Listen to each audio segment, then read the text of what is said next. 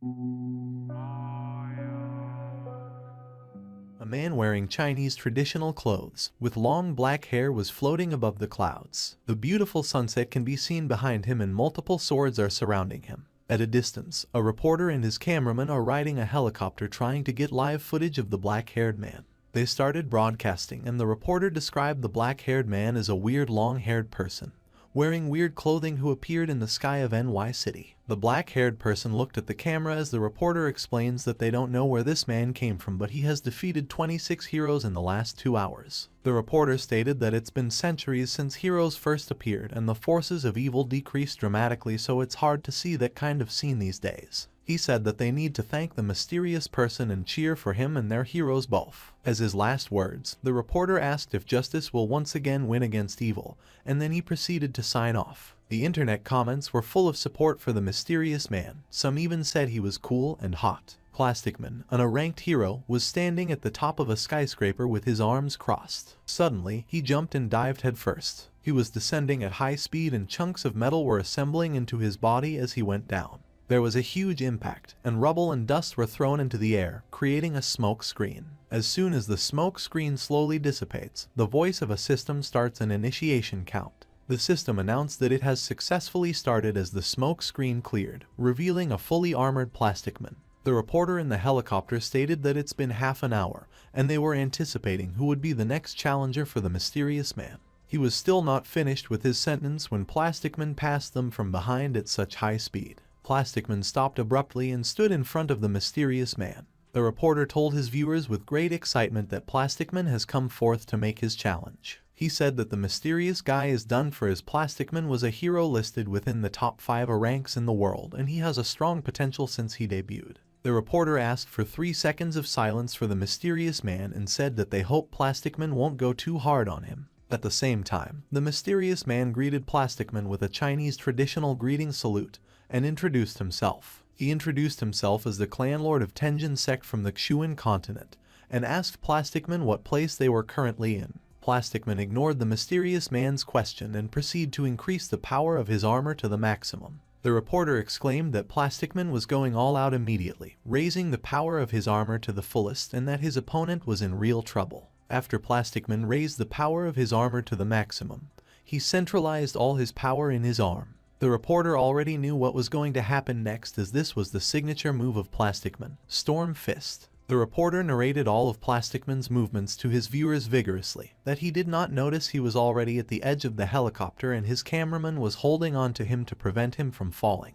The reporter said that this one punch can break through 300 meters of ground and no one can survive this, so the fight was at its end. The clan lord furrowed his eyebrows as he saw that Plasticman was preparing for an attack. He then asked Plasticman if he spoke the human language, with irritation and sarcasm evident in his tone. Plasticman did not answer his question and gave him a speech instead. The ones who die horribly are the ones who talk too much, and the people who battled him died because he never babbles nonsense. Plasticman charged toward the clan lord with tremendous speed, but the clan lord simply slapped his face, saying he talked way too much, which made him absolutely irritated. Half of the face of Plasticman's armor shattered and he was now falling from the sky. The clan lord said that he just wanted to ask for directions, but all the people he encountered sought death. The reporter was shocked as he witnessed Plasticman's loss. Snot was dripping down his nose, and his eyeglasses and clothes were disheveled as he stared into space. When the reporter came to his senses, he yelled, calling for an ambulance to hurry as Plasticman had fallen. The clan lord was too strong and he defeated Plasticman with just one strike. He then announced that their peace was coming to an end as the world's strongest villain had appeared. A few centuries ago, the Earth was still enveloped in darkness. A lot of eccentrics, monsters, and evil scientists appeared in the world. They ran amok, causing destruction all around the world, until the appearance of heroes. The heroes were able to defeat the villains with their will. 11 years passed and the world was finally at peace and heroes retired from the spotlight. The remaining monsters became the pets of the heroes. There were even some heroes who needed to work to maintain their living. The cameraman yelled at the reporter to stop narrating and pointed toward the flying hero in the sky. The reporter regained his energy and exclaimed that the S-rank hero, Macho Man, had arrived. S-rank heroes don't appear easily, so the reporter was excited and expected the battle to be very interesting. He never thought he would meet such an honorable hero and he's very excited to witness everything live. The cameraman yelled at the reporter again to stop narrating as he was blocking the camera. Macho Man was flying above the clan lord and was looking down at him. The clan lord looked up to Macho Man with boredom in his eyes, thinking there was another one. Macho Man started his speech by telling the clan lord that he was no match for him. He acknowledged the clan lord's power after seeing him defeat Plastic Man, but his strength is not enough. He then offered that if the clan lord agreed to be his pet, it would save them trouble and his rank would rise as well. The reporter heard what Macho Man said and relayed it to his viewers and was now eagerly waiting for the clan lord's response. The clan lord respectfully declined Macho Man's offer and told him that he was not interested in the same sex. Macho Man was furious and told him that his decision wasn't smart. He then started emitting an aura with murderous intent. The reporter sensed the aura as he relayed the situation to his viewers and told them the helicopter couldn't get close because of it. The clan lord asked Macho Man what he was planning. Macho Man responded as he dived to deliver a punch that he would beat the clan lord up until he submits. The clan lord ducked to avoid the punch charging toward his face and countered the attack with a punch in the gut. Macho Man's eyeballs turned white and snot flowed out of his nose as he was blown away at a high speed. He was thrown in the direction of the helicopter and hit it, causing an explosion, and the helicopter was destroyed. He then landed at a skyscraper, ragged and completely defeated. The clan lord looked down in the direction where Macho Man landed. He looked annoyed and said that there are some people with strange hobbies no matter what the world is, and then he dashed away. The reporter and cameraman are now on their parachute, but the reporter still continued to relay information to his audience. The reporter said that he didn't catch anything, and they don't know what just happened. Their helicopter got destroyed. The man disappeared from their sight and Macho Man was also nowhere to be seen. 2 months later, the clan lord was meditating at the edge of a snowy cliff. A dragon with golden hair was floating around him. His name was Yan Sen, 2,603 years old and a cultivator from the Xuan continent. In the 2 months that he came unexpectedly to this world called Earth, an aqua blue sphere, he learned more. He learned that this world is small but it hosts more than 10 times the people of Xuan continent. He was confused about how people can fly in the air without swords and travel quickly without any magic tools, as he only heard the people call those things planes and cars. He was exasperated that the women in this world don't wear pants when they're out, but he was thankful that the spiritual energy of this world was denser, so he was able to tolerate living in it. In the woods, there was a beautiful girl with long black hair that is very injured. Her whole torso was wrapped with bandages as she was struggling in pain. A blonde-haired girl who seems to be her junior is stopping the bleeding of her wounds with her magic. Even though the black-haired girl was in pain, she still thanked her junior while she was panting. The blonde-haired girl comforted her that there was no need to thank her as they were schoolmates. The black-haired girl's arms were wrapped around her junior's shoulder for support as they walked towards safety. On a stone wall, the blonde-haired girl read the words Celestial Binding Tower and thought that the name of the tourist spot was cringe. They found a spring inside and decided to rest for a while. The blonde-haired girl let her senior sit on the ground to rest and told her to wait there as she go find something to eat. The black-haired girl was still panting in pain as she told her junior to be careful. She saw the hot spring beside her and decided to dip her toes in them. She was surprised that her wounds were gone in an instant. She then stood up and looked around, thinking that the place was desolate, so there probably wouldn't be anyone there. She began to undress and placed her uniform on the ground. The black-haired girl did not see Yan Sen, who was already taking a bath in the hot spring because of the steam. Yan Sen, on the other hand, has his back on the black-haired girl, so he also did not see that someone else was around and was about to take a bath in the hot spring. As the black-haired girl dipped into the hot spring and relaxed, she thought it was strange that there were no volcanoes nearby, but there was a hot spring here that can even heal wounds. As the black-haired girl walks toward the center of the spring, their backs bumped into each other. They were startled and Yan Sen yelled, asking who was it. The black-haired girl screamed and started throwing stones, but Yan Sen simply suspended them mid-air and swiped them away and told her to scram. The black-haired girl was holding a stone, frozen in place, and was blushing as the blonde-haired girl came running from the woods with a worried look on her face and asked her senior what happened. Yan Sen walked towards the black-haired girl who was sitting at the edge of the spring, hiding her body in the water. She nervously asked who Yan Sen was and what he was planning to do. Yan Sen walked past the black-haired girl and told her that he won't question her on how they came here, and won't pursue the matter. They just have to leave the place immediately after her bath. The blonde-haired girl questioned who was him to be chasing them. Yan Sen began to dress and asked them if they did not notice the words engraved into the stone wall before they entered, because this was his house they were trespassing on. The blonde-haired girl scratched the back of her neck and was embarrassed as she thought the place was a tourist spot. Yan Sen was about to say something when the black-haired girl called Xiao Ying, the blonde-haired girl, and asked for her clothes so they could leave. At a distance, Yan Sen was leaning his back on a huge rock with his arms crossed. The two girls were looking back at him as they talked. Xiao Ying asked the black-haired girl why she was rushing. She doesn't think that Yan Sen's a bad person. He just dresses and speaks weirdly, so she planned to ask him to let them rest there for a little longer. The black-haired girl responded that they shouldn't be shameless as the man wasn't planning on helping them. Right then, a helicopter appeared in the air. Hearing the sound, Yan Sen, with his eyes closed, has his eyebrows furrowed. The helicopter was still in the air when the reporter popped out of the door and yelled that they found Yan Sen. The reporter started to give his audience a recap on who the man they found was and asked who will be the next to challenge this man. He then looked beside him and asked Steel Beetle if what he said was okay. Steel Beetle, who was standing on the edge of the door, looking ready to jump, responded that it was perfect and that as long as Yan Sen was portrayed as a powerful opponent, he'll become undefeatable in the eyes of people after he beat him. As the reporter then asked Steel Beetle if they should wait for his team, he dived out of the helicopter headfirst and said there was no need as he'll meet Yan Sen himself. He twirled midair and landed on the ground with his 2 feet. The ground cracked because of the impact. Steel Beetle stood up, crossed his arms, and he glared at Yan Sen intensely. Seeing a professional hero, Xiao Ying was happy that they were saved and started running towards the hero when the black-haired girl stopped her. She told Xiao Ying not to go near them as they were preparing to fight. The black-haired girl was thinking out loud. She was wondering who Yan Sen could be to have one of the top 10 heroes of the world, Steel Beetle, challenging him like that. At the same time, Steel Beetle and Yan Sen were facing each other when Steel Beetle told Yan Sen that they'd been searching for a month. He recognized Yan Sen's strength for beating the other heroes previously,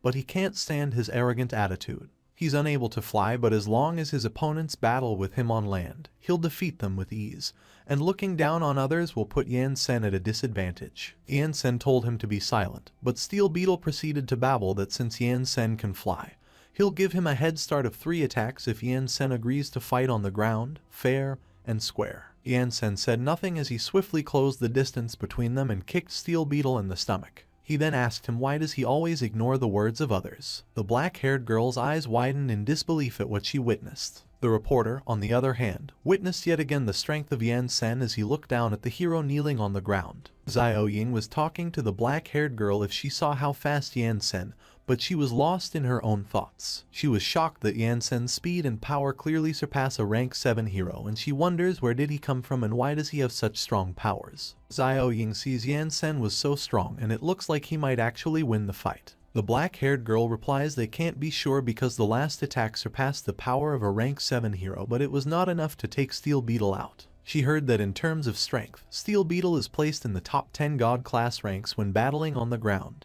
At this moment, Steel Beetle acknowledged Yan Sen's strength, saying that if Plasticman was the one kicked, he'd probably peed his pants. However, he thought that it was a shame because he was one of the top 10 heroes of the god class. Right then, a lot of huge aircraft appeared from the sky, and inside those were Steel Beetle's internal vitals team. After checking that his performance was good, they transmitted his armor over to him. Calling Yan Sen a little one, Steel Beetle declares he'll show his true power today. He then began to strike a pose and his belt glimmered. He raised his hands to the air and strings of light gathered into the palm of his hands. At the same time, Yan Sen looked bored and confused. The next second, a chunk of metal appeared in Steel Beetle's hands. He inserted it into his belt. The parts rotated and a light from the sky struck Steel Beetle, then a gust of wind flew toward the black-haired girl, so she had to cover her face with her arms to protect herself. She remembered watching Steel Beetle transform on the television when she was little. She never thought that she'd be able to see it in person. Meanwhile, the reporter was roaring through his microphone as he hyped his audience about Steel Beetle's transformation that they were not able to see in action for 11 years. He still remembers that 11 years ago, Steel Beetle got famous defeating hundreds of monsters wearing the armor, so it looks like the battle that was about to happen will be a brilliant one. On the other hand, Yan Sen just stood there waiting, unbothered by the gust of wind and dust flying toward him.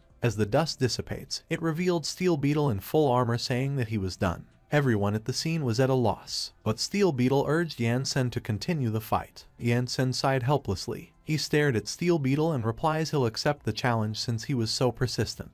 He then brought out his sacrificial sword and said that he, Yan Sen, who has a body that is almost ascended, is asking for guidance. Steel Beetle was pleased as things were getting more interesting. He then shifted into a battle stance and provoked Yan Sen to come at him. Yan Sen accepted the request and cupped his hands. Afterward, both of them lunged and attacked each other. Their movements were so fast that only lights and collision points were seen by the naked eye. They were clashing all over the place, from the ground up to the sky. They were battling mid-air, and Steel Beetle was exhilarated as the fight was addictive and he finally met someone who was his match. But the next moment, he was shocked when Yan Sen suddenly appeared behind him, held his head, and threw him to the ground. Yan Sen launched him with so much force that his head down to his waist was buried in the ground. This time, the black-haired girl, who was hiding behind the rock, was utterly speechless. Steel Beetle immediately removed his body from the ground and stood up into a fighting stance. The reporter was enthusiastically telling his audience the details of the battle. It was way too thrilling and is definitely one of the most exciting battles within the last 10 years. Meanwhile, Steel Beetle was shocked as he couldn't catch what just happened. He thinks that Yan Sen looks weak. However, he couldn't understand why his aura causes unprecedented fear in him. Steel Beetle was shaking as he felt the gigantic presence of Yan Sen looming over him. He encouraged himself as the man who has the strongest armor known to mankind, so nobody is able to inflict fear on him. Afterward, he took out his weapon and charged it with an electric-like aura. He called the move Plasma Cannon as he aimed it toward Yan Sen and fired. The weapon then emitted a big ball of bright light. It was so bright that the black-haired girl hiding behind the rock had to cover her face so she wouldn't be blinded by it. On the other hand, Yan Sen doesn't look bothered at all. He just stood there and used the sword key, a protection technique, and the ball of light was gone without a trace. Steel Beetle is now agitated that Yan Sen managed to stop his attack. Xiao Ying asked the black-haired girl if the attack just now was Steel Beetle's ultimate skill, so the black-haired girl confirmed. She immediately thought that Yan Sen might have a chance at defeating Steel Beetle because he managed to stop the plasma cannon. Steel Beetle no longer has any means to take him down. She knew that defeating Steel Beetle would stir up a sensation throughout the world. Right then, Steel Beetle began charging the lightning-like aura into his belt. Seeing this, Yan Sen remained emotionless. However, everyone in the area was startled and they were wondering what Steel Beetle was planning to do. On the aircraft, Steel Beetle's internal vitals team warned him that the move he was about to use was still in the experimental stage. It was an uncontrollable force, so his body wouldn't be able to withstand it. Nevertheless, Steel Beetle was adamant as he wanted to defeat Yan Sen, the arrogant bastard in front of him. He wanted to make him understand that they're in the world of heroes and heroes are undefeatable. At a distance, the reporter was still narrating the fight for the audience,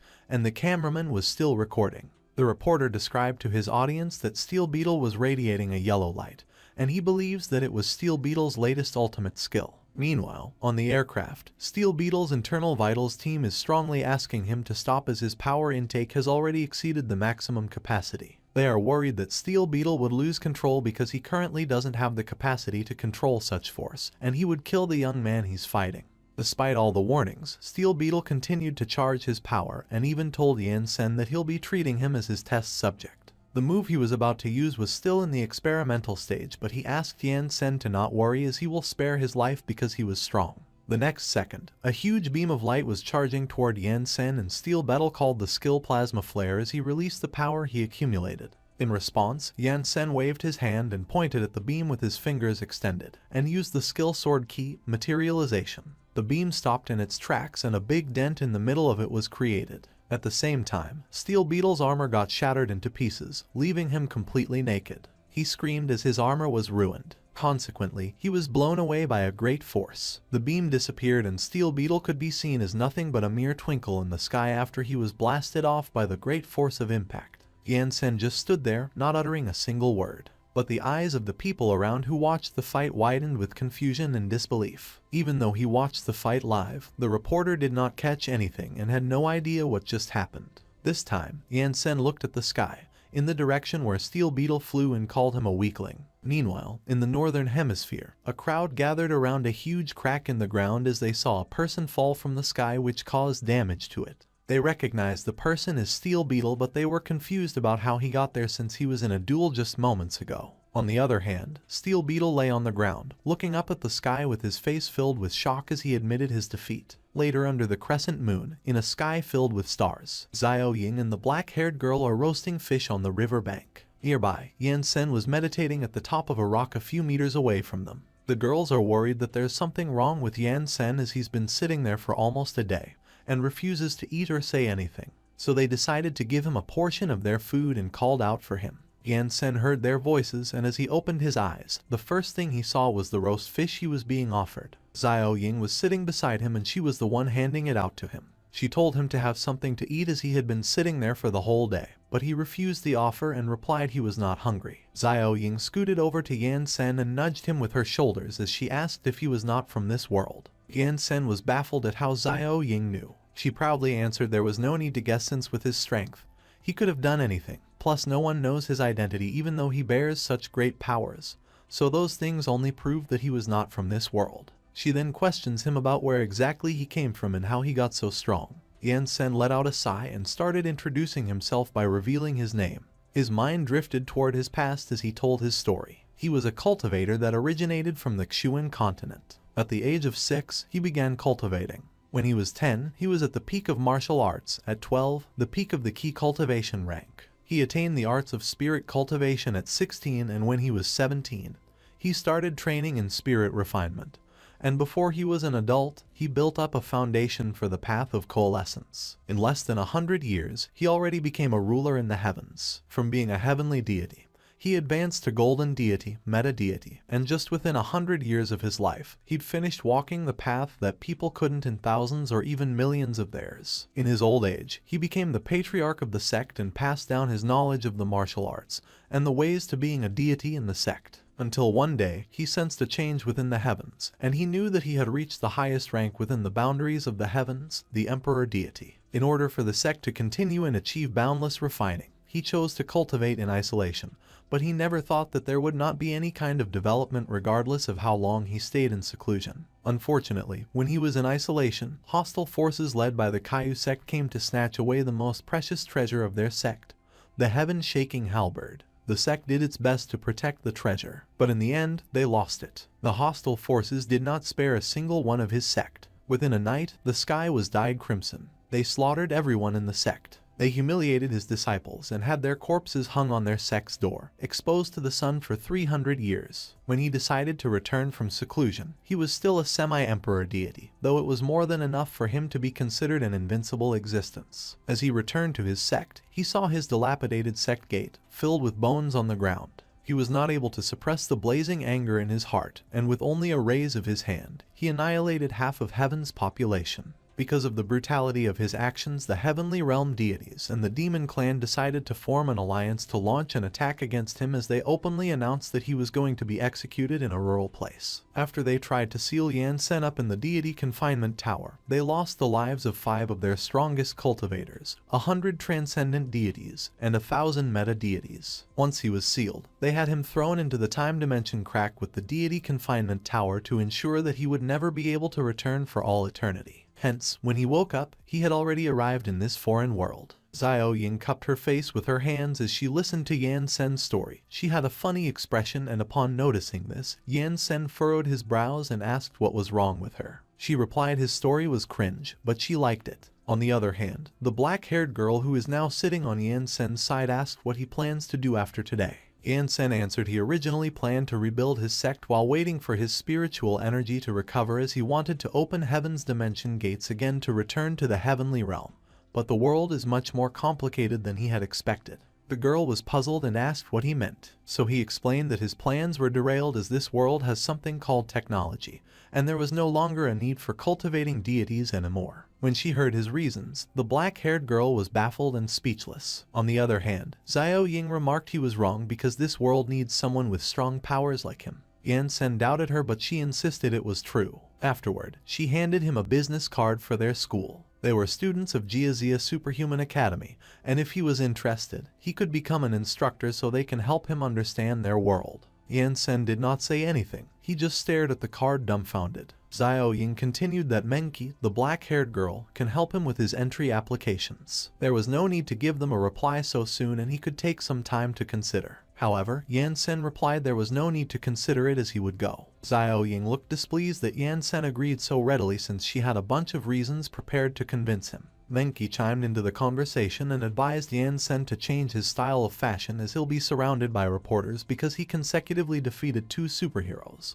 Yan Sen stared at his clothes, puzzled by the suggestion. Xiao Ying then stood up and stretched as she informs Yan Sen that school will be starting in 2 weeks, so he should not forget to apply as they would be waiting for him at school. 2 weeks later, Yan Sen is riding a train heading towards the Jiazia Superhuman Academy, but his manner of fashion was unchanged. In the thousands of years that he's lived, he never thought that he would be going back to a private school. He didn't have a clue about where to start in teaching the ways of cultivation. At this moment, a female student with pretty blue eyes and long black hair tied into pigtails stepped into the train and made eye contact with Yan Sen. Yan Sen noticed how charming that little girl was and that there was spiritual energy residing in her body. Right then, big muscular hands started groping that student's chest. Yan Sen was startled and his eyes widened. The man pinned down the student towards the glass window and started stroking her legs. Yan Sen thought that the man was a degenerate for committing assault in the eyes of the public. This time, the student was asking for someone to save her, and she again made eye contact with Yan Sen, asking for his help. Yan Sen then remembered his experience on the Xuan continent where he learned that he must not meddle with others' affairs, so he chose to ignore the situation, look down, and closed his eyes. The student was perplexed by his reaction and was at a loss for words. It was then that someone suddenly yelled "Madafaka." A girl who watched the footage of Yan Sen said to hell with him, as she would never accept him, a bastard, as a hero. A man tried to calm the girl down, whose name was Lan, telling her not to get agitated yet because Yan Sen was someone recommended by Menki, and in addition to that, he also defeated God-class heroes before. But Lan told the man that it didn't matter, and she was baffled by the fact that Yan Sen wanted to get a hero license from her and also teach in the academy with that kind of attitude, and she declared that there was not a chance. Lan said that with the current employment rate being so low, there was at least an 80% chance Yan Sen had support backing him up, and all the news of him being able to defeat God-class heroes was all a fraud, so she refused to believe that Yan Sen had that kind of ability. The man told Lan that such a thing couldn't be true, but Lan told him that there was nothing true or false about it because those God-class heroes would take up jobs pertaining to unclogging toilet bowls, so spending some money to get them to spread false information would have been an easy feat for Yan Sen. The man reminded Lan that Yan Sen was recommended to them by Hu Menki, Menki's full name, so it wouldn't be nice for them to brush it off like that. But Lan said that Hu Menki would really recommend and send any Tom, Dick, or Harry over to us, and she didn't even know how many times it had been. Lan told the man that they didn't even know what Yan Sen's true capabilities were, so the chances of letting him through the back door were non-existent. The man was surprised when Lan told someone over the radio to give something good to Yan Sen, and as the person confirmed that they got it, the man who was committing sexual assault spat. He spat on Yan Sen's boots. Yan Sen looked so mad. The man who was watching got nervous as he anticipated what was about to happen. Lan smugly asked Yan Sen over the screen if he was infuriated, and she urged him to come on and let her have a look at his true capabilities. Yan Sen stood up and towered over the man, and Lan said that things were about to get serious because it was, after all, the strength of the one who had defeated God-class heroes. Suddenly, with a straight face, Yan Sen spat on the man, who was taken by surprise,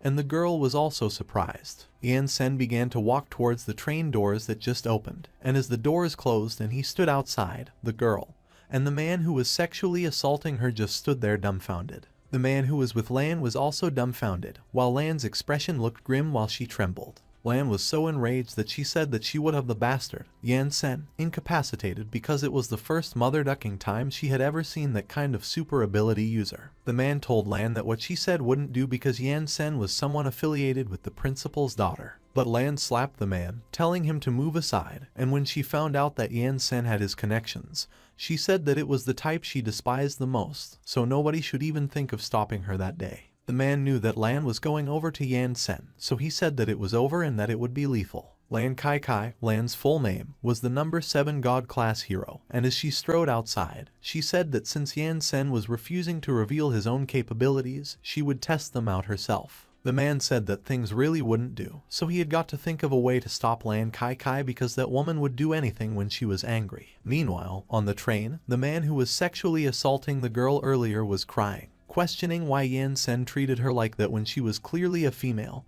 and the girl tried to comfort her, saying that it was all right. Suddenly, someone told both of them over the speakers to stop chatting because Lan Kai Kai got furious and was on her way to pick a fight with Yan Sen. It was the man, and he said that they had to stop Lan Kai Kai or else they would be in big trouble and possibly get fired. When the girl heard that Lan Kai Kai was the one on duty that day, she said that she really felt a cold breeze at that time.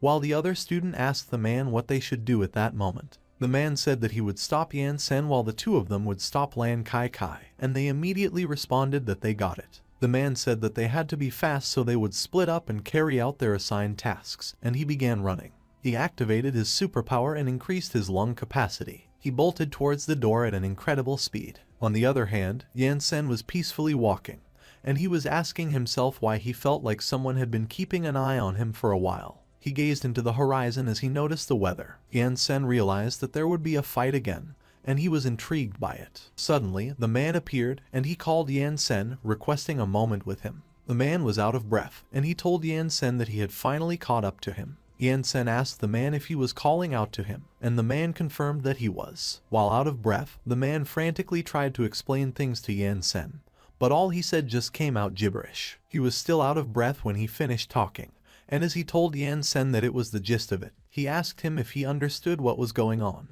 But Yan Sen was silent for a moment. Yan Sen looked so puzzled as he told the man that he wasn't able to understand a single word he said, so if there was nothing important, he would be taking his leave. The man was frustrated that Yan Sen couldn't understand, so he told him that in that case, he would repeat himself. But Yan Sen raised his palm in front of the man, and he was taken aback by it. Yan Sen seemed to have released energy and performed something. The man felt goosebumps, and he asked what it was. Suddenly, he noticed that he had recovered, and he asked Yan Sen if he had the ability to heal, but Yan Sen said nothing. The man told Yan Sen that if he were a healing type user, it would be impossible for him to defeat Lan Kai Kai because her ability is basically built for combat. He asked Yan Sen to let him explain to him again what happened earlier, but Yan Sen told him that there was no need for that as he already knew what was going on. And as he said that he confirmed that there really was someone keeping an eye on him ever since a while ago. He added that the technology in that world was really impressive as he did not feel any fluctuation in spiritual energy at all.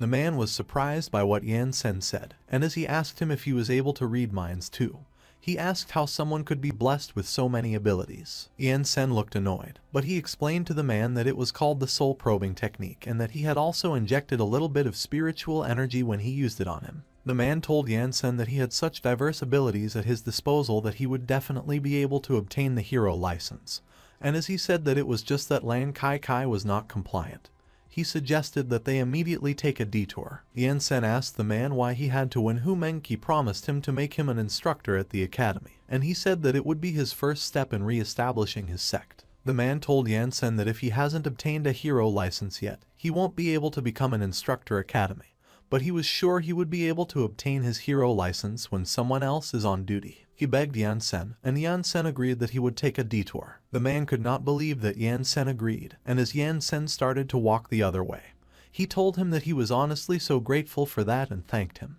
But suddenly, Lan Kai Kai appeared, and she used her move, the heel drop. The ground was smashed into pieces as she slammed her heel on it. The impact caused a huge explosion. As the dust and debris scattered all over the place, the man asked what it was, and Lan Kai Kai said that she had heard it all. She told Yan Sen that he would never be able to get a hero's license for all eternity. The man was so surprised when he saw that Lan Kai Kai was already there. Lan Kai Kai and Yan Sen were having a face-off with each other as the dust began to dissipate. Suddenly, the girl from earlier arrived, and she called the man. The man immediately asked her how Lan Kai Kai got there so fast when he asked them to stop her. The two girls were full of bruises, and one of them told the man to just take a look at them and ask him if he thought they were able to stop Lan Kai Kai. The man said that Lan Kai Kai has no chill, but it won't do because he can't have her go crazy or else he would really lose his job. He suggested to Yan Sen that he just lose the idea of getting the hero's license because the situation really wasn't a joke and he wouldn't be able to defeat Lan Kai Kai.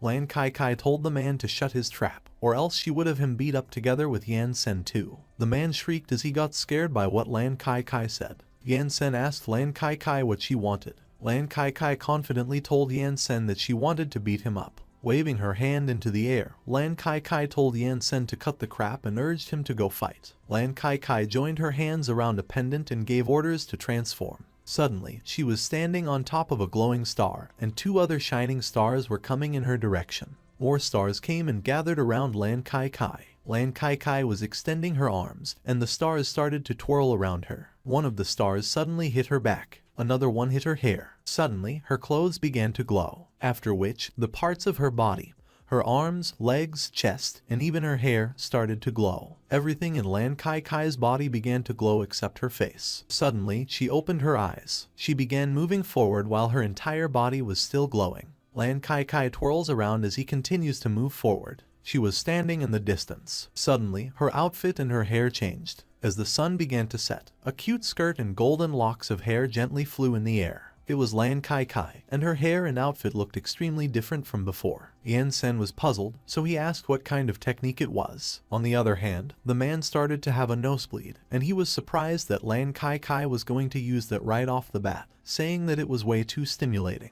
He told Yan Sen that he had no idea how he managed to defeat those god-class heroes like Steel Beetle, but whether he did it through bribes or strength, the person standing in front of him was different from them. The man told Yan Sen that he had told him everything he should know, and as he said goodbye, he immediately ran away. Yan Sen looked skeptical as he asked what was so special about Lan Kai Kai because he didn't see much difference compared to the previous heroes. Meanwhile, Lan Kai Kai tossed her wand to her other hand. She went into a battle stance and told Yan Sen to come and show her what he was made of because there weren't many people in that world capable of making her take them seriously. Yan Sen looked so fed up as he asked why the warriors in that world were so strange, saying that it was either them ignoring him when he was talking or they just rushed to him for a fight. And he asked Lan Kai Kai if they had something against peace and if it was too difficult to just talk things out. Lan Kai Kai asked Yan Sen what he meant by talking things out when that world was a world with superpowers, a society where strength was the only thing that mattered, and if he did not read the introduction before coming there. Yan Sen asked Lan Kai Kai if she was not going to start shooting beams like Steel Beetle from before. Lan Kai Kai told Yan Sen that she was afraid she would have to disappoint him. She started to charge forward as she said that she was a battle mage. Yan Sen effortlessly dodged Lan Kai Kai's attack by moving to the side,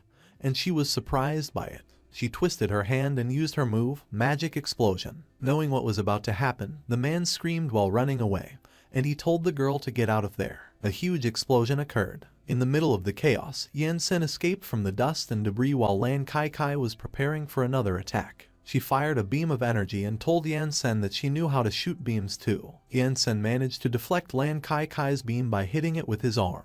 The beam hit the river, and as water scattered all over the place, the man couldn't help but exclaim his disbelief. Lan Kai Kai was on guard, and she told Yan Sen that he was an interesting brat. Yan Sen told Lan Kai Kai that she was indeed much stronger than those people from before. Lan Kai Kai told Yan Sen that she was still warming up. On the other hand, the man who was hiding behind the riverbank said that he was wrong, as he didn't expect Yan Sen to be so strong that he was even able to light a fire under Lan Kai Kai. And the girl beside him told him that all she knew was that Lan Kai Kai always beat up people who came for the hero license, and she asked the man why she was so hot-tempered. The man realized that they were new, so they wouldn't know, and he told them that when he first met Lan Kai Kai 3 years ago, she wasn't like that at all because, back then, she was truly what they would expect from a magical girl. 3 years ago, Lan Kai Kai was shaking someone's hand and said that it was nice to meet them. Lan Kai Kai was acting cute, and she told the person that from that day onwards, they were colleagues, so they should work hard recruiting and training the next generation of heroes. It was the man, and as he shook Lan Kai Kai's hand, he looked bashful, and he was laughing awkwardly. The man reminisced that during that period, he and Lan Kai Kai had encountered all sorts of people. However, none of them were normal. He said that they had seen things like wall-breaking headbutt. They had also seen the legendary stuff like stinking fart cannon, and they had witnessed all sorts of special techniques, each stranger than the other that, compared to those, his lung capacity up was much better. The man said that as time went by, Lan Kai Kai began to change, and she beat up every single one of those weirdos. He said that she even started questioning who the hell said that a magical girl had to be cute and threatening that she would beat up anyone who said that. One of the girls said that it was no wonder that Lan Kai Kai was so bad-tempered, and the other girl said that Lan Kai Kai didn't look like a mage at all. Back into the fight, a huge part of the ground was already destroyed. Lan Kai Kai began to release her energy, and as she called Yan Sen a brat, she told him that he was really making her excited. Lan Kai Kai told Yan Sen that she had been waiting for someone like him for the past 3 years, so Yan Sen asked her if he could get the weirdo license then. Lan Kai Kai told Yan Sen that if he wanted it, he would have to show her the full extent of his powers. Yan Sen looked so bored as he told Lan Kai Kai that he was afraid that she would be frightened if he did that. Lan Kai laughed hysterically as he told Yan Sen that he was an arrogant man because no one had ever frightened her before. She gathered her aura in her fists and waved them up in the air. Lan Kai threw multiple beams of energy at Yan Sen as she urged him to give it a try. Multiple explosions filled the area as Yan Sen evaded Lan Kai's energy beams. Lan Kai lunged forward at an incredible speed, using her magic power at 100%. Suddenly, Yan Sen's palm appeared out of nowhere, and he requested that Lan Kai pardon his transgression. Yan Sen slapped Lan Kai, and she took it directly across her face. Yan Sen looked so bored as he did such a thing, and he thought that immortals were not fond of violence. A huge explosion occurred. The man and the girls were astonished by what they just saw, and one of the girls asked if Lan Kai was still alive. Meanwhile, Yan Sen hovered over the huge hole he created on the ground, but he said nothing. Suddenly, Lan Kai's hand came out of the rubble, and she used a healing spell. She flew out of the hole at an incredible speed and landed on the ground. Lan Kai let out a sigh of relief while she healed herself, and she reprimanded Yan Sen for daring to hit her in the face. Seeing what Lan Kai did, the girl asked what that ability was and if Lan Kai had such an ability all along. The man said that it was called the healing spell, and it had been a long time since Lan Kai used it, and he said that back in the old Heroes vs. Monsters days, that ability of hers made her very popular among her teammates. He said that Lan Kai was famous in the world of superhumans precisely because she was someone who had high critical damage, long-distance magic attacks, and healing buffs, and so when the heroes won, not only was she awarded with the title of a god-class hero, she had also gained a huge following of hero fans. While the girl was surprised that Lan Kai was that overpowered, she noticed that the man was shivering, so she asked him why. The man told them that if Lan Kai was forced to use that ability, that must mean that even she was having trouble dealing with her opponent. So in short, her opponent's strength was literally off the charts. Back into the battle, there was silence as Yan Sen and Lan Kai faced each other with the huge hole in the ground in between them. Lan Kai began gathering her aura and said that if 100% was not enough, she would go beyond that. But before she could finish her preparations, she was startled when Yan Sen suddenly appeared in front of her. Lan Kai was so surprised that she couldn't help but say that Yan Sen was so fast that she couldn't even react. She remembered that she was at least 500 meters away from Yan Sen earlier, yet it took him less than a millisecond to come in front of her, so that was above Mach speed. Lan Kai was thinking that it was scientifically impossible because there wasn't even a tremor, and as if he read her mind, Yan Sen told her to let him explain. Yan Sen punched Lan Kai on the chest and told her that it was called martial technique. Lan Kai screamed in pain as Yan Sen sent her flying. She was sent so far that she was sent out to outer space, and Yan Sen appeared ahead of her. Lan Kai closed her eyes as she flew at an incredible speed, and she cursed Yan Sen and called him a bastard. Yan Sen used his move, Spirit Pressure. A huge figure of him appeared in front of Lan Kai, and he extended his huge, glowing palm. Lan Kai was pushed back into the earth, and all she could do was scream as she fell towards the ground. Yan Sen was already waiting for Lan Kai on the ground, and she charged towards him from a distance. Lan Kai managed to shroud herself with her aura, and as she neared Yan Sen, she used her move, Magic Overdrive 500%. A huge explosion occurred in the area. The man and the girls were all terrified for their lives, and he requested that the fight stop. Lan Kai crashed and bounced off the ground. While out of breath, she looked up and said that she missed because Yan Sen disappeared in an instant. Yan Sen was calmly flying in outer space, watching the earth. He said that it was just 1,000th of his spirit energy. She created a slashing move, and he directed it towards the earth. Lan Kai screamed as the ground near her began to explode. On the other hand, the man cursed as he was also affected by the explosion, and they screamed as the ground near them got sliced by a powerful aura. The man was coughing, and he asked the girls if they were all right. One of the girls got worried when she saw the huge line that was created in between them, from the ground towards the water, and the man asked to confirm if they would be dead if that attack struck home. Meanwhile, Lan Kai lay on the ground, and she stuttered while she kept calling Yan Sen a bastard. She clicked her tongue as tears started welling up at the corners of her eyes. Suddenly, Yan Sen came back down, and he asked Lan Kai if he frightened her. Yan Sen asked Lan Kai if he had frightened her, and Lan Kai strongly denied that, saying that she was not scared of something like that. But she began trembling and crying while calling Yan Sen a jerk. Yan Sen was taken aback by Lan Kai's reaction, and he was lost for words. The man suddenly emerged from hiding and requested that Lan Kai stop fighting because Yan Sen was just too much of a monster. But Lan Kai Kai was stubborn, saying that she didn't want to because their world was only peaceful that day because of their determination. As she asked the man if he wanted her to admit defeat, she said that it would be over her dead body. She said that if 500% was not enough, she would use 600%. And if that wasn't enough, she would use 1000%, declaring that she wouldn't lose and her determination wouldn't lose. Lan Kai Kai was about to deliver an attack while telling Yan Sen that they should go again. But Yan Sen stopped her. She was speechless when Yan Sen told her that it was fine to be hot-blooded. But he was already way past that age. Yan Sen said that where he came from, it was common knowledge to gang up on someone whenever they could and to escape whenever they were up against a stronger opponent. So she must understand that hot-blooded determination won't help her with a huge difference in power because if they were back on the Xuan continent, she would be dead within hours. But Lan Kai Kai was still stubborn, and she told Yan Sen that it was not his world, it was Earth. Yan Sen told Lan Kai Kai that since his foundation stage cultivation was not enough to convince her, he guessed he had no other choice but to show her his true strength. The man and the girls were surprised when they heard Yan Sen mention his true strength. The man thought that it didn't seem like it took very much out of Yan Sen to unleash the destructive attack earlier, so he wondered what was going to happen if he used his full strength there, and he thought that he didn't even want to imagine that. Lan Kai Kai asked Yan Sen if she was finally able to see him at his full strength, and Yan Sen told her that it was kind of, as she would at least see a small part of it.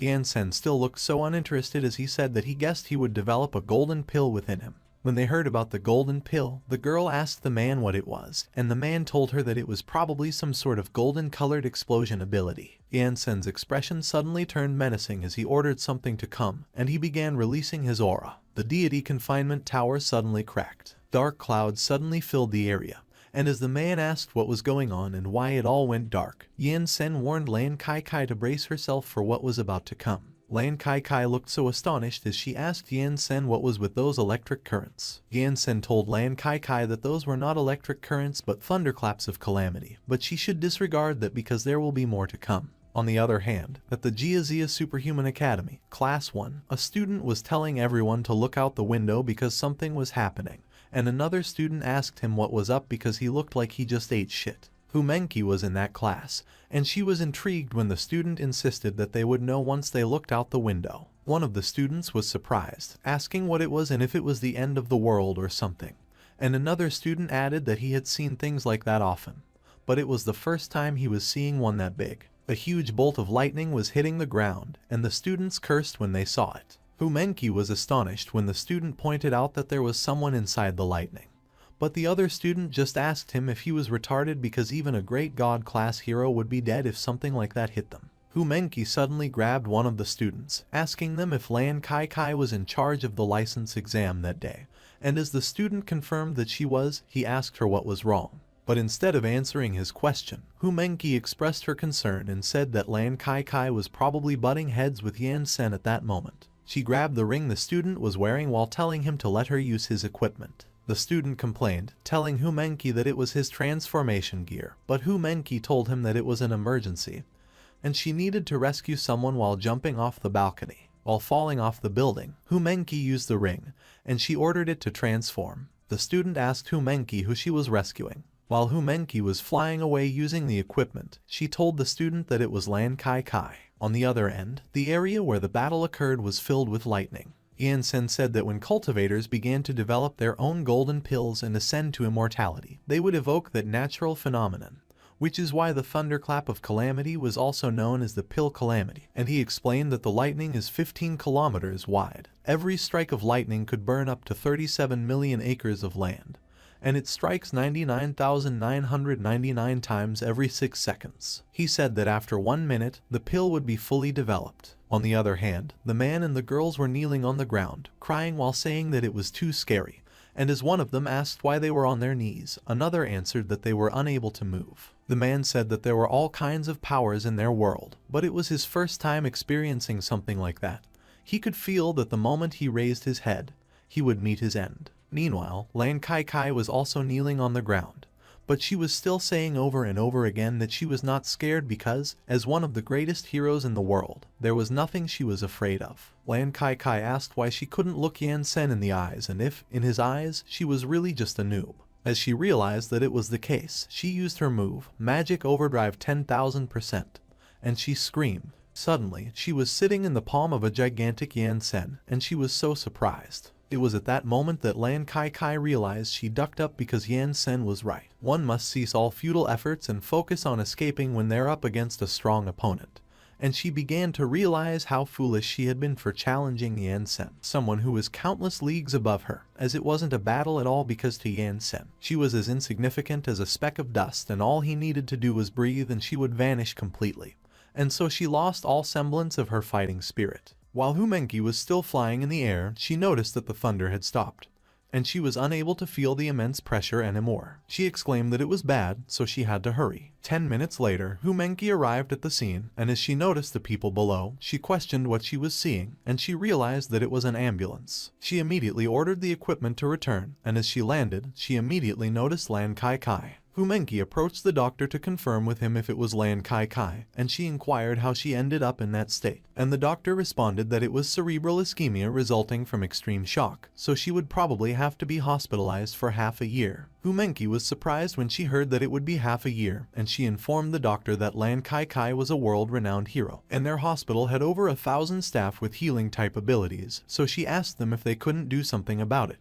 The doctor explained that there was no other choice because, cerebral ischemia notwithstanding, the energy she expended that day was many times the total amount she had used in the past decade, and it was a miracle that she was still alive at that moment. Suddenly, Humenki noticed that Yansen had descended into the ground, and the man who was with Lan Kai got startled, exclaiming that Yansen was a complete monster, but he took it back, noting that even monsters are not as ridiculous as him. Humenki came to question Yansen what he did to Lan Kai, and she lamented that she was a hero for goodness sake. But Yansen raised his brows at her as he asked her how he was the bad guy there, and he reminded her that Lan Kai was the one who wanted to see him at his full power. Yansen explained that all he did was start developing a golden pill, so there was no way he was supposed to know that Lan Kai would scare herself into such a state after just 2 strikes of thunder. Humenki was trembling in anger as she declared that, though she had no idea what Yansen was talking about, judging from his facial expressions and tone of voice, he was definitely flexing. She let out a sigh as she decided to disregard the matter, remarking that it was fine as long as no one was hurt, and she asked Yansen if he passed because she forgot to mention that he needed a hero license to teach at the academy. Yansen admitted that he had no idea, so he would inquire, and he turned to ask the man, who was trembling from far away, if he could finally get the weirdo license, and the man immediately agreed, telling him to take it because he didn't want to see his face ever again.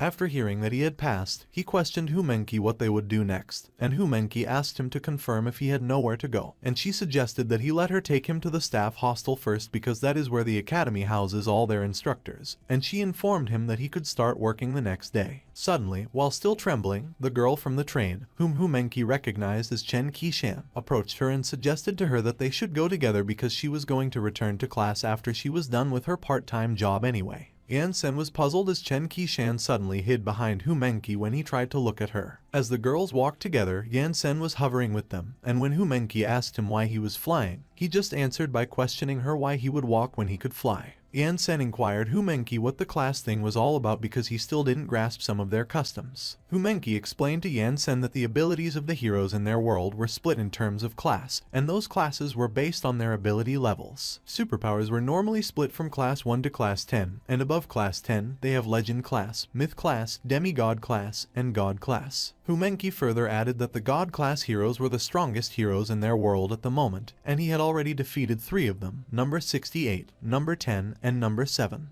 Yansen looked concerned as he replied that if that was the case, the ability users of their world were way too weak because a Foundation realm weakling like him would have been able to single-handedly defeat all of them. And if you were to repeat what he just did, all of them would probably die in droves. Humenki admitted that he was really powerful, but the people of their world weren't as weak as he thought because, according to the records, there exists another class of heroes above the god class. Yansen asked Humenki to confirm if there were more, which Humenki confirmed, and she stated that they were called the Ancient Heroes. Humenki explained that the abilities of those heroes were very different from theirs, the people who rely on their equipment and mutant superpowers. She revealed that supposedly, not only were there people among them who could control time, but there were also those who could harness the power of the sun and the stars, and in fact, there were even members of that class who were capable of creating higher dimension worlds. When Yansen heard about mortals who possessed the power of conception, He commented that it was interesting and that it made him want to kidnap one of them for research purposes. Hu Menki was appalled by what Yan Sen expressed, and she asked him to confirm if he knew that those were legends. She added that according to historical records, those heroes were the first humans to have awakened their superpowers, and that meant that they were something like the ancestors of all superhumans. Yan Sen replied that he understood, and as he asserted that it was no wonder they have no idea what cultivation is, Hu Menki advised him to forget it,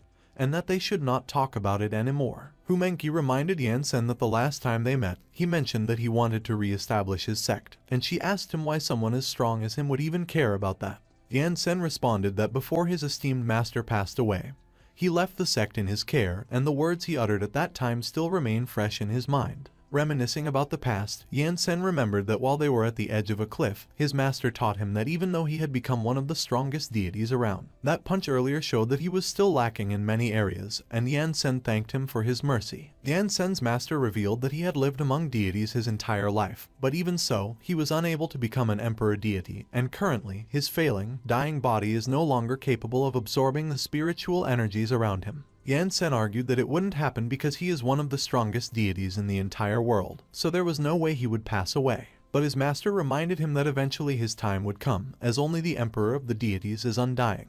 He revealed that he would pass on his title as sect leader to him, so he hopes that he will lead their sect to true immortality, and he instructed him to remember his words to never take things too far because a deity should never back someone into a corner. With tears in his eyes, Yan Sen agreed with his master, pledging that he would keep his teachings to heart. Yan Sen was unaware that his master was heavily injured by his punch as he had his back turned to him, and his master conveyed that he may take his leave as he was getting a little sleepy. Back in the present, Yan Sen ascertained that it was what his teacher expressed to him, and Hu Menki responded that she understood. Yan Sen added that it was his carelessness that resulted in the destruction of his sect. He looked so determined, as he declared that it was the reason why he must re-establish his sect and make his master's dream a reality. Yan Sen revealed that there was actually another method to rebuild the sect, and Hu Menki asked about that other method. Yan Sen replied that, as an example, he could just smash the deity confinement tower to pieces, find somewhere, create a new world, create new life in it, and even make them be born with golden pills in their bodies, and resurrecting the entire sect would only take 2 seconds. Both Hu Menki and Chen Qishan were baffled when Yan Sen mentioned creating new lives. Yan Sen let out a sigh, explaining that it was just that the method was far too shameless that he felt like he would have let his esteemed master down if he rebuilt the sect in that manner. Hu Menki asked Yan Sen to confirm if he was not kidding and that he was able to create artificial life, and Yan Sen confirmed that he was not kidding.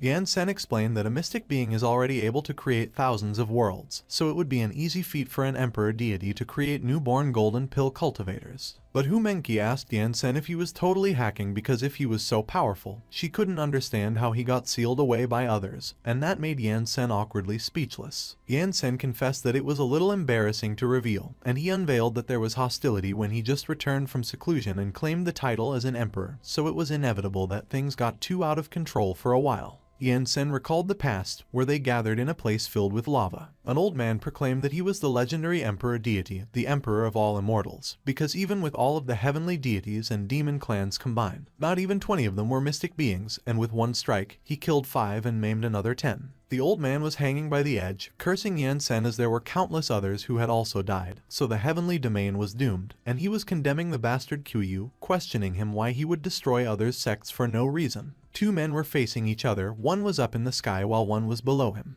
The old man who was in the sky called Yan Sen a kid and argued that although he has acclaimed the title of the emperor deity, he was not omnipotent, so he would never be able to get out once he got into the deity confinement tower, a magical treasure of his that took 2.6 billion years of refinement in the heavenly realm to make. Yan Sen questioned the old man if he was trying to trap him by just relying on his broken scraps. The old man dared Yan Sen to get in. Yan Sen didn't back down from the challenge, and as he agreed that he would, he immediately went inside the deity confinement tower. The old man on the ground announced that Yan Sen had been tricked. Slamming the deity confinement tower close, the old man in the sky immediately opened a tier in their world. He threw the deity confinement tower on the dimensional tier, and he shouted to get lost. The old man ordered all mystic beings to work together to close all access to other worlds. Back in the present, Yan Sen revealed that just like that, he mysteriously ended up there, and they had also hidden the heavenly realm inside countless small worlds so that he was unable to find them. Hu Menki and Chen Qishan were both speechless when Yan Sen proclaimed that those old men dared to lie to him, so once he had recovered his strength, he would show them who they shouldn't have messed with.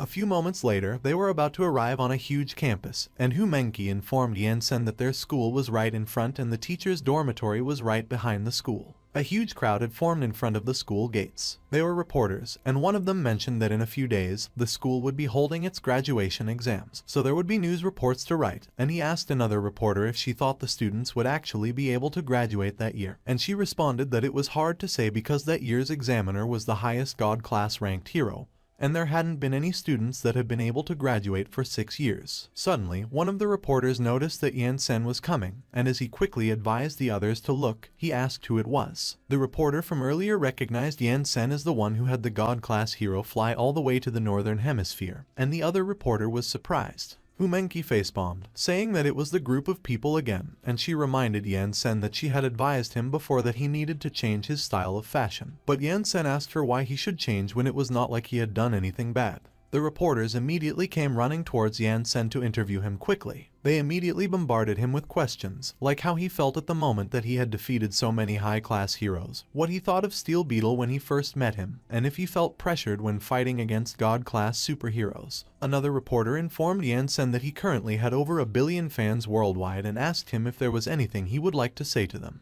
Yansen was puzzled when he heard them mention the fans, but they continued to bombard him with questions and ask him what his name was and where he was from. Yansen introduced himself as someone from the Xuan continent, which is also called the Heavenly Realm, and the reporters asked him if his superpower was a type of physical enhancement and how it was so powerful. Yansen corrected him that it was not called a superpower but was called Immortal Technique, so the reporters asked him what Immortal Technique was, and Hu Menki just watched them from a distance. Chen Qishan stated that it was the first time she had seen someone being so patient, and Hu Menki stated that it was the same for her, adding that Yansen really had a good temperament too. Suddenly, people in battle suits arrived, and they called for the attention of the crowd. One of the reporters turned to look at where the voice was coming from. He was so surprised that he couldn't help but scream. The reporter was stuttering, and he seemed to have recognized the group. He exclaimed that they were the Rainbow Rangers. Both Hu Menki and Chen Qishan quickly turned their heads when they heard about the Rainbow Rangers. The other reporters were also surprised, and they quickly turned their heads when they heard it. Meanwhile, Yansen looked puzzled and asked what Rangers they were talking about. The Rainbow Rangers were lined up from God Class number 2 down to God Class number 6. The reporters were dazed, and they asked themselves if they were not dreaming. One of the reporters immediately ran towards the Rainbow Rangers and declared that he would be the first reporter to interview a top-class hero. Suddenly, the man in the red suit gave orders to begin. He began posing as he introduced himself as Bamboo Red, followed by the man in the black suit introducing himself as Bamboo Black, the man in the blue suit introducing himself as Bamboo Blue, the lady in the pink suit introducing herself as Bamboo Pink,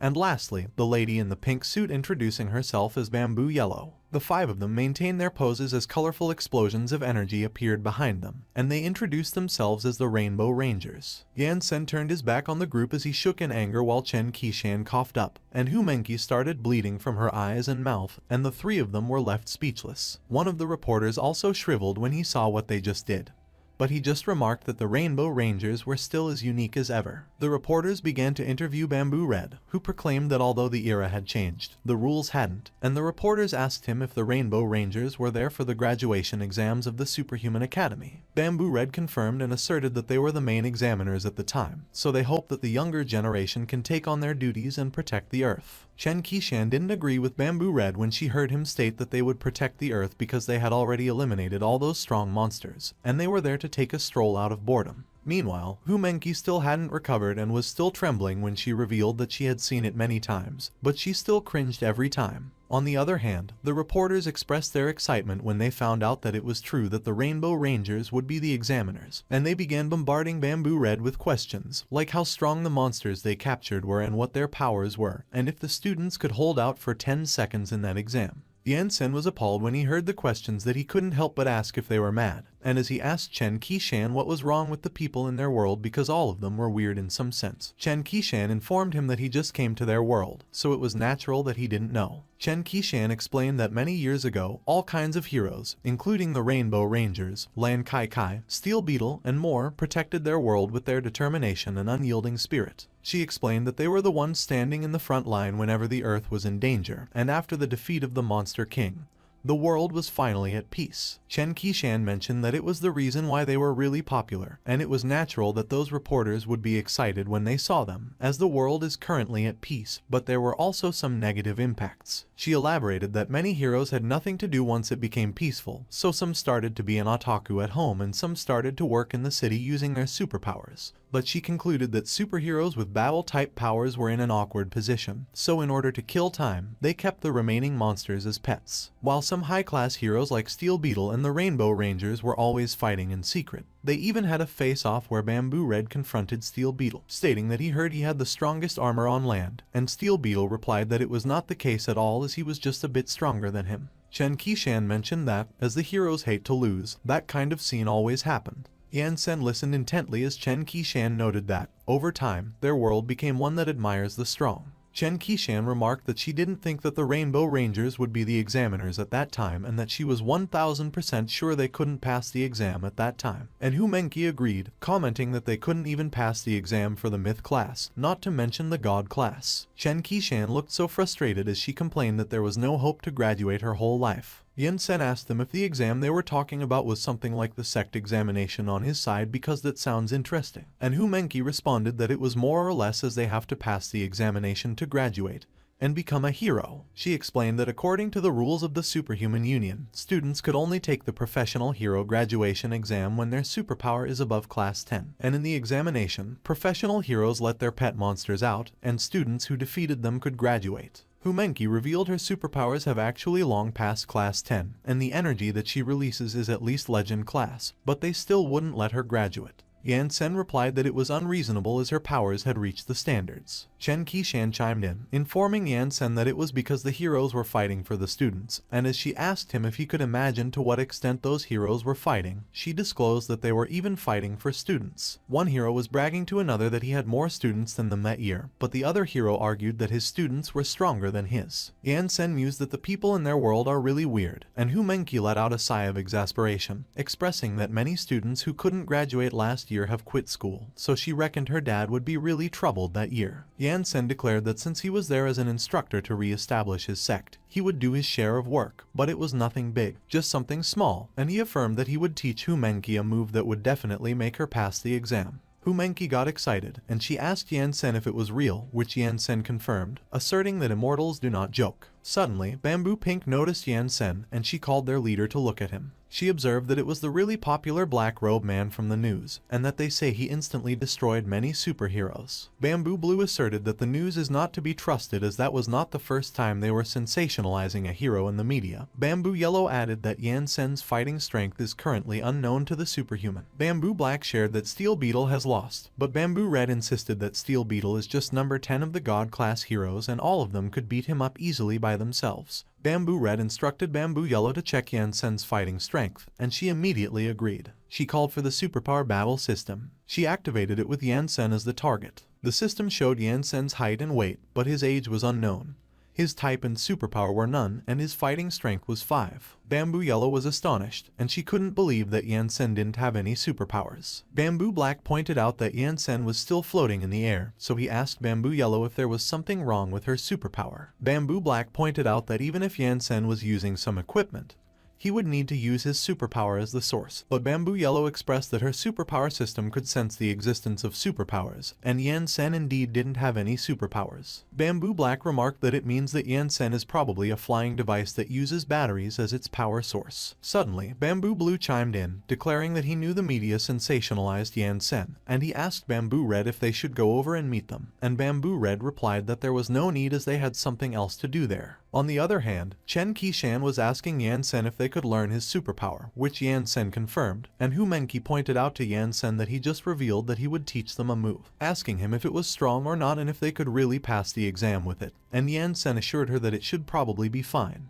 Hu Menki suggested that they enter the school first. Suddenly, Bamboo Ren and Yan-sen bumped into each other, and they gave each other sharp gazes. Both of them looked at each other but uttered nothing, and a reporter who saw it instructed the others to look because something interesting was going to happen, and another reporter added that the news would definitely be a big hit the next day. The reporters have started to gather, and as one of them asked who they thought would step past the school gate first, another one speculated that they had no idea because it was not rare to see those strong people go against each other in that era where everyone was competing for first place. Meanwhile, Hu Menki questioned how they could even bump into each other, commenting that it was so fake, and as she asked if they were going to start a fight, Chen Qishan just remained silent. Suddenly, Yan Sen stepped aside and ushered Bamboo Red to go ahead, which puzzled him. Bamboo Red commanded his team that they should go. One of the reporters was baffled, asking what that move was because they had never seen it before, and another reporter pointed out that Yan Sen actually showed courtesy, which is basically something that would never happen in their world. One of the reporters pointed out that even if someone showed courtesy to the Rainbow Rangers, their usual response would be to mock them, so he claimed that it was not the Rainbow Rangers that he knew. Hu Menki conveyed to Yan Sen that she believed he would initiate a confrontation with them, and Yan Sen portrayed Bamboo Red as the leader sporting a mustache, asserting his formidable strength. Hu Menki was surprised by what she just heard. Yan Sen acknowledged that Bamboo Red was the strongest one he had encountered ever since he arrived in that world, and Hu Menki informed him that it was the first time she had heard him speak about someone like that. On the other hand, Bamboo Yellow was asking what was wrong with Bamboo Red because he was mentioning anything,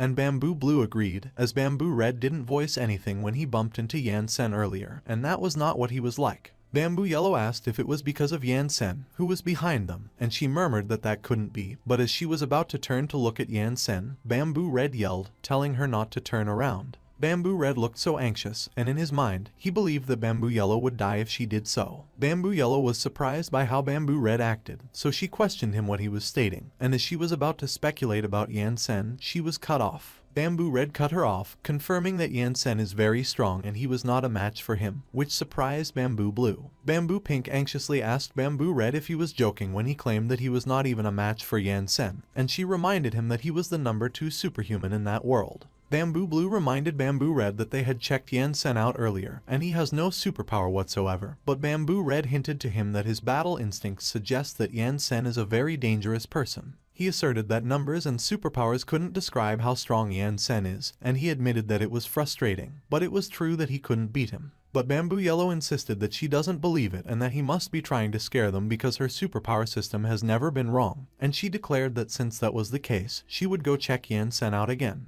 But as she turned to look at Yan Sen, she was startled when she saw that Yan Sen was staring at her with an intimidating gaze. Bamboo Yellow trembled, thinking that she should just forget it as she would do it next time, and she urged herself to quickly run. On the other hand, Yan Sen expressed that the people in that world were really hostile, and he conveyed that it seemed like she would have to learn basic manners before cultivating, which rendered Hu Menki speechless. So, Hu Menki brought Yan Sen to the instructor's dorm, and she even shared about the maxim and treatment after becoming a hero instructor in their world.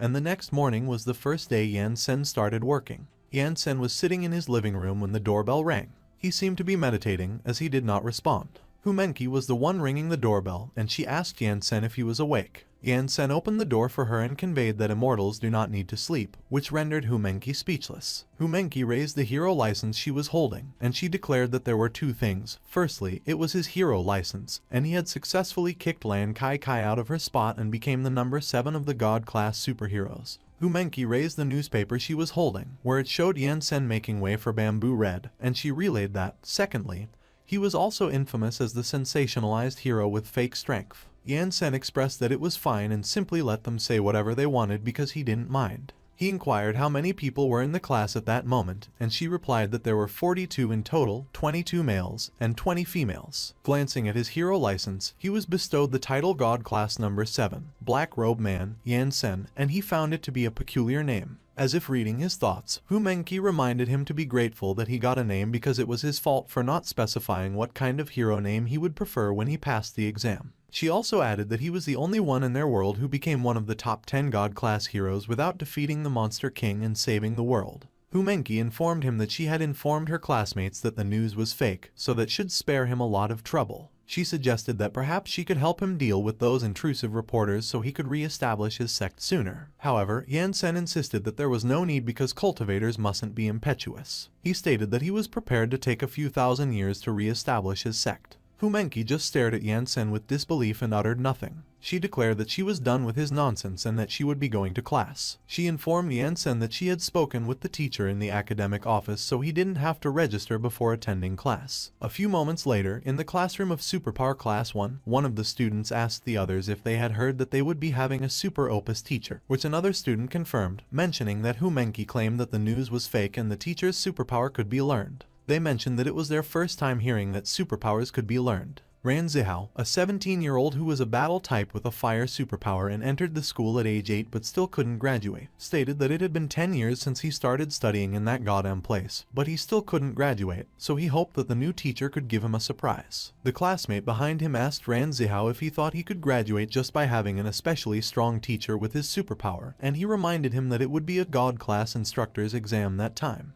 It was Lan Bin, a 17-year-old who was a long-distance battle type with an ice superpower and entered the school at age 6 but still couldn't graduate, and Ran Zihao asked him if he was tired of living, calling him a four-eyed chicken. Sun Xiaolu, another 17-year-old who was a long-distance battle type with a wind superpower and entered the school at age 9 but still couldn't graduate, chimed in, and he asserted to stop arguing because since there was no hope to graduate in their lives, anyone would be the same for her as long as they were handsome. Suddenly, it was announced that it was time for class. When Yan Sen entered the classroom, one of the students confirmed with the others if it was the new teacher, pointing out that he was so tall. Another student conveyed that it was the first time one of the top 10 God class heroes was there to teach. Yan Sen introduced himself, informing the students that he would be their sect leader from that day onward. He conveyed that his being there meant that everyone in the class had a chance to be a cultivator, so he hoped that everyone could let go of their restless feelings and work hard to become a real immortal. He announced that as Tian Shen sect's first batch of disciples, all of them would learn from the most basic things in their first class, manners, etiquette, and being familiar with the sect's rules. 1 week later, Ran Zihao stated that he mentioned that the mysterious teacher could bring him some hopes of graduating, but never had he claimed that he would make them copy 36,000 goddamn sect rules for the past week, and he had already copied them more than 200 times. Ran Zihao looked so agitated as he remembered that Yan Sen also instructed that in order to train their minds, they had to continue copying the rules, but he expressed that it was nothing because everything had changed since Yan Sen came.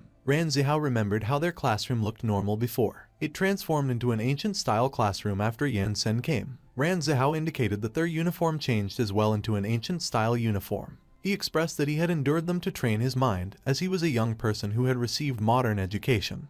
But the very first class Yan Sen taught had blown his mind. Ran Zihao remarked that everyone knows from the education that they received that they were taught that the world is round, yet Yan Sen asserted that the world is flat in his first class. He also remembered Yan Sen teaching them that it was also divided into 2 layers, in which 2 kinds of people reside, one is mortal and the other is immortal, and he added that Yan Sen had also rambled something no one could understand. Yan Sen was explaining to them that cultivation for mortals is divided into 4 stages. He asserted that it was Kai cultivation, spirit refinement, and Tao coalescence, and its foundation establishment to the path of coalescence. Yan Sen explained that immortals were also divided into 4 ranks. Foundation establishment is heavenly deity, golden pill formation is golden deity, nascent soul is meta deity, and spirit transmuting is transcendent deity. He conveyed that those above transcendent deity aren't called deities. They are called mystic beings. One of the students asked what Yan Sen was saying, as he understood nothing, so Chen Qishan asked Yan Sen what immortals were. Yan Sen explained that immortals were those that could go up the heavens, down to Hades, and destroy the world, and once she became an immortal, she would have the longevity of the sky.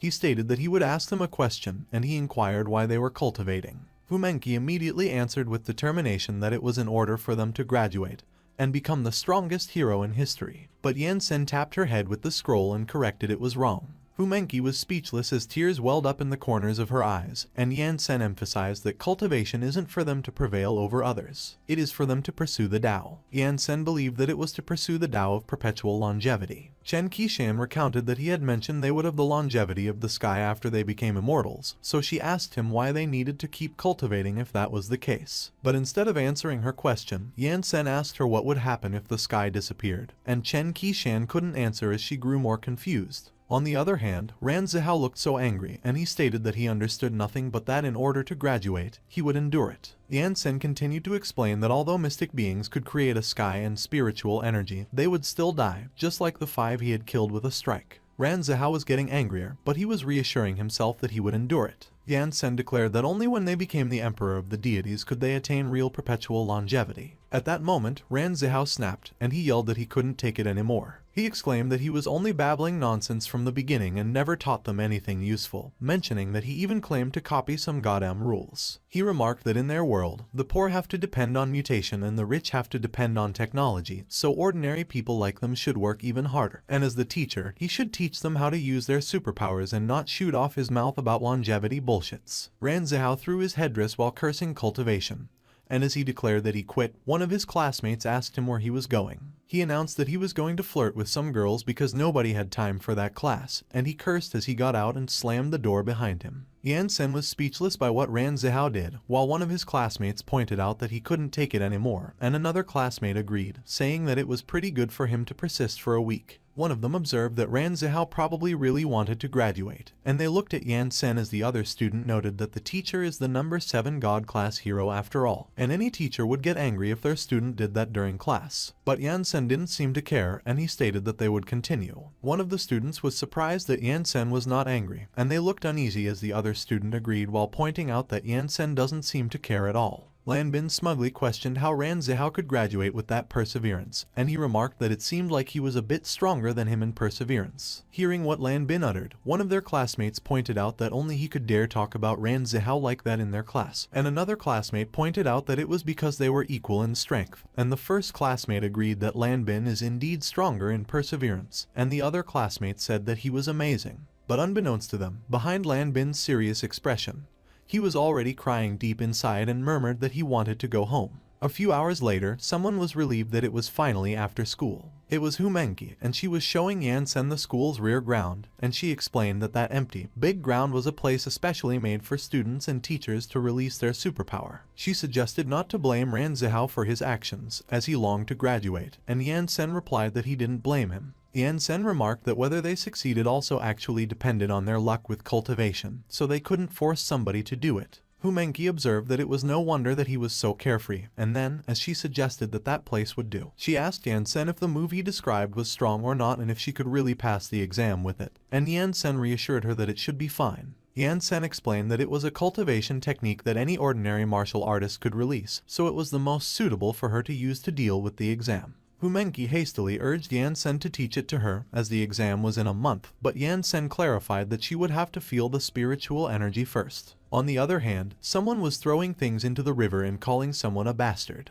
It was Ran Zihao, and he questioned what the hell God class number 7 was, asserting that it was all fake and he wouldn't believe that Yan Sen was strong. He claimed that Humenki actually tricked him, and he declared that he could graduate even without Yan Sen. Suddenly, he noticed 2 people in front of him, and he wondered who they were. Ran Zihao recognized that it was Humenki, so he questioned what she was doing in the rear ground with Yan Sen. He started to run towards them, alleging that something was fishy with them being so secretive, so he would follow them. As Ran Zihao hid behind a huge rock to observe them, he heard Humenki complaining that it was so hard, so he inquired what they were doing. Suddenly, Humenki grabbed Yan Sen's arm as she gleefully exclaimed that she could feel the spiritual energy, and Yan Sen clarified that it was because the spiritual energy in their world was unusually robust. Otherwise, it would take several decades for normal people to feel it. Seeing the spiritual energy floating in the air, Humenki expressed that it was so cool that it was glowing, and that she didn't think there was something so miraculous in their world. Humenki asked Yan Sen if the spiritual energy was a kind of air, and Yan Sen clarified that a lot of people think that it is the air that immortals use in the heavenly realm, but it is actually life. Meanwhile, Ran Zihao, unable to feel the spiritual energy, was peeking behind the rock, and he wondered why they were standing there and not moving. Humenki acknowledged that she felt the spiritual energy, and as she inquired what was next, Yan Sen instructed her to watch him next. Humenki immediately turned to look at Yan Sen, even though she was confused by the instruction. Yan Sen began waving his hand to form his energy, and he clarified that everything in their world has yin and yang, so she should use her Kai capacity to feel the changes of yin and yang within the spiritual energy. He instructed her to combine them, and they would become reality. Humenki was so surprised that she couldn't help but curse when she saw 2 glowing dragons materialize in front of them. Ran Zihao was also shocked by what he saw, and he questioned himself what the duck it was. Hu Menki stuttered as she conveyed that she could actually see the dragons, and Yan Sen remarked that it was how spiritual energy looked like when it turned into life. Ran Zihao was speechless as he trembled behind the rock, wondering what superpower that was, as he had never seen something like that before. Suddenly, Yan Sen extended his hand and merged the spiritual energy, and Hu Menki asked him what he was doing. Yan Sen pressed his thumb against his index finger and explained that he was lighting fireworks. He flicked the condensed ball of energy and it shot forward at an incredible speed. It traveled around the earth and across the horizon at an incredible speed. As Ran Zihao tried to see what flew out, Yan Sen ordered something to explode. The condensed ball of energy immediately exploded. Hu Menki was blown away by the strong gust of wind that was created by the explosion. Ran Zihao was holding onto the rock with his life, and he screamed and cursed as he was also about to get blown away. Hu Menki pleaded with Yan Sen to save her, so he effortlessly stopped her midair by closing his hands. On the other hand, Ran Zihao was still holding on for his life so he wouldn't get blown away, and he exclaimed that it was not something a normal person should do. Meanwhile, in the classroom, everything was shaking, and the students were wondering what was happening and if it was an earthquake. Suddenly, one of them suggested looking out the window. They cursed as they saw a huge mushroom cloud behind the school. One of them asked if it was a nuclear bomb, and Lan Bin could only exclaim that he wanted to go home. Back at the school's rear ground, Hu Menki questioned Yan Sen if he was a devil, as what he did was crazy. Yan Sen calmly explained that, as they say, the bigger the Kai capacity, the stronger the power, but that was just a tiny bit of his Kai capacity. And Hu Menki, who was still trembling, urged Yan Sen to stop talking for a while as she had to calm herself. On the other hand, Ran Zihao was in a daze and was speechless. Yan Sen elaborated that the key point of that move is that she doesn't have to use her own spiritual energy in her Kai capacity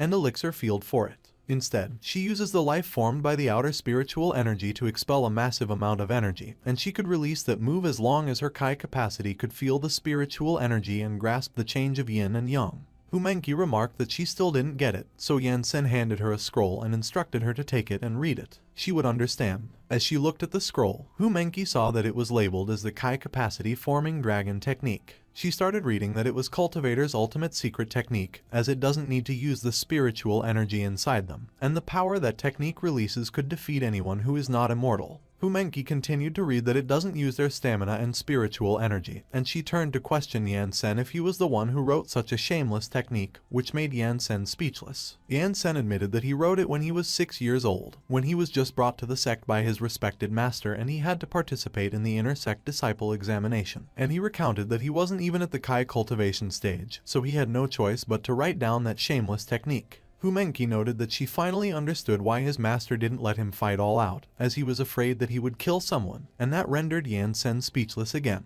On the other hand, Ran Zihao was still stunned. The next day, a white flag was put up where an apology to Yan Sen and a request for him to teach them how to cultivate were written. Ran Zihao was carrying it on his back while kneeling in front of the door, and his classmates asked what was wrong with him and why he was kneeling at the door looking like he was admitting his mistake. And another classmate pointed out that Ran Zihao declared that he quit the other day, stating that they couldn't get in the classroom with him being there. Ran Zihao was pissed, and he retorted to cut their crap and sue the other door if they didn't want to become roasted chicken, and his classmates immediately decided that they should go. Suddenly, someone arrived, and Ran Zihao immediately asked them why they weren't going and if they really wanted to become roasted chicken. But before he could finish his sentence, he trailed off. He saw that the ones standing in front of him were Yan Sen and Hu Menki, who asked him why he was kneeling there, and he was having a hard time answering her question. Yan Sen replied to get up and go to class because disciples do not need to kneel. Tears ran down Ran Zihao's face as he remarked that he was such a great person. Yan Sen responded to come in and get ready for class, but Ran Zihao insisted that he should come in first, and Yan Sen commended that he was a good boy. Hu Menki wondered why Ran Zihao was being such a good kid that day, and Yan Sen suggested that Ran Zihao probably saw them cultivating.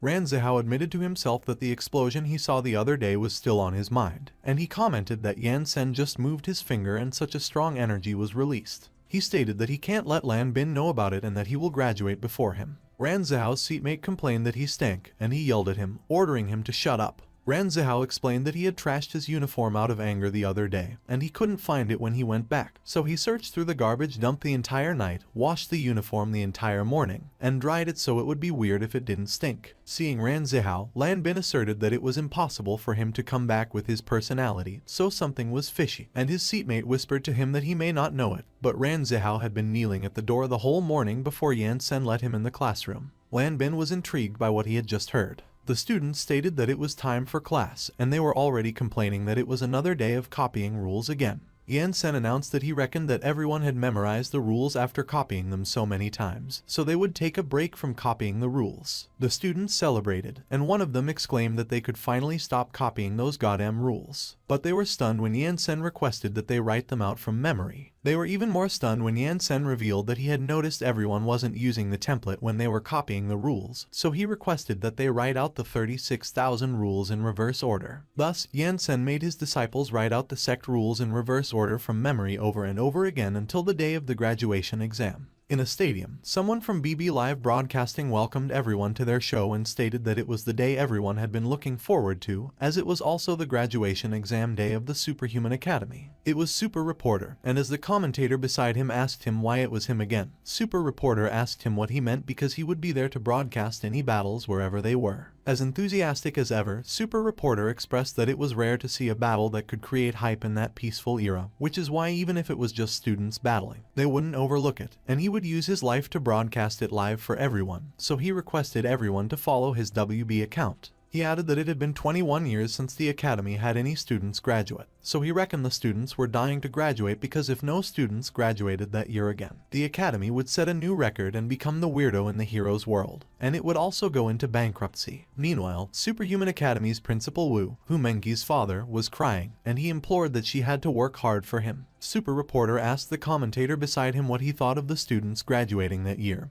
and if he thought they could successfully graduate, and the commentator replied that he didn't think so. The commentator claimed even if they left aside that it was definitely the hardest exam ever since the examiners were the Rainbow Rangers. The teacher of the graduates was the sensationalized hero, the Black Robe Man, Yan-sen, so he doubted those students could pass the exam, and Super Reporter responded that he understood. Super Reporter recalled that he saw the strength of Yan-sen with his own eyes, so he didn't think there were still dumbass people who claimed that he was sensationalized, and it seemed like he was right to come there. The commentator mused that if he remembered correctly, he was live broadcasting Yan-sen when he debuted, so he asked him what he thought about his strength and if he was sensationalized. But Super Reporter just stated that he didn't care whatever he claimed as he was just in charge of live broadcasting. Super Reporter mentioned that, speaking of that, the exam was about to start soon, so he asked why the Rainbow Rangers weren't there yet. Meanwhile, Bamboo Red was standing at the edge of a cliff, and he was ordering someone to begin as he started the timer in his hand. Bamboo Black was just standing there, and Bamboo Blue charged towards him with his kick, declaring that he had been waiting for that. But before his attack could reach Bamboo Black managed to kick him in the stomach and explained that although they were all brothers, he wouldn't show mercy when they were fighting. Bamboo Black moved so quickly that he was already behind Bamboo Blue in a flash. He hit Bamboo Blue from behind and sent him crashing towards the ground. Suddenly, Bamboo Pink joined in the fight, and she used her superpower, Cluster Bomb. She directed them towards Bamboo Black and used her move, Firepower Coverage. Some of the bombs exploded, but Bamboo Black was still unharmed. Bamboo Black kicked one of the bombs and announced that he was sending it back to her. Bamboo Pink was so surprised when her bomb suddenly appeared in front of her, and she was not able to react. A huge explosion occurred. Suddenly, Bamboo Yellow activated her superpower, Battle System, and used Healing and Power Enhancement. She applied the enhancement to Bamboo Blue, who became a mighty buff. Bamboo Blue suddenly appeared behind Bamboo Black, and as he demanded to come again, Bamboo Black asked him if it was healing. While swinging his arm to deliver a punch, Bamboo Blue revealed that it was also an enhancement. Bamboo Blue managed to hit Bamboo Black, but to his surprise, Bamboo Black was unfazed, and he remarked that although Bamboo Yellow enhanced him, his punch was still as soft as cotton to him. Bamboo Blue declared that his superpower was body enhancement, so he could even take on a nuclear bomb, but as a tanker, he would not even dare to take a punch after enhancement, yet Bamboo Black, a speed-type superpower user, actually dared to take it head-on. Bamboo Black mentioned that sometimes, when one's superpower is strong enough, one could ignore some types of superpowers, and he used his skill, Flash. Bamboo Yellow, who was hiding behind a huge rock, was surprised when Bamboo Black suddenly appeared in front of her. He stated that he had found her and that her superpower is a really troublesome existence during battle. On the other hand, Bamboo Blue was frantically looking around, and he was asking where Bamboo Black was. Meanwhile, Bamboo Yellow nervously raised her hands up and announced that she quit, so it was Bamboo Black's win. Bamboo Yellow stood up and acknowledged that Bamboo Black had improved again, and as she asked him why he was the number 4 God-class hero even though he was stronger than the 3 of them, Bamboo Black explained that Bamboo Blue is older than him, so he should be the number 3 God-class hero. On the other hand, the timer made a beeping sound as Bamboo Red pressed its button. Bamboo Red noted that before it was 10.1 seconds and currently it is 7.3 seconds, so Bamboo Black did improve a lot. He remarked that he had almost forgotten something, and he pulled out a card and commanded, "Open." A small flying machine was summoned, and Bamboo Red reported that the military stated that they didn't cause the massive nuclear explosion over the Pacific Ocean last month, and they even asked them to help investigate, so he asked the machine if it found anything. It was the God-class monster, Mechanic Eye, which was captured by the Rainbow Rangers 10 years ago with laser beam as its superpower, and it was the investigative type. And it revealed that it had finally found something after searching through all the security cameras and laser battle records on Earth, and that the incident was man-made. Bamboo Red was intrigued, so he asked the Mechanic Eye what happened, and the Mechanic Eye replied that it was better if it showed him the video. The Mechanic Eye showed the video of Yan Sen and Humenki during the incident of lighting fireworks, and when Bamboo Red saw that, he questioned why it was Yan Sen and what he was doing.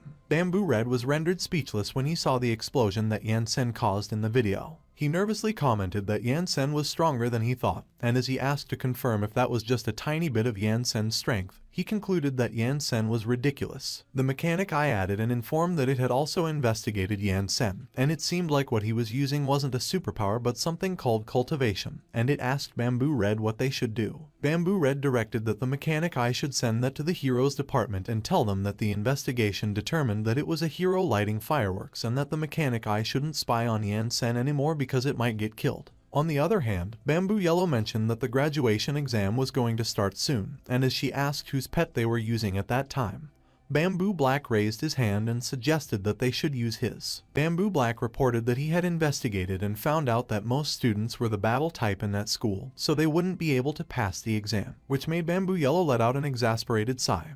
And as she lamented that it was the graduation nightmare again, she asked him if he couldn't go easy on them as they were still students. Bamboo Black scoffed and declared that he would never because he entered school at the age of 5 and hadn't even graduated at 20, so there was no way he could let them graduate so easily when they had only taken 10 years, and Bamboo Yellow yelled at him and accused him of taking his revenge on them. Suddenly, Bamboo Red arrived, and he ordered that they should stop fooling around as the graduation exam was starting, so everyone should get ready. Everyone gave Bamboo Red a salute as they agreed with their leader. Meanwhile, fireworks were going off at the Jiazia Superhuman Academy while someone announced and declared that the annual students' graduation exam was going to begin, and that there would be 20 large-scale television stations from the whole world broadcasting at the same time. It was the blonde reporter from before, and he mentioned that the whole world will be witnessing the birth of new superheroes, so they should wait and see. The stadium was packed, and the audience cheered while wishing the students good luck. One of the audience members remarked that the students should try to graduate that year because once all the older heroes are dead, they will be the world's new saviors. The blonde reporter was rendered speechless while the commentator beside him asked how that person over there could express that.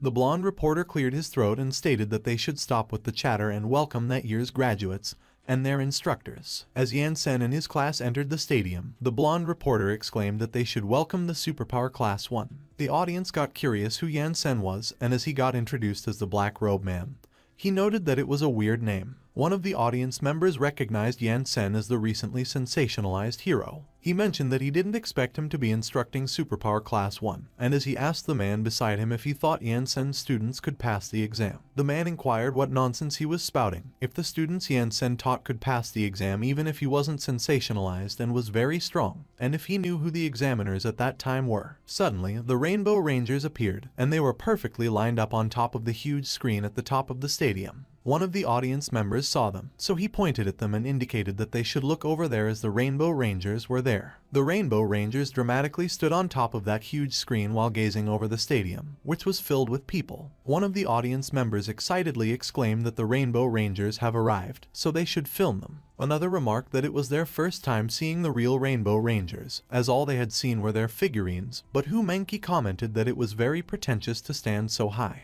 And Ranzhao stated that he had seen that scene for 10 years. Bamboo Red suddenly declared that the exam will be different that time because it was one-on-one before, but at that time, they will be changing it to a team fight, which consists of 4 people per group, and classes 1 and 2 could group together. One of the audience members noted that no one would have said that it was a team fight that year, while another audience member observed that they are the Rainbow Rangers, so it was natural that they would choose team fights, and Bamboo Red added that they would also be doing the students a favor at that time as there will be a time limit for that exam. They will pass as long as they can hold out for 3 minutes. One of Yan Sen's students was amazed as he remarked that only legend class monsters could be let out according to the rules. And not only was it a team fight that time, there was also a time limit so they could graduate if they could hold out for 3 minutes. And another student laughed and exclaimed that it was great so they might be able to graduate. But Ran Zihao yelled at them and demanded that they should shut up. He asked them if they were stupid and declared that they would have graduated long ago if it was so easy, and the other student agreed. On the other hand, Hu Menqi called Yan Sen and expressed that she was so nervous as it was so hard to grasp the yin and yang of that technique that she still couldn't make use of it even at that moment, so she was not sure if she could pass the exam.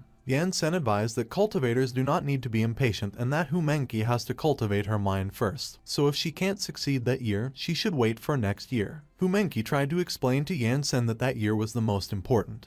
But she was cut off as Yan Sen patted her on the head and acknowledged, "All right." While Hu Menqi was stunned and blushing, Yan Sen suggested that perhaps if Hu Menqi let go of her fixations, something unexpected might happen. When Yan Sen removed his hand, Hu Menqi looked embarrassed while she tucked her hair behind her ear, and she exclaimed that her face was burning. She was surprised when she realized that she was not as nervous as before, so she wondered if Yan Sen was trying to lessen her pressure, and she mentioned that everyone says Yan Sen is a devil in class, but he is pretty kind too. Yan Sen called the attention of his disciples and announced that there was no need for them to be impatient as immortals to be, because if they couldn't pass that year, they could do it again next year, and if they don't pass next year, they could do it again the year after or 3 years after, and he trusts that all of them will pass the exam within 100 years. One of the students started bleeding from both his nose and mouth, while the other started sobbing and cried that he couldn't take it anymore. 5 minutes later, twin students from Superpower Class 2 greeted Xiao Lu and Xiao Yi, stated that they heard that their teacher was really strong,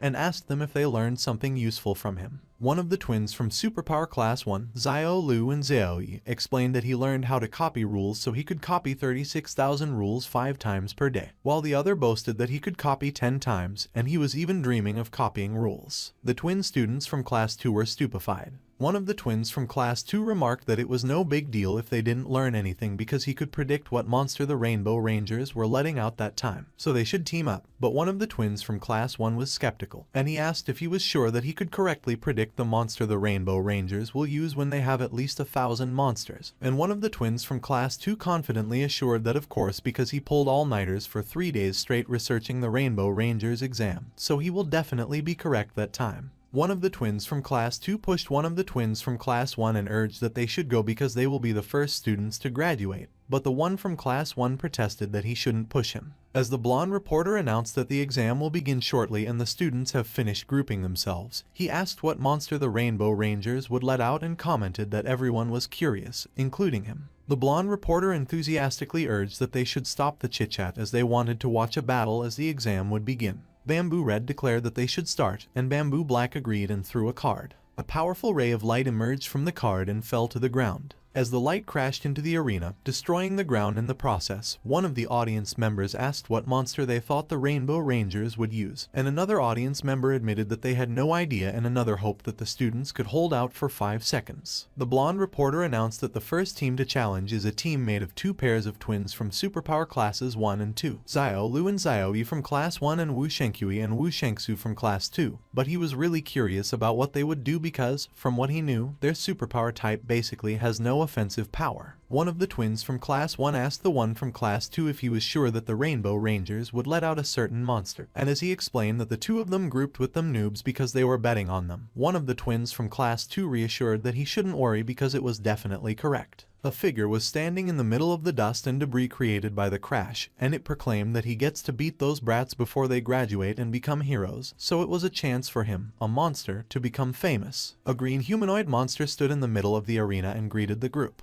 Yan Sen was baffled, and he couldn't help but ask what that was. On the other hand, Hu Menqi looked so terrified, as she seemed to have recognized the monster. Hu Menqi exclaimed that it was the nightmare of physical battle type users, the explosive green tortoise. When Yan Sen heard what Hu Menqi mentioned, he asked her what she meant, and Hu Menqi explained that it would be very difficult for battle type users to win against that monster, just like how it was very hard for fire superpower to win against water superpower, and that is called power type suppression. Hu Menqi explained that the superpower of the green tortoise was to suck in oxygen and turn into carbon monoxide, so a massive explosion will happen when someone touches it, and it will quickly recover through cell reconstruction, so basically no one can win against that with a battle type. Yan-sen remarked that no one could touch it, otherwise it would explode. And Hu Menki confirmed and added that the Rainbow Rangers were so shameless to let out such a disgusting monster because most students in their school are battle-type users, so there was no way they could win against it. Meanwhile, one of the audience members commented that it was actually the explosive green tortoise, so it seemed like those students couldn't graduate again, and another audience member agreed.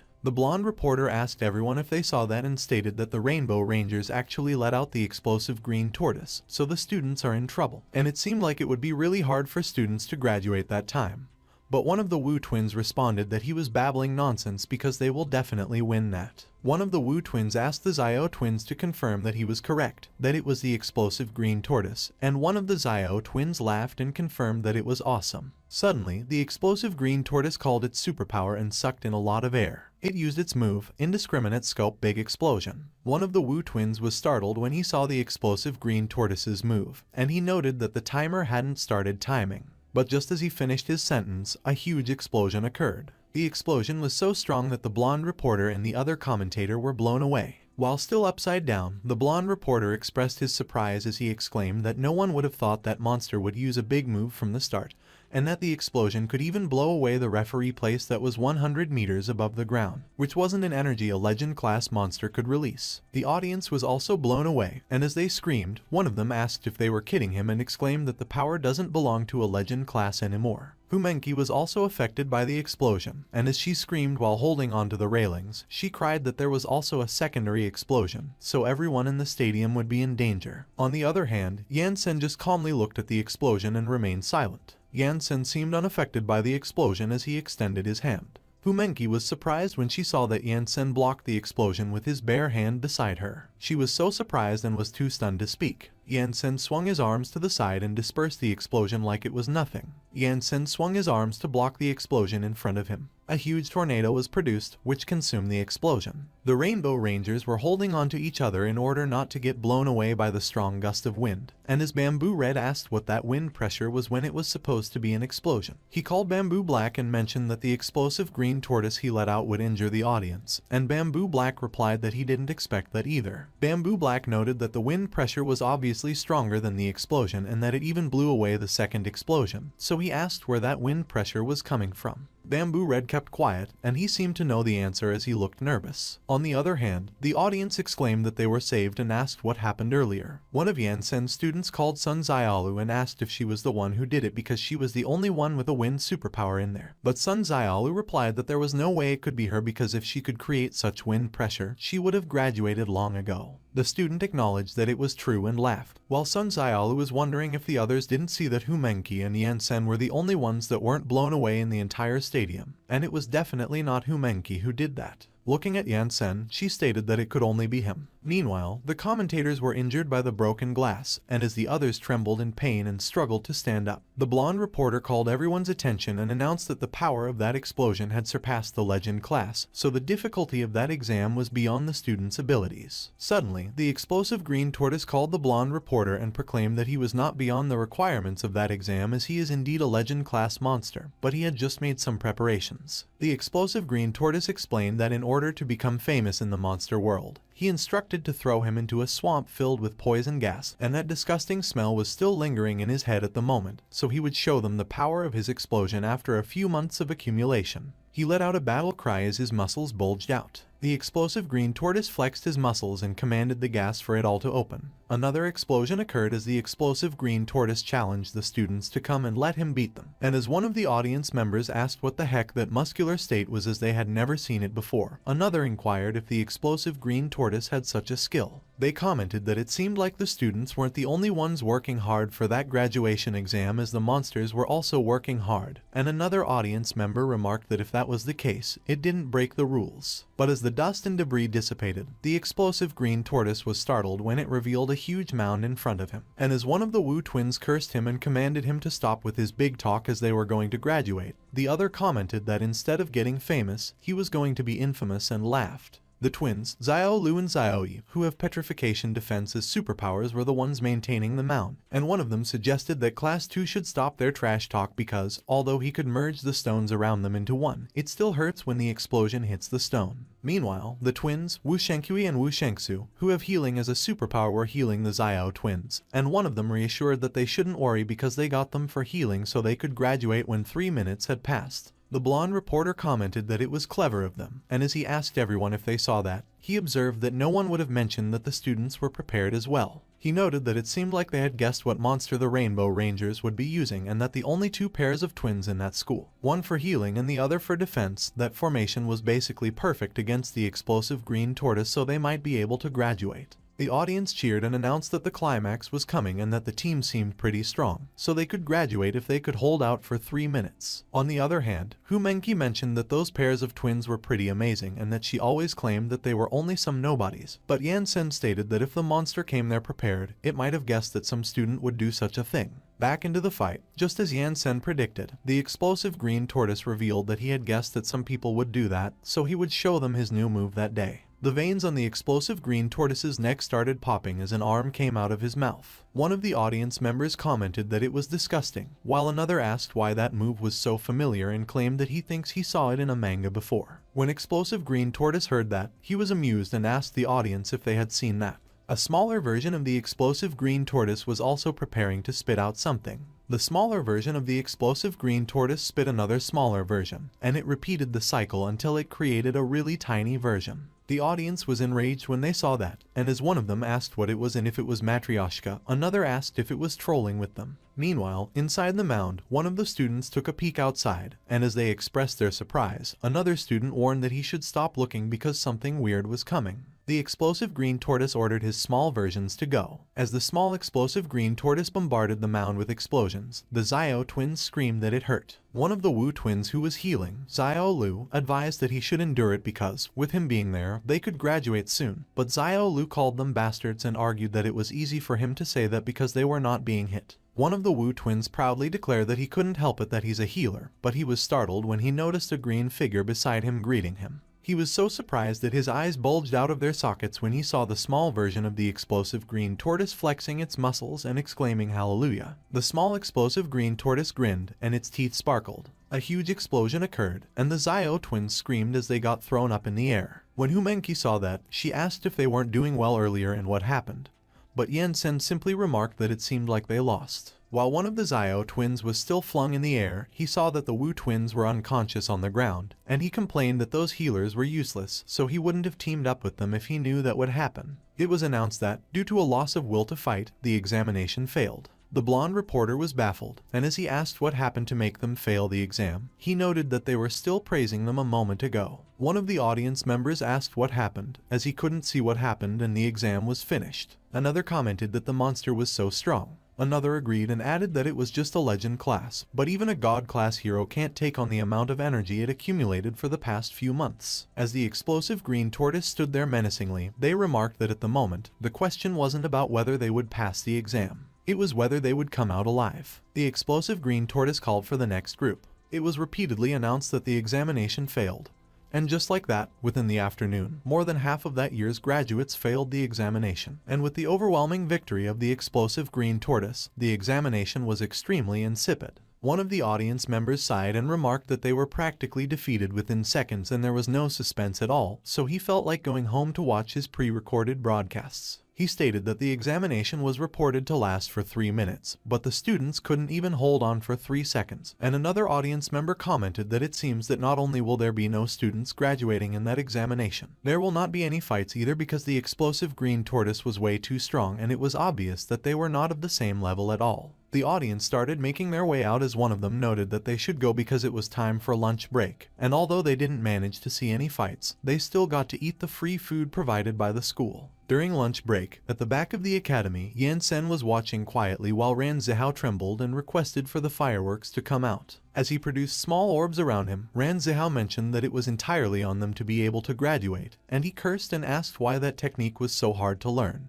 Ran Zihao screamed in frustration as he tried to release his energy, which left Hu Menki and Yan Sen speechless. Yan Sen looked astonished, and as he expressed that he would be damned if Ran Zihao was really able to release it, Hu Hu Menki handed him a lunchbox and remarked that she had made that for him and requested that he have a taste. Yan Sen agreed. As he opened the lunchbox, Yan Sen observed that it appeared that eating wasn't necessarily for the sake of filling the belly. Yan Sen began eating, but he was startled when he noticed something. He saw Hu Menki looking at him with expectant, sparkling eyes, which rendered him speechless. Yan Sen let out a sigh, and as he urged Hu Menki to speak up, he asked her what was on her mind. Hu Menki responded that that technique of his was way too hard, and she knew that he had other powerful techniques that were simple and easy to learn, so she requested that he teach them, which startled Ran Zihao, who overheard it and asked if there were still other techniques that Yan Sen knew of. Yan Sen revealed that it was the only technique in the entire heaven realm that does not consume any spiritual energy, and other techniques require the consumption of spiritual energy, so it was not possible for the two of them to learn them when they were not even on Kai cultivation yet.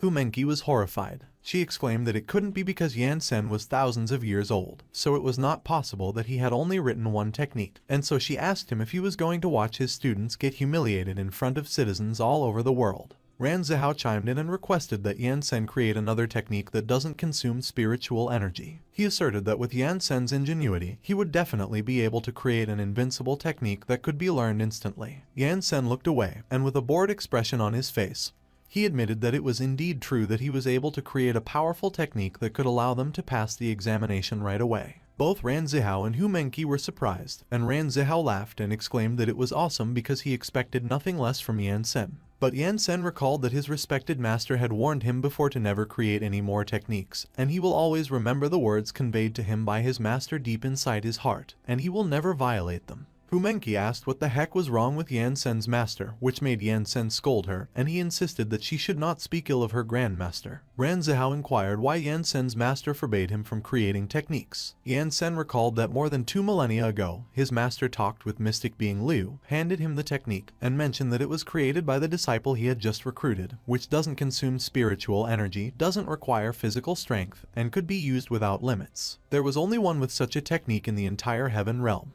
Mystic being Liu trembled in anger as Yan Sen's master bragged and stated that furthermore, that disciple of his was only 6 years old, and it seemed like even with Mystic being Liu's disciple of several major sects combined, his disciple was still 10,000 times more formidable than them. Slamming the scroll on the table, Mystic being Liu declared that he didn't give a damn. He called Yan Sen's master a shameless old man and asserted that the disciples recruited by several major sects next door were either geniuses or demons, unlike him, who had recruited a freak, and he asked him if he wasn't afraid that there would be repercussions in the future. Yan Sen's master responded that no one cares about the rest because all that matters is that Yan Sen was strong, and that pissed Mystic being Liu even more, so he kicked the table while he cursed. Mystic being Liu flew away and announced that he was going. He warned that Yan Sen's master should never look for him again, so he should go play chess with that freak disciple that he got. But Yan Sen's master did not listen and mentioned that he would bring Yan Sen to visit him next time. Suddenly, Yan Sen's master was stunned when he noticed something. He was alarmed when he saw that the table was gone, including the scroll, and he asked where his disciple's technique went. Yan Sen recalled that in the end, the technique that he created caused an uproar in the secular world.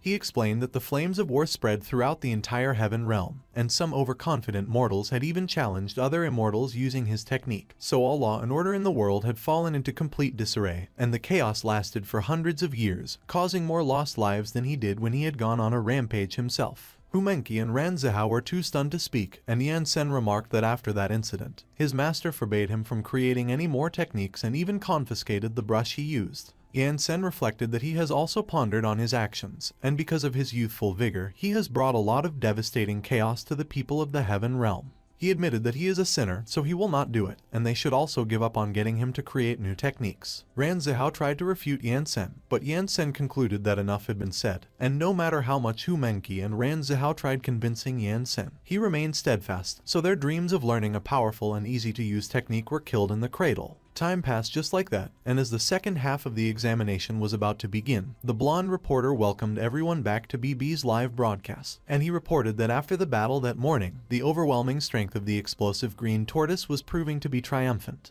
The blonde reporter narrated that for the safety of their audiences, the Rainbow Rangers released the God-class monster, Mechanic Eye, to seal the examination hall with lasers to prevent the explosion from affecting others, and they were really too considerate. However, that meant that the students inside were in a more dangerous situation than ever. He emphasized that they should cut the crap because the next team is the academy's strongest, as the principal himself teamed up the 4 strongest students, and it looked like the principal was going all in on that one. The principal was crying as he called the Rainbow Rangers a group of assholes and exclaimed that they actually put out that type of monster, while the blonde reporter asked who the 4 strongest students were in the academy. The blonde reporter highlighted that they are Ran Zihao, Lan Bin, Sun Xiaolu, and Hu Menqi from Class 1, and their superpowers are pyrokinesis, cryokinesis, aerokinesis, and telekinesis. The explosive green tortoise taunted them if they were the strongest representatives of that academy, and mentioned that he would be able to go home and eat once he had defeated all of them. One of the audience members remarked that nobody has been able to win against the explosive green tortoise, so it will be a miracle for the students to win at the moment, and another added that they looked like they were already preparing to give up on the battle. One of the audience members muttered to forget it as he was going home to watch his pre-recorded broadcasts, and as he sighed and announced that he was leaving,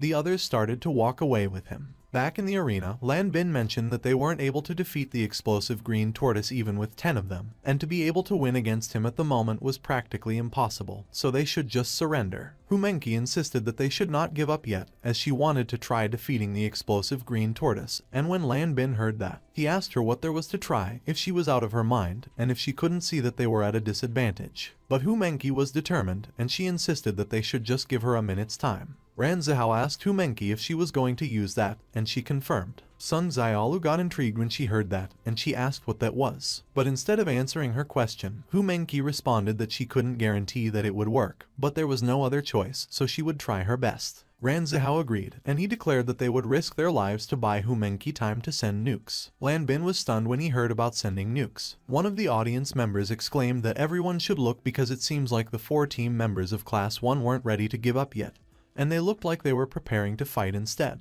Another audience member noted that they should have known that they were at an obvious disadvantage and asked if they were out of their minds. The audience heard that someone from the arena announced that it was about to begin, so they should prepare themselves while Hu Menqi was behind them, and Hu Menqi agreed. When the explosive green tortoise heard that, he asked them if they were still thinking of preparing themselves and mocked that they should try again next year. The explosive green tortoise summoned his small versions and commanded that they should get them. Ran Zihao called Sun Xiaolu as he prepared himself, and he requested that she should send a blast of wind, which Sun Xiaolu acknowledged. Ran Zihao released a tremendous amount of fire around him. His eyes turned white as he crossed his arms and gave it his all. Ferocious flames immediately swirled around Ran Zihao. At the same time, Sun Xiaolu sent a blast of her wind, which created a fiery tornado that fended off all the small explosive green tortoise. The blonde reporter got excited, and he was speaking relatively fast as he narrated that it was the battle that they had all been waiting for. He noted that, as expected of the class with battle-type users, their reaction speed was off the charts, and it was pretty smart of them to use fire to defuse the explosion. And the wind blows away the aftershock of the explosion while it intensifies the flames, thus creating a taller firewall. However, it was a real pity that the battle-type users have turned to using their powers to defend themselves instead, and it is uncertain whether they would be able to resist for more than 3 minutes. But as long as they are able to resist for more than 3 minutes, they will be able to pass the examination, and they will become the first batch of students that were able to graduate from that school in more than 20 years. So not only will they be written into the history of the school, they will also be recorded in the history of heroes. Back into the fight, the explosive green tortoise was amused and remarked that they were using wind to increase the intensity of the flames. He smiled and observed that he would see how long they could last. The explosive green tortoise inhaled deeply, and the veins on his neck started popping again. He began spitting small versions of himself and repeated the cycle until he filled the entire area. Ran Zihao was so surprised by what he saw that his eyes were popping out of their sockets, and he couldn't help but curse. The blonde reporter was also taken aback, and he remarked that it was such a low blow. The audience was engrossed in the fight, and one of them commented that it was a bit excessive. Back into the fight, the explosive green tortoise stated that they should get them and let all those fledgling heroes know of their strength as his small versions charged forward. The tornado that was protecting the group of students was bombarded by explosions. Sun Xiaolu called Ran Zihao and noted that the intensity of his fire has gotten weaker. Ran Zihao cursed as he tried to release more fire, and he exclaimed that it was difficult to withstand it. He called Lan Bin, and as he asked him what he was doing, sitting by and watching them do all the work,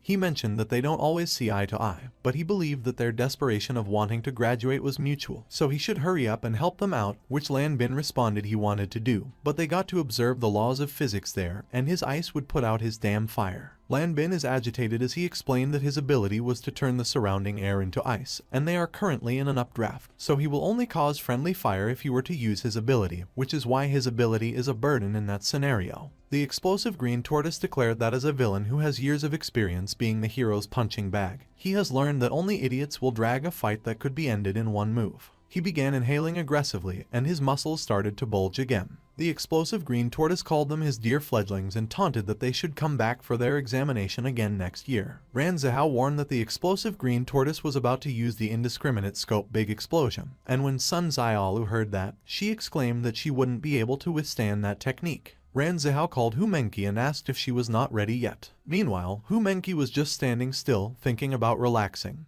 being at ease, finding her inner peace, and letting go of her fixations. Hu Menqi recalled when she asked Yan Sen if there was anything to take note of in order to learn that technique, and Yan Sen affirmed and added that she had to be gifted. Hu Menqi was surprised and discouraged when she heard that. Yan Sen explained that cultivators have to be gifted, and the same goes for learning techniques, as there are people who learn them with just a glance, while others will never be able to learn them in their lifetime. Hu Menqi asked Yan Sen how they would know if they were gifted. Yan Sen explained that they will see it the moment they learn to detach themselves from their fixations. Hu Menqi was calmly closing her eyes despite all the chaos around her. When she opened her eyes, her surroundings suddenly changed into a vast space surrounded by twinkling stars. While she floated in the middle of that space, she was facing a golden dragon that was staring at her intently. While Hu Menqi stood in front of the golden dragon, she wondered if it was the technique that Yan Sen created, and she exclaimed that it was unbelievable as it felt so alive. Hu Menqi was in awe, and she wondered if that meant that she had the talent to cultivate the magic of immortals. Meanwhile, one of the audience members noted that the dust is covering everything, so they can't see what is going on.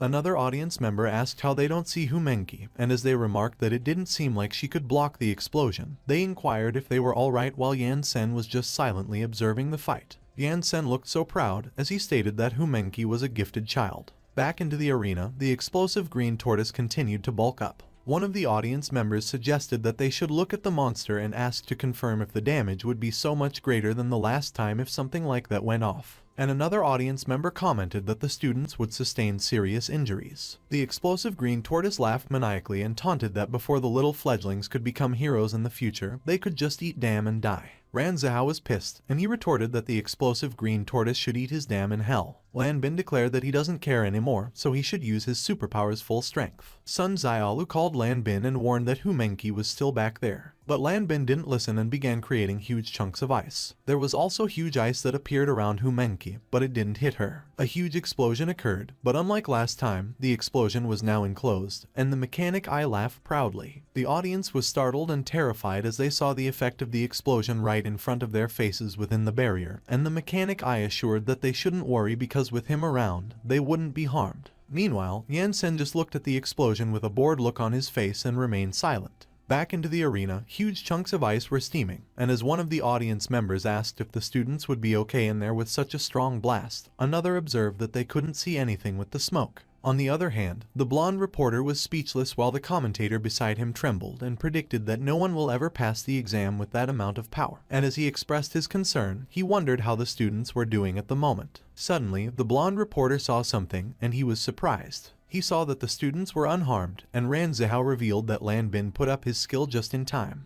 Otherwise, they would be lying dead at the moment, and although it hurts to be frozen, it beats being blown to smithereens, and Lan Bin admitted that it was all the energy he had, so he won't be able to pull it off a second time. Suddenly, Sun Xiaolu got pissed at them and cursed at them, and as she scolded that they are both retarded because they were supposed to be protecting Hu Menqi, not just themselves, she questioned if they were even thinking about Hu Menqi in the back when they activated their skills. Lan Bin just realized and admitted that the wide-range explosion was so terrifying that he forgot about Hu Menqi and their goal. He guessed that with that wind draft, together with ice, Hu Menqi certainly couldn't escape it when Ran Zihao suddenly pointed behind them and exclaimed that they should look because it was Hu Menqi. Ran Zihao exclaimed that he couldn't believe that Hu Menqi was unhurt, and Lan Bin declared that it was impossible. Sun Xiaolu remarked that she knew the two of them were unreliable, so she used the last of her strength to build the wall around Hu Menqi before the explosion, and Lan Bin acknowledged that it must have taken all she had to absorb the ice and the explosion to protect Hu Menqi, and that she thinks really fast. The commentator was surprised, and as he remarked that the students were actually fine but it looked like they used all their energy to neutralize the explosion and not even a minute had passed. He asked what they were going to do next, and the audience agreed, and as they mentioned that they were all out of strength and there was still over 2 minutes to go, they asked how they were supposed to win. Back into the arena, the explosive green tortoise was amused, and he noted that the students were surprisingly okay, but he had been saving energy for months so the indiscriminate scope big explosion could be released many more times. On the other hand, Humenki was surrounded by tiny orbs of energy, and she stated that she should let go of her attachments and let the yin and yang become one. One of the audience members saw what Humenki was doing, and he pointed at her as he remarked that they should look at the quad leader while the explosive green tortoise asked what she was doing. Humenki waved her hand in the air as she used the Kai Dragon formation technique. As she compressed the yin and yang in between the palms of her hands, Ran Zihao got excited and exclaimed that she had done it. 2 golden dragons suddenly appeared in the arena, and they were hovering around Humenki. The explosive green tortoise was so surprised by what he saw that his eyes were about to pop out of their sockets. The audience was also taken aback, and they couldn't help but curse in confusion. One of the audience members asked what it was, and another commented that he had never seen such a superpower before. The commentator addressed the folks in front of the TV and stated that Humenki, the class president of Superpower Class 1, seemed to have come up with something spectacular, and as he asked if it was a superpower, he remarked that nobody there seemed to have seen anything like that before. The principal called Secretary Liu and instructed that she should go get his family tree and bring it to him, and she agreed and responded that she's on it. When he got the family tree, the principal frantically flipped through the pages, and he noted that it was strange as there was no record of that in his family tree, so he asked who had such superpowers. Ran Zihao suddenly yelled Humenki's name and urged that she should stop fooling around and kill the explosive green tortoise while he's panicking. Silence filled the arena as Humenki and the explosive green tortoise had a face-off. The explosive green tortoise remarked that it surprised him and that those punks tried to bluff him with those useless things, but since there was still plenty of time, he would see what Humenki's move was all about. As Humenki condensed the energy in the palm of her hand, she confidently stated that the explosive green tortoise should stay still if he has the guts, but in her mind, she was wondering if that destruction would devastate the entire area, and she remarked that it should be fine with Yan Sen around. The explosive green tortoise commented that if Humenki won't move, he won't either, and he asked if the 4 of them, who were supposed to be the cream of the crop, really think that they deserve to graduate. Ran Zihao was pissed, so he yelled at Humenki and urged that she should cut the crap and treat the explosive green tortoise to some fireworks. So Humenki released the energy in her hand and declared that she would show him what they were capable of. The powerful energy went straight towards the explosive green tortoise. The explosive green tortoise was not moving, and he looked so confident as he remarked that it turned out to be a simple energy wave. But suddenly, Bamboo Red yelled and urged that he should get out of the way while calling him a stupid bastard. The explosive green tortoise was surprised, and he turned his head around to see where the voice was coming from. But the sudden realization hit him, and he had a deadpan expression on his face when he turned to face the attack again. The explosive green tortoise was frozen in place as he saw a huge dragon that was about to devour him. He disappeared into the light as he was devoured by the dragon. On the other hand, the mechanic eye coughed up blood as the barrier that he created began to crack, and the audience panicked when they saw that and ran away. The energy broke through the barrier and destroyed a portion of the stadium. The Rainbow Rangers watched as the energy went past them and traveled around the earth. It came back to the stadium and created a huge explosion. A mushroom cloud was visible after the explosion occurred. The blonde reporter and the other commentator were so shocked, and they were trembling in fear with what they saw. The audience also had the same expression on their faces. The explosion on Earth was so huge that it could be seen from outer space. Bamboo Blue was so surprised, and Bamboo Black asked how a mere student could unleash so much power. The principal was also so surprised that he was speechless. On the other hand, the blonde reporter was still trembling, and he exclaimed that he had worked as an anchor in the industry for more than 20 years, but for the first time,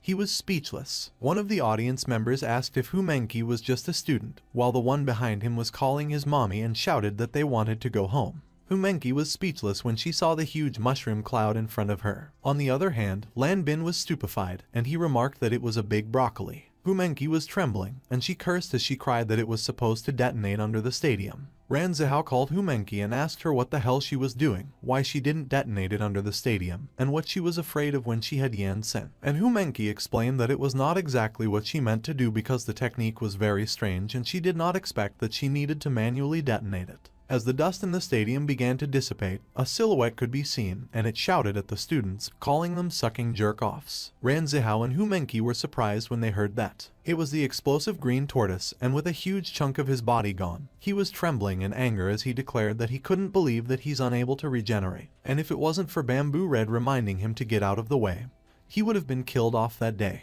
Hu Menqi calmly retorted that he was the only one who thought he was tough, as if they gave a fish, and as expected, it missed the target by a bit. The explosive green tortoise was enraged, and he growled that he was really pissed at the moment. Ran Zihao warned that Hu Menqi shouldn't mess around with it and asked her if she could give it another shot. And Hu Menqi assured that it was no problem because it does not consume stamina anyway, so she will just launch it endlessly until she gets a good hit on the explosive green tortoise. The commentator remarked that he can't even describe the battle anymore because earlier, Hu Menqi launched a sort of nuclear bomb, but it only hit half of the explosive green tortoise's body, and there is still a minute and a half left on the clock as the battle was gradually stagnating. Suddenly, the blonde reporter realized what Hu Menqi just said, and he asked to confirm if she stated that she could launch it endlessly. The explosive green tortoise was surprised and was trembling when he also heard that. Meanwhile, the audience was in disbelief and they wondered if Hu Menqi was serious. On the other hand, Ran Zihao laughed and commented that it was what he liked to hear, so Hu Menqi should hit the explosive green tortoise in the face. Suddenly, Hu Menqi groaned in pain and Ran Zihao asked what was wrong with her. Hu Menqi was trembling, and she confessed that she didn't know. The audience noticed it, and they exclaimed that there was something wrong as Hu Menqi seemed to be having a hard time, and one of Yansen's students asked what was wrong with Hu Menqi,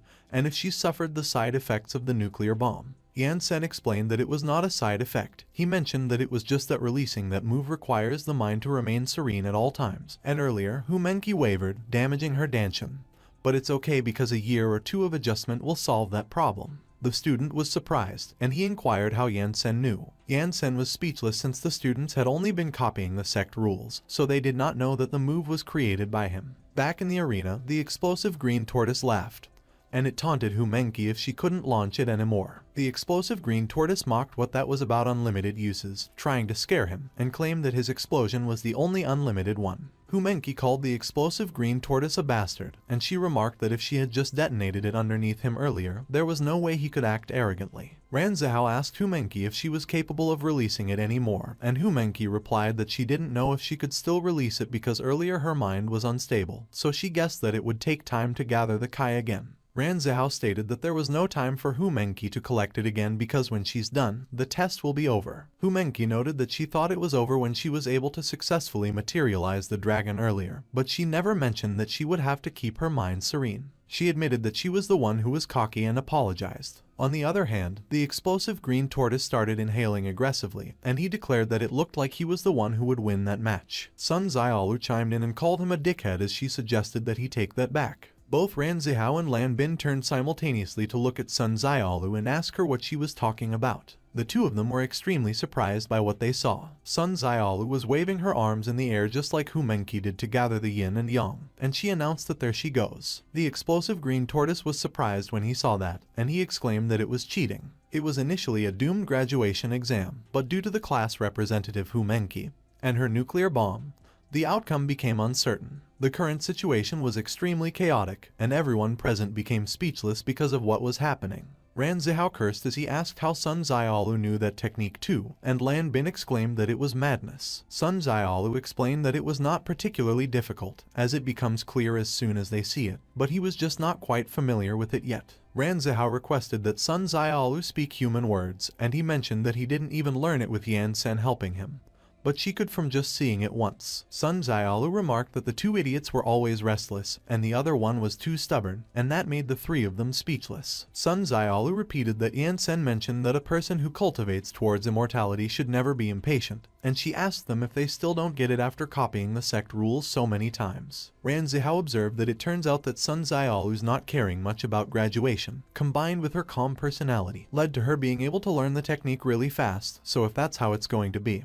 he will show her that he too could stay serene, and Lan Bin agreed that so was he. Ran Zihao was surprised when he realized that there was Kai. When he saw Lan Bin, he cursed and asked why he was able to emit Kai from his body already and if everyone knew the technique or what. Lan Bin observed that he watched Ran Zihao the past month because he doesn't usually sneak around, so he knew something was up, and he saw him practice the technique quite a lot, but he just didn't expect it to be a goddamn nuke. Ran Zihao cursed and declared that he was definitely not losing to Lan Bin, and as Lan Bin insisted that Ran Zihao better let go of his fixation, Hu Mengqi chimed in and asserted that she wouldn't lose either. On the other hand, Yan Sen looked astonished as he recalled that when that set of techniques fell into the mortal world back then, not everyone was able to learn them, and to be able to learn in such a short time meant that they were top geniuses, and he did not expect to meet 4 at once. Yan Sen smiled and proclaimed that he hit the jackpot. He remarked that a rookie is still a rookie, and it takes time for them to gather enough Kai and turn it into a dragon, and there was no way that the enemy would just stand there and give them the opportunity to power up as they are not in DBZ. But Yan Sen was speechless when he saw that the explosive green tortoise kept on inhaling and bulking its muscles. Yan Sen decided that he cannot let those little guys get hurt, and for future immortals, there is no way such a small test could stop them in their tracks. The blonde reporter addressed the audience members and noted that the battle was currently at a critical stage and both sides were gathering energy. But there were less than 30 seconds left, and he asked if they would be able to survive the exam and graduate or not. Back in the arena, the explosive green tortoise cursed at the students, called them filthy students, and challenged that they should see who is faster, them or him. Suddenly, something was floating in the air, and as the commentator noticed it, he asked what it was. It was a white cloth. It was Yan Sen who threw the cloth, and as the blonde reporter exclaimed that he couldn't believe that Class 1 had surrendered, it was repeatedly announced that Class 1 had forfeited, so the exam was over. Lan Bin was crestfallen when he saw the white cloth, while Ran Zihao was pissed and asked Yan Sen if he was kidding them. Yan Sen looked unbothered, and he assured that they would come back next year. The audience was stunned, and as one of them observed that it was how it ended, the other remarked that he really didn't see it coming, while the mechanic eye stated that from that point onward, he didn't want to be part of that school's graduation exams. Meanwhile, Lan Bin remarked that Yan Sen actually surrendered, and Ran Zihao commented that it was just when he was about to succeed. Sun Ziaolu advised that they should forget it as there is always another chance next year and there is nothing to be gained by risking it at the moment, which rendered the others speechless, and Lan Bin noted that she was so indifferent, so it was no wonder she could learn it so quickly. Sun Ziaolu asked them if they were stupid and suggested that they should use their brains for once because their move is very powerful, but for them to use it, it takes too long as they are at the moment, so the explosive green tortoise is definitely faster than them, and Yan Sen just doesn't want them to get hurt. Suddenly, the explosive green tortoise used his skill, indiscriminate scope big explosion. The blonde reporter was surprised, so he called out the explosive green tortoise and announced that the examination was over as Class 1 had already surrendered. But the explosion was already released, and the students cursed when they saw what was coming at them. The arena was filled with the explosion, but it was contained within the barrier. The audience was startled, and they asked what was going on while the mechanic eye cursed. The blonde reporter was crestfallen as he lamented that the students were still inside. The huge explosion filled the stadium, and it was so huge that it could be seen from the outside. When the explosion was done and the dust began to dissipate, it revealed the explosive green tortoise that was standing in the center of it. The explosive green tortoise declared that he was finally satisfied, but he was startled when he saw 4 figures floating in the air and a silhouette on the ground that was covered by dust. It was Yan Sen who stood on the ground with a grim look on his face, while it was the students who were up in the air, and as Hu Mengqi exclaimed and expressed that she couldn't believe that they were okay, Ran Zihao urged that they should look below, as it was Yan Sen. As they watched Yan Sen from above, Ran Zihao inquired if Yan Sen had protected them. Suddenly, Yan Sen took a step forward, and the ground began to shake. The audience was surprised, and they cursed as they exclaimed that it was an earthquake. The entire stadium shook. One of the audience members cursed and asked how there could be an earthquake at that time of the year, and another remarked that it doesn't feel like an ordinary one either. They were unaware that Yan Sen was the cause of the earthquake, and the explosive green tortoise, who was intimidated, wondered what was happening and what kind of power it was. The explosive green tortoise trembled as he gasped that he couldn't breathe. Yan Sen looked so mad, and he let out a long and deep exhale to calm himself. The explosive green tortoise couldn't believe that he was suppressed by Yan Sen's breath, and he groaned that he couldn't even lift a finger, so Yan Sen's strength was unfathomable. The ground began to crack, and the audience cursed as the stadium got cracks in it as well. Hu Mengqi was surprised, and as she exclaimed that Yan Sen is really furious, Ran Zihao observed that it was such a killing intent that the ground was splitting from the pressure alone. Yan Sen's eyes looked so menacing as he questioned the explosive green tortoise why he didn't follow the rules properly. The explosive green tortoise was terrified, and he confessed that he was wrong and pleaded with Bamboo Red for help. Bamboo Red cursed, and as he instructed that they should recall the explosive green tortoise, Bamboo Black immediately threw a card and acknowledged that he was on it. But Yan Sen was extremely pissed, and as he extended his hand, He declared that he would let Bamboo Black collect the explosive green tortoise's remains. The explosive green tortoise was surprised when it immediately got flattened to the ground by Yan Sen's pressure. Everything started crumbling as the ground shook intensely. Yan Sen looked unfazed as things were in chaos around him. The audience and the students flying in the air all cursed when they were affected by a strong gust of wind. Bamboo Black shivered as he muttered that it was his 5 stars level monster. The entire arena was filled with cracks, and a huge hole was in the middle of it. The card began retrieving the explosive green tortoise, who had turned to mush. Bamboo Black retrieved the card. He saw that the card had turned into a half stars level monster. Bamboo Black exclaimed in surprise, and he groaned that from 5 stars to half a star, it got absolutely annihilated. He was trembling in anger as he demanded why Yan Sen did that, and he fumed that it took him a goddamn lifetime to collect and train that combat-type monster. Bamboo Black turned to Yan Sen and accused that it was all his fault. He addressed him as black-robed superhero Yan Sen and questioned him if he realized that he had violated Article 1653 of the Code of Heroes because, without permission, high-ranking God-class heroes must not initiate an attack of any kind on another hero's pet monster, so he was clearly bullying him. Bamboo Black asserted that the provocation wouldn't be taken quietly, and that rendered Yan Sen speechless for a moment. Yan Sen's expression looked so grim as he pronounced that they, immortals, are always concerned with courtesy and reciprocity. So if he hurt his disciples, only death awaits him, and leaving the explosive green tortoise alive was already him being merciful. Bamboo Black retorted that it was bullfish because there are high-healing psychics there, so nothing would ever have happened to the students, and Yan Sen countered that he could also heal them. But the damages to their Dantane weren't something he could tolerate, and if Bamboo Black couldn't understand, so be it because he's too lazy to explain to him. Yan Sen challenged that if Bamboo Black doesn't like it, he should come down and fight him. Bamboo Black called Yan Sen an asshole and asked him if he really meant that he was afraid of him. But suddenly, Bamboo Blue covered Bamboo Black's mouth, and while Bamboo Pink helped restrain Bamboo Black, Bamboo Blue excused themselves and suggested that Bamboo Black was just making a joke because the lowly ones dared not belittle Yan Sen so he could ignore all that he mentioned earlier. Lan Bin was lost for words as they watched what was happening, and Hu Mengqi remarked that it was the first time she had seen Yan Sen get angry. Ran Zihao looked so happy as he noted that he realized that Yan Sen is really caring towards his own. The blonde reporter exclaimed as he addressed the friends in the audience.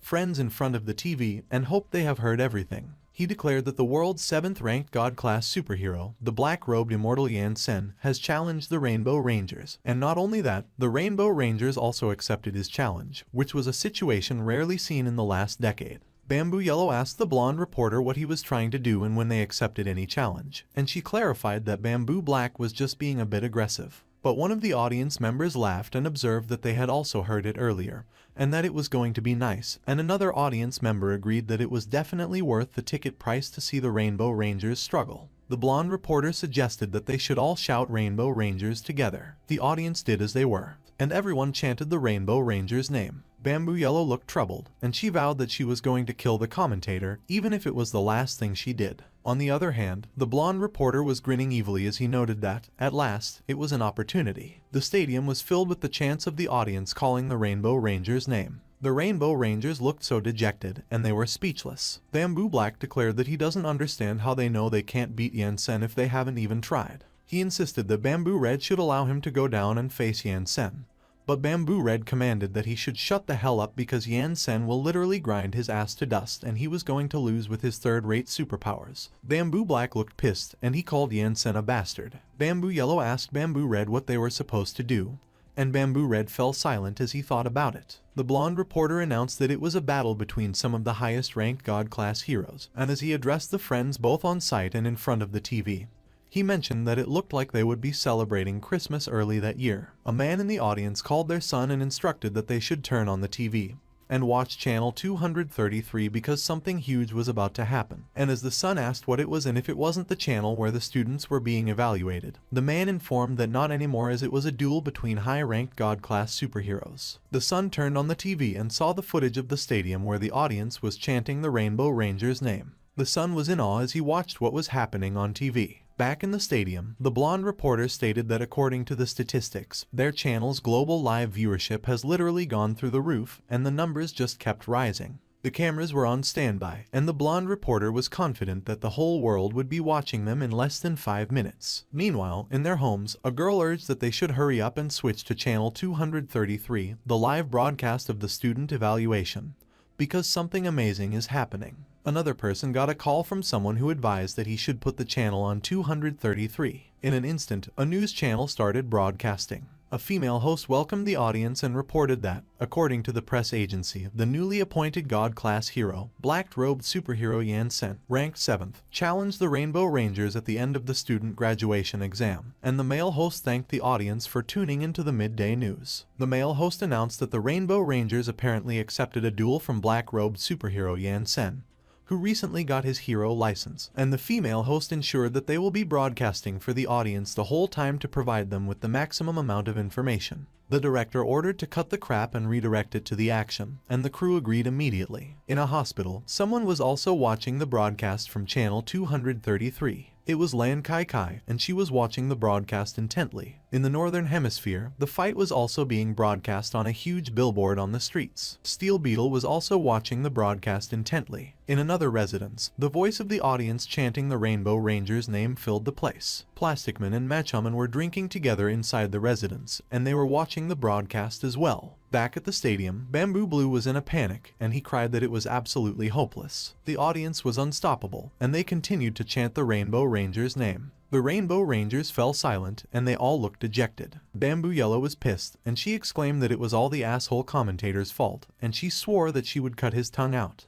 But the blonde reporter revealed that his superpower was tongue regeneration, and he dangled his tongue out of his mouth to taunt Bamboo Yellow. Bamboo Black turned to Bamboo Red and cautioned that if they were to admit defeat like that, their reputation would be ruined, so they should fight Yan Sen, while Bamboo Yellow did the same and remarked that they don't really have much of a choice there. Bamboo Red was still silent, and he seemed to be thinking things through. The blonde reporter expressed his curiosity as to who the Rainbow Rangers would actually send up to fight first. Bamboo Red suggested that they should all go together. The Rainbow Rangers jumped off the screen they were standing on immediately after Bamboo Red instructed that. They all landed in the arena simultaneously. The blonde reporter expressed his surprise and exclaimed that the Rainbow Rangers actually came out en masse to face off against Yan Sen, and he asked if it was going to end in a group fight. Bamboo Red was a God Class 2nd place. Bamboo Black was a God Class 4th place. Bamboo Blue was a God Class 3rd place. Bamboo Pink was a God Class 5th place. And Bamboo Yellow was a God Class 6th place. On the other hand, black-robed superhero Yan Sen was a God Class 7th place, and he looked unamused when he saw the Rainbow Rangers. One of the audience members observed that every single one of the Rainbow Rangers' ranking is higher than Yan Sen's, and another audience member agreed and wondered if the Rainbow Rangers even have the nerve to gang up on Yan Sen. Another member of the audience recalled reading that the strength of Yan Sen was actually hyped up out of proportions over nothing, and as he asked if the Rainbow Rangers really needed to act so desperate. Another member of the audience noted that it was not clear how strong Yan Sen is, and the Rainbow Rangers were not even sure if they could win with all of them.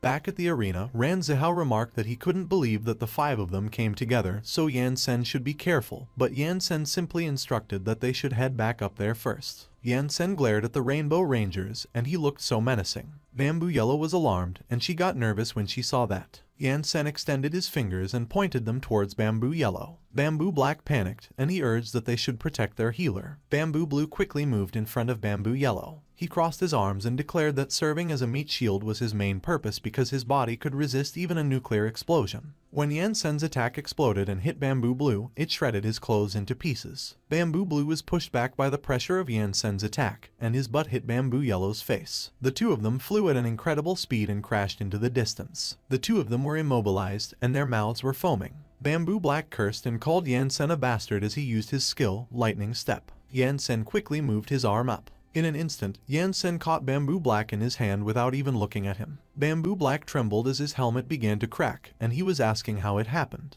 He asked what kind of strength and speed it was, but he realized that it was not the case because Yan Sen actually raised his hand before he even moved. Bamboo Black recalled what Yan Sen did, and he wondered if Yan Sen already knew where he was going to appear before he even activated his superpower. Bamboo Black exclaimed that Yan Sen is a freaking monster. Yan Sen threw Bamboo Black far away, and he cursed as he crashed on top of the stadium. Bamboo Black crashed near the blonde reporter, and while his mouth was also foaming, the blonde reporter asked him if he was okay. Back in the fight, Bamboo Pink was in the air, and she released multiple missiles. She gathered them all and created a huge missile. Bamboo Pink used her skill, Super Submunition. She threw the huge missile towards the ground and shouted that Yan Sen should eat it. The huge missile was charging towards Yan Sen at an incredible speed. As it was about to hit Yan Sen, one of the audience members recognized it and exclaimed that it was Bamboo Pink's giant submarine warhead. Yansen suddenly blew gently at the submarine warhead. The submarine's warhead quickly changed its trajectory and began going upward. It was coming at Bamboo Pink at an incredible speed, and when she saw that, all she could do was curse. There was a huge explosion above the stadium. All the audience members were looking up, and they were amazed at the sight. But they were speechless when they saw Bamboo Pink falling down in front of them. Bamboo Pink crashed on the ground, and with her mouth foaming, she requested that there would be no more. Yansen remarked that he had learned from them that if he had to fight, he was not going to hold back, and he called that following the customs of the natives. Bamboo Red was speechless, and he looked nervous. Meanwhile, Ran Zihao and the others came up to the audience stand.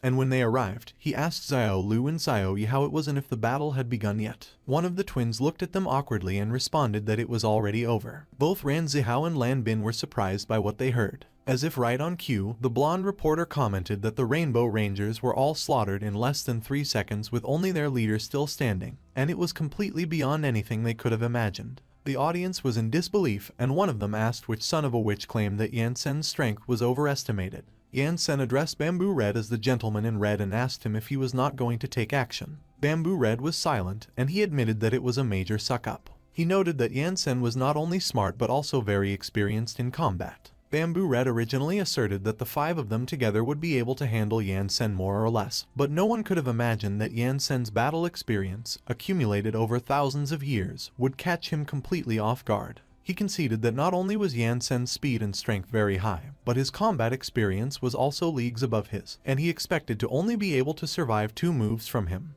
But he would probably lose after that, as he was absolutely not Yansen's match in any aspect. Yansen expressed that he would like to take that opportunity to see how the world's most powerful hero fights, so they should do it, but Bamboo Red declined. Yansen was puzzled when he heard what Bamboo Red stated. Bamboo Red confessed that he can't beat Yansen, and he definitely doesn't like getting hit for no reason. One of the audience members asked the others if they heard that Bamboo Red confessed that he couldn't beat Yansen, and another audience member agreed and confirmed that he thinks he heard that too. One of the audience members remarked that Bamboo Red should be the 2nd strongest warrior in their world, but if he admitted he couldn't beat Yansen, he asked if Yansen was really that powerful. Ran Zihao heard the audience, so he cursed and affirmed that, of course, Yansen is powerful, so they must be blind, while Hu Menqi was giving him a side eye as she reminded him that Ran Zihao was blind too, not too long ago. There was silence in the arena as Bamboo Red and Yansen faced each other. Yansen asked Bamboo Red if he was conceding defeat, and when Bamboo Red heard that, he declared that, as a hero of that world, even if he is a breath away from death, he will never admit defeat. Yansen was unamused by Bamboo Red's answer, so he inquired what His Excellency was thinking about. Bamboo Red mentioned that he heard the mechanic I state that Yansen didn't use superpowers, which seemed to be called immortal cultivation, and he asked him if that was correct. Bamboo Red smiled as he mentioned immortal cultivation,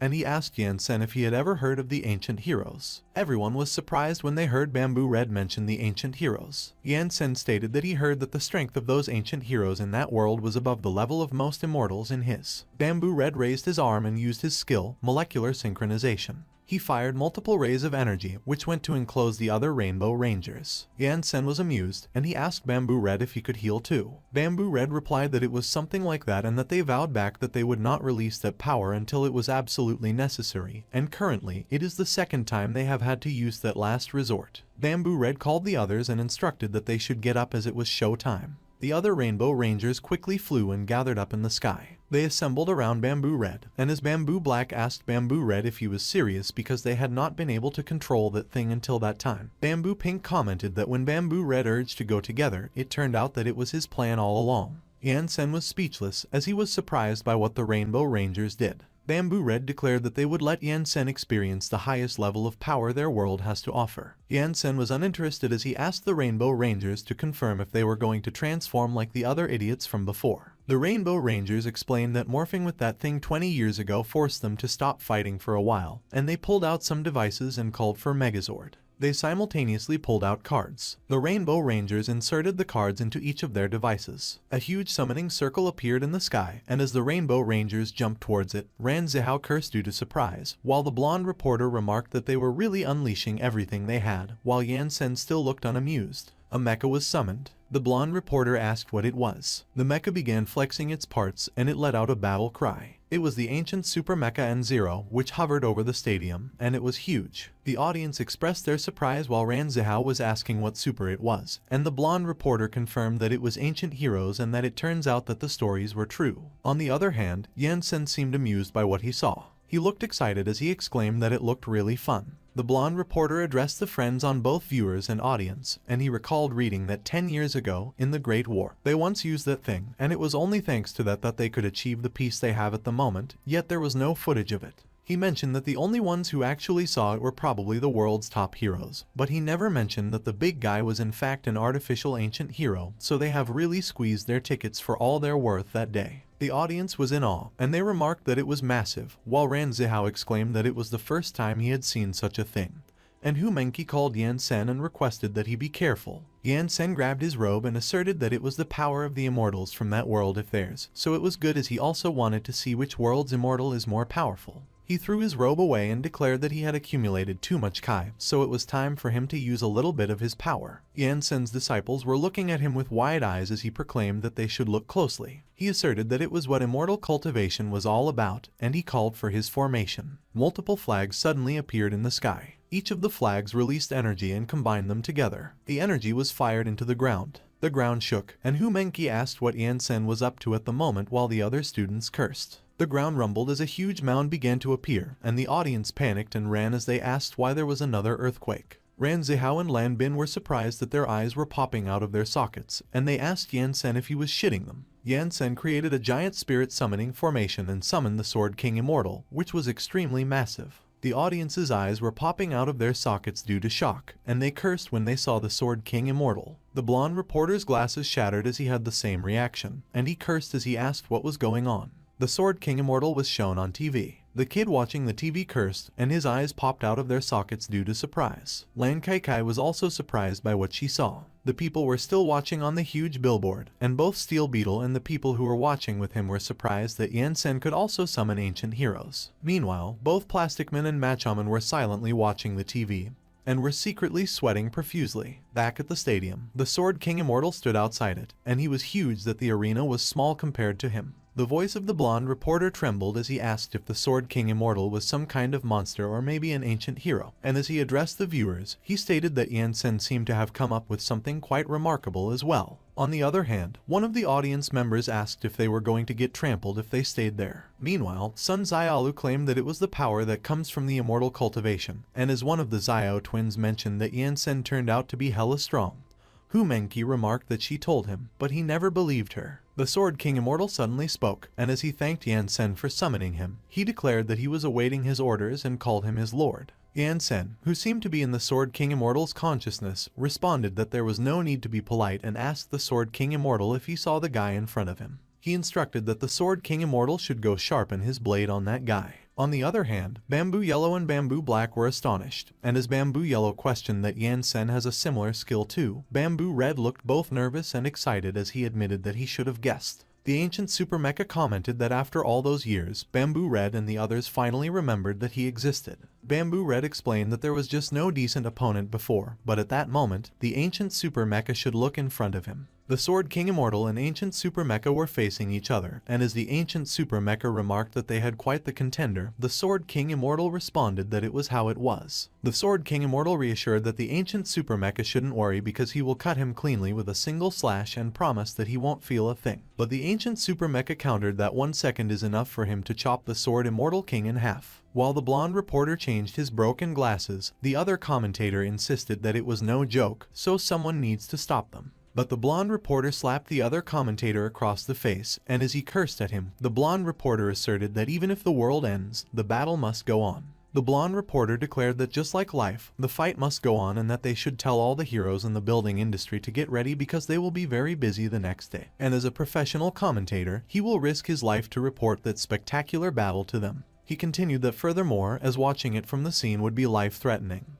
He urged the audience to quickly evacuate the venue. But the blonde reporter was surprised when he noticed that the stadium was empty, and he wondered where everybody was. Ran Zihao was running away with the others with all their might, and he explained that they started running long ago, so there was no need to tell them. A few moments earlier, the mayor of Y City commanded to evacuate to the cliffs in the back areas of the city for refuge, and as they all gathered by the cliff to watch the fight, one of them remarked that it was huge. Ran Zihao pointed out that it was clearly an exam a few minutes ago and questioned how it escalated that quickly while the blonde reporter was carried into the cliff by the other commentator, who flew with his wings, and as he addressed the friends in front of the TV, he commented that the fight didn't even start yet, but it was already quite a jaw-breaking view. Back in the fight, the ancient super mecha prepared to grab his sword. The ancient super mecha widened his stance and mentioned that there was a saying in their world that if one could extend their hand in a split second, no one would know that there was a fight. The Sword King Immortal began to draw his sword and agreed. The ancient super mecha suddenly charged and used overdrive. On the other hand, the Sword King Immortal charged as well and used Kai Overload.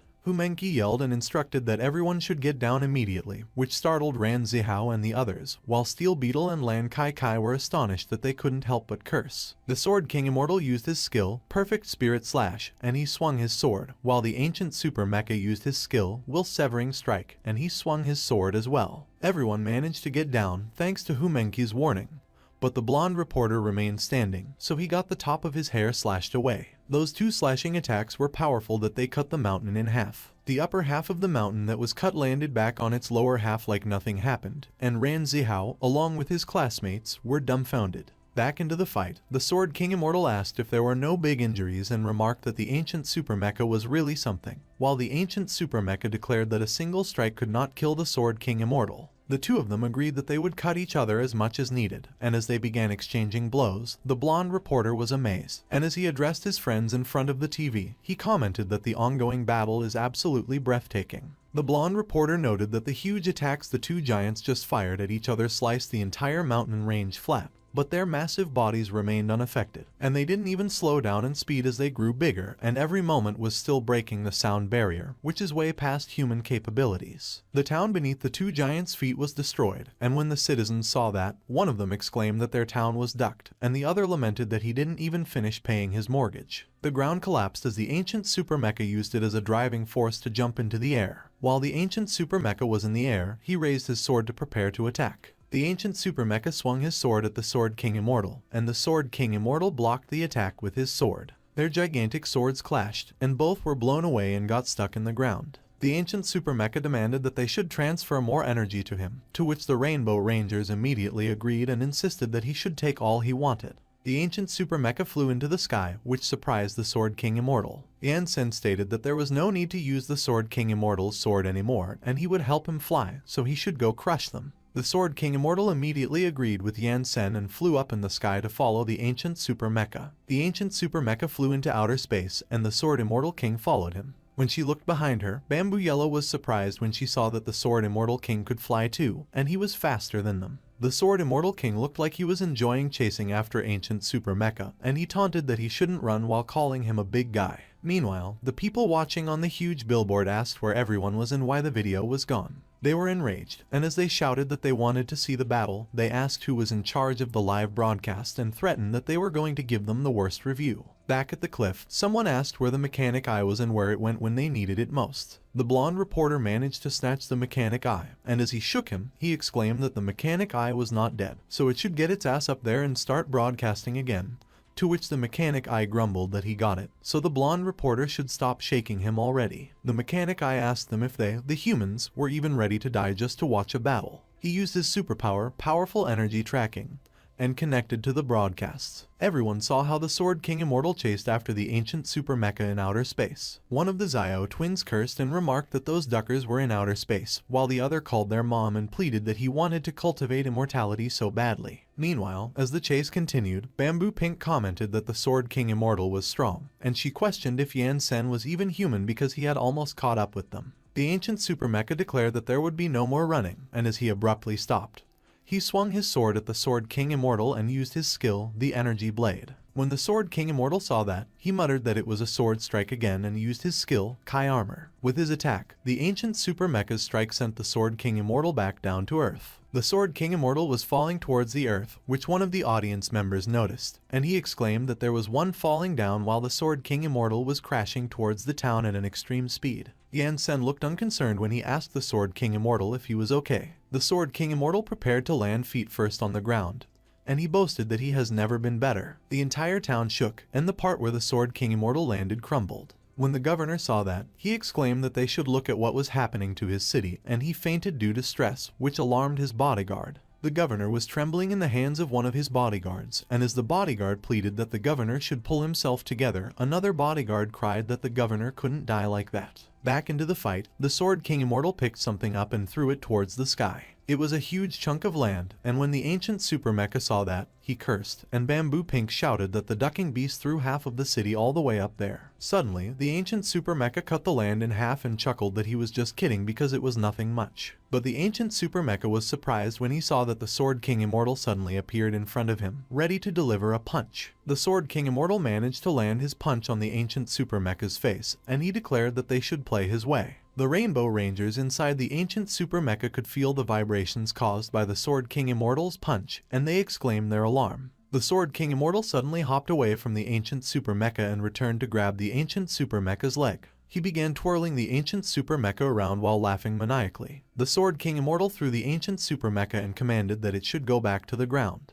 The ancient super mecha crashed into the sea near some naval ships. While looking down towards the earth, the Sword King Immortal muttered that they should clean the dishes. The ancient super mecha called for the healer and requested that they help him fix the damage, to which Bamboo Yellow reluctantly agreed. He began charging up, and the waters around him were pushed away. Lightning strikes appeared and the ocean turned fierce when the ancient super mecha continued to charge up, and as the people asked what it was, if that was some kind of air blast. Another remarked that since it was an ancient hero, it might be some kind of special ability or something. But the blonde reporter urged them to shut up because he was digging through the book to find out. The blonde reporter revealed that it was written that the Rainbow Rangers could summon some kind of combined mech that has the ability to control atomic bombs, and just as he finished reading, he was stupefied when submarines began to emerge from the sea. While the submarine's crews, who were floating in the sea because they had abandoned ship, admired what they were seeing, Bamboo Pink, called the ancient super mecha number 1, declared that it was enough because just one would do, but number 1 insisted that it was not quite. Number 1 announced that he was gathering all the nuclear weapons in the world, and the bombs began flying into the air. When the audience saw what happened, one of them called for their god to help them while number 1 used his superpower, nuclear fission manipulation. Number 1 directed all nuclear weapons towards the sky, and he proclaimed that the Sword King Immortal should have a taste of that. When the Sword King Immortal saw that, he remarked that it turned out to be fireworks, which he could do too, and as he used his skill, the Kai Dragon transformation technique, both Ran Zihao and Lan Bin cursed while Humenki was thinking about the fireworks. Number 1 gathered his auras in both his hands, and he laughed maniacally while he directed those towards the earth. Multiple huge explosions happened in the Earth's atmosphere when #001's attack met with the Sword King Immortal's attack. The blonde reporter addressed the ladies and gentlemen and exclaimed that they were literally nuking each other in outer space, and that the whole sky was lighting up like it was New Year's Eve. And as they watched the explosion, both Ran Zihao and Lan Bin were just trembling and speechless while Humenki warned that they would die if they kept fighting like that. And the audience was all angry at the blonde reporter and blamed him while calling him a bastard. But the blonde reporter just waved it off and assured them that they should not get ahead of themselves because they were not dead yet. He continued that back to the main subject, according to the book, the big mecha is named number 1, but since the Rainbow Rangers were rarely releasing it, they have close to nothing on it except that it was only one of the known ancient heroes, and the reason why number 1 has survived since ancient times is because it was a machine. The blonde reporter shared that the book also mentioned that number 1 possesses a collection of all the superpowers of the many generations of Rainbow Rangers, which translated to an almost unlimited number of superpowers. It has Bamboo Red's synchronization, Bamboo Blue's hardening, Bamboo Black's lightning step, Bamboo Pink's artillery, and Bamboo Yellow's healing. Number 1 directed another set of bombs towards the sky. He called Bamboo Black, and Bamboo Black responded that he got it. Number 1 suddenly appeared behind the Sword King Immortal as he used the skill Super Lightning Step, and he proclaimed that it was his win.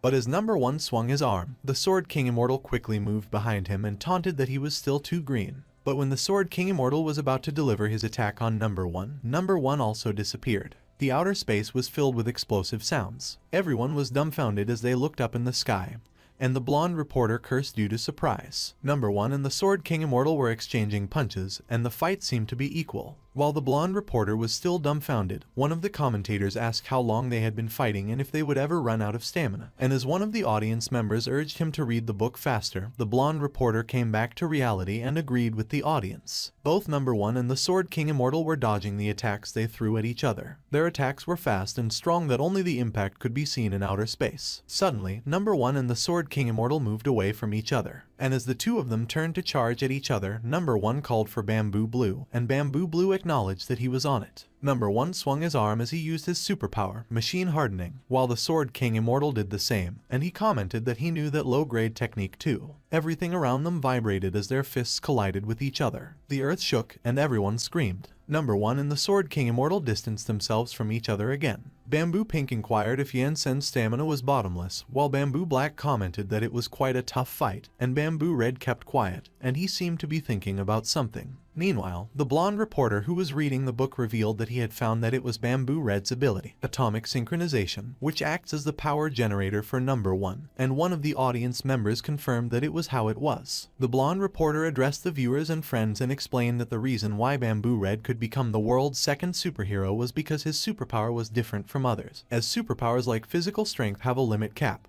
But Bamboo Red's atomic synchronization doesn't seem to have one. He elaborated that it meant that as long as Bamboo Red could act as a generator for number 1, it would have unlimited stamina. But it doesn't explain how the Sword King Immortal on the other side could fight for so long, seemingly without straining himself. Back into the fight, Yan Sen mentioned that with so much Kai in his body, it would take a few of Bamboo Red's lifespans before he began to run out, and he was not busy at the moment, so Bamboo Red could take as long as he needed. Bamboo Red called number 1 and stated that he consented to the fusion, which amused number 1, and he asked Bamboo Red if he was serious. Bamboo Pink protested that there was no way and asked Bamboo Red what would happen if he couldn't come back, to which Bamboo Black agreed and remarked that it was just a duel, so there was no need to put his life on the line. But Bamboo Red grinned and declared that since it was a duel, he might as well give it his best, and number 1 commented that it was well stated. He pressed a button, and as he announced that they should do it, a door started closing on him, and it completely shut him inside. Number 1 began releasing a tremendous amount of energy, which surprised the Sword King Immortal. Number 1 kept charging and releasing energy, and Yan Sen was amazed. Meanwhile, on Earth, the ground was shaking, and as someone asked what kind of move it was, another suggested that the commentator should check the book, but the blonde reporter responded that there was nothing about it. A sun suddenly appeared behind number 1, and as he used his skill, superpowered controlled fusion, he called Yan Sen an immortal cultivator and proclaimed that it was time to put an end to that. The blonde reporter exclaimed and noted that he could see that the sun itself was the result of nuclear fusion to form a massive energy, more powerful than any nuclear weapon ever made, and that Bamboo Red and number 1 fused together to generate unparalleled levels of energy were capable of controlling even the power of the sun. But someone grabbed him by the collar and demanded if he still had the nerve to comment when they were all going to die. Back into the dark outer space, a huge ball of light continued to gather energy. Number 1 directed the energy to the Sword King Immortal and challenged him to come face that.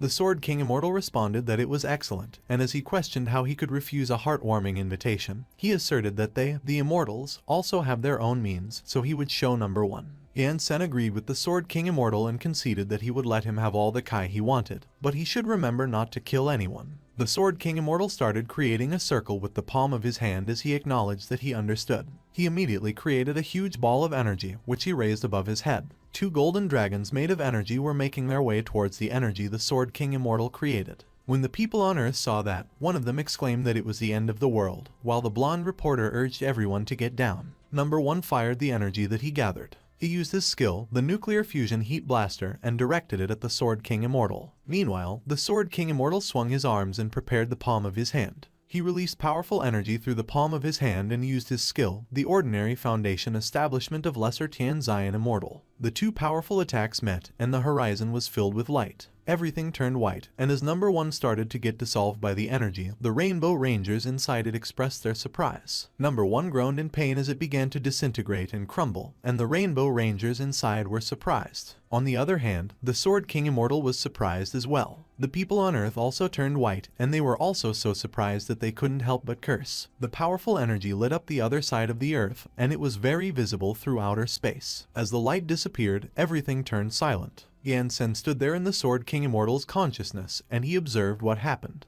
He raised his brows as he wondered if he had overdone it. Something covered in smoke was falling down to the earth. Upon closer look, it was number 1, and he apologized to Bamboo Red and the others because he lost. Meanwhile, in outer space, the Sword King Immortals began to disintegrate, and as he excused himself from Yansen, he remarked that it appears that he has failed. Yansen raised his brows at the Sword King Immortal while he asked him if he couldn't endure that little bit of spiritual power, and he remembered to ask him which of them won in the end. But as the Sword King Immortal disappeared, Yansen came out of his consciousness and muttered that he should forget it and go back to get some rest. Back on Earth, number 1 has crashed next to a huge crater created by the fight. Lan Kai, who was watching the fight, was astonished and speechless. Steel Beetle was also taken aback, and he asked if it was over and who won. Meanwhile, at the cliff where the people evacuated, someone asked if everyone was alright. Some people were buried under rubble, and as one of them exclaimed and asked if they were actually okay, he grumbled that he should have known to take refuge underground, and he questioned himself about why the hell he watched that battle and muttered that he almost died there. On the other hand, the blonde reporter was still energetic, and after drawing an illustration, he addressed the audience members and his friends and explained that to give them a scientific explanation, the power from those two energy beams colliding with each other created a powerful force canceling each other, and that being said, under such a powerful impact,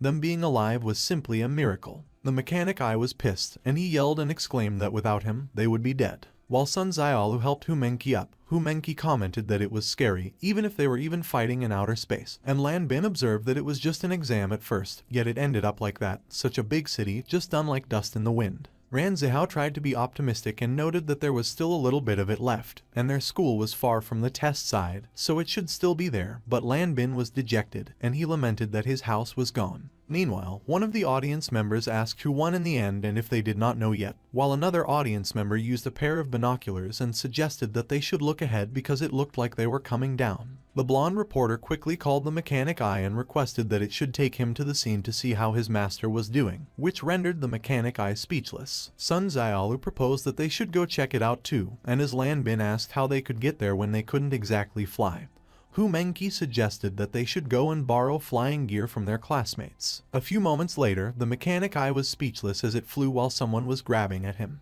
It was the blonde reporter, and as he asked the mechanic eye if he couldn't fly a little faster, the mechanic eye snapped that he should zip it. When the blonde reporter looked down, he exclaimed that they had arrived. He was surprised when he saw that an ambulance had arrived at the scene. The mechanic eye was speechless when they landed, while the blonde reporter asked the people in the ambulance how they got there so fast. The doctor explained that saving lives was their vocation in the healing department, so time is of the essence. As the blonde reporter approached them, he was surprised when he saw Bamboo Red on a stretcher. It was not just Bamboo Red but the entire Rainbow Rangers, and the doctor described that they suffered quite a shock that the intracranial pressure decreased, the acetylcholine content increased greatly, the cholinesterase activity decreased a bunch, and the potassium ion concentration spiked through the roof, which made the blonde reporter ask what it meant. The doctor clarified that it was just a little trauma and that it was okay because they would just live in the ICU for a couple of years. The mechanic eye and the blonde reporter were left speechless as the doctor instructed that they should move out, and the ambulances drove away. The blonde reporter was surprised when he noticed that Yansen was descending behind him. Hu Menqi and the others also arrived, and they called Yansen their sensei. Yansen looked happy when he saw them, and he inquired if everyone was okay. Ran Zihao immediately blurted out and asked Yansen what kind of move it was because it was too powerful, and as he asked if the big guy was also an immortal like Yansen, he admitted that he wanted to learn it too. Everyone was disappointed when Yansen explained that the Sword King Immortal was just a type of summoning formation to call for a sword spirit belonging to the heavenly realm, and if they wanted to learn it, they would have to wait for 40 years, give or take, to reach the Kai refining stage because that formation requires a huge amount of spiritual power to provide the basic power needed to release it. They all were shrunken and dejected when they heard that it would take 40 years just to start gathering Kai. Suddenly, Lan Bin remembered to ask who really won in the end, which made Ran Zihao ask him if he was blind, and he responded that of course it was Yansen. Yansen remarked that winning or losing isn't important because they have to learn to respect the opponent, as they were also very strong and could actually contend against a summoned great spirit even if they couldn't beat it. While Bamboo Red was hooked up into a breathing apparatus, Yansen commented that he considered them the strongest individuals he had met in their world. The mechanic eye and the blonde reporter were speechless as they watched Yansen's student ask him if he was being serious when he mentioned that it takes 40 years to enter the Kai refining stage, and Yansen remarked that it depends if they were gifted because it took him 3 days back then. The blonde reporter was confused and he asked what was going on. Eventually, the fight finished with a tiny little move from Yan Sen, making two big guys vanish instantly, putting an end to the epic showdown, and since then, no one in the world has dared to question the strength of the teacher, nor would they claim that he was a fraud because Yan Sen also smoothly crushed the Rainbow Rangers and became the second most powerful superhero in the world. The next day, the world was flooded with reports from large news agencies to small promotional brochures, informing the world of its new strongest fighter, black-robed man, Yan Sen. Thankfully, the impact was quite a distance from the earth, and the school was spared in the far corner of the city, so most of the students chose to pitch their tents in the school and wait for the heroes of the construction department to restore the city. The roof of the classroom where Yan Sen was teaching was gone, but it was repeatedly announced that classes were in session. Yan Sen was about to enter the classroom when Humenki called him, handed him clothes, and mentioned that those were the clothes he abandoned earlier, to which Yan Sen thanked her. After wearing his robe, Yan Sen entered the classroom and declared that they would continue with the lectures and get them new classrooms and uniforms in the next few days. Yan Sen was startled when he noticed something, and he asked his students what was wrong with them. Everyone was standing, and they looked nervous and speechless. Suddenly, everyone started to kneel and bow their heads to Yan Sen. They all requested Yan Sen to teach them how to become immortals. Yan Sen calmly instructed that everyone should get up because the sect's disciples don't need to kneel down. He expressed that he looked forward to the day that they would be able to traverse the skies with him. After the incident, Yan Sen became the most powerful hero in their world, and Humenki's father, the head of the institute, not only gave him the highest salary among his peers but also granted him all powers in the establishment. The sign of the school was changed to Tiantian sect, and Yan Sen monitored the workers while they were working on the signs. Yan Sen noted that the word Shen was shifted to the right by 2 millimeters. He requested that they adjusted a little, and as the workers adjusted and asked how it was, he pointed out that at that time, the right side was off again, so he requested that they adjust the left side a little more and thanked them. After making the adjustments, one of the workers asked Yan Sen how it was, and he observed that they reverted to the previous position again. The worker was pissed, and as he cursed, he retorted that if Yan Sen was smart, instead of waving his hand and telling them what to do, he should do it himself. But Yan Sen explained that each world has its own order, just like humans, dividing the work accordingly, and in his case, he will not leave other people's work unfinished. One of the workers called Yan Sen a bastard and complained that if Yan Sen wasn't as powerful, he would put a laser beam through his skull, while the other worker just remarked that the customer is God, not to mention that Yan Sen was paying them double their rate. The worker asked Yan Sen if it was okay, and as Yan Sen replied that the word Tian seemed to be a bit off, they were just speechless. Yan Sen seemed to have a strong attachment to his sect, and with the authority he received, he was no longer limited to remodeling some classrooms, so over the past few months, the school building, the cafeteria, and the front door were all modified, and the school that was originally known as the Jiazia Superhuman Academy had become the Tian Shen Sect Immortal Cultivation School. Back into the classroom, Ran Zihao was holding a brush, and he acknowledged that after finding out how strong Yan Sen really was, there were no longer any objections to copying the sect rules. Nevertheless, Yan Sen insisted that they copy it for another 6 months, and that day, they finally reached the next stage of cultivation. Yan Sen announced that it has been a hard 6 months and everyone had to work exponentially harder on getting stronger, but currently, the introduction to immortal cultivation is finally over. He declared that from that point onward, their food, sleep, and schedule would be managed by him, the sect master. Everyone was taken aback and surprised by what Yan Sen stated. Yan Sen informed them that in order to keep everyone's minds as serene as possible, he has decided to relocate their classroom.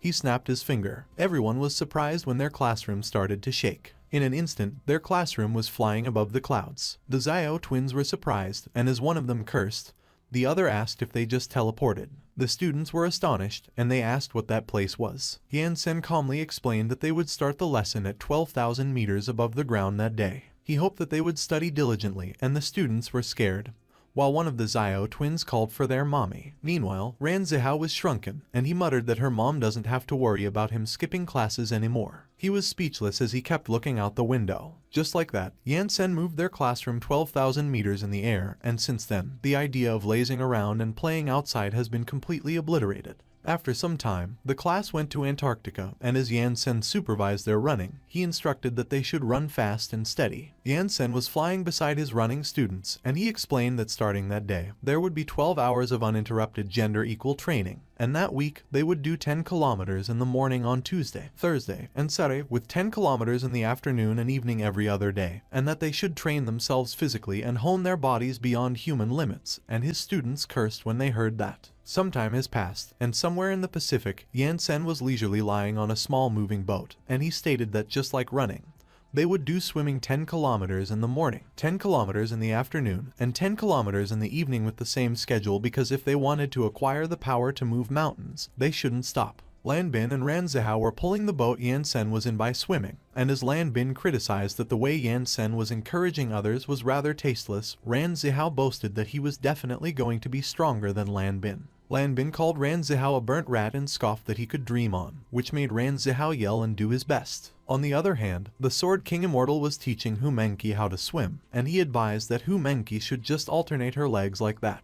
Hu Menki complained and whined that swimming is hard too, and the Sword King Immortal consoled that there was no rush because the road to immortality is paved with patience. Sun Xiaolu and Hu Menki took a picture together, and as Hu Menki asked Sun Xiaolu how her body became so toned, Sun Xiaolu responded that they had been working out for several days, and it was the same for Hu Menki. While Sun Xiaolu was checking her phone, the Sword King Immortal called Hu Menki and warned that if she doesn't train, Yan-sen will come to beat him up, so Hu Menki replied that she was coming. A few moments later, the students gathered by the beach in their uniforms, and Yan-sen stood in front of them with a blackboard, and he announced that in that day's lesson, they would learn what a martial artist and what a cultivator are. Changing locations, the students were standing on an open stance while holding a sword, and Yan-sen, who was flying over them to supervise them, explained that a martial artist is someone who is practicing a wushu system, sword technique, spear technique, or any other kind of martial art, and at that moment, they were ordinary martial artists, and the so-called mortal practitioners of martial arts, if healthy, could live from 150 to 200 years. The students were lined up on a narrow bridge, and Yan-sen stated that when they succeed at channeling Kai into the body,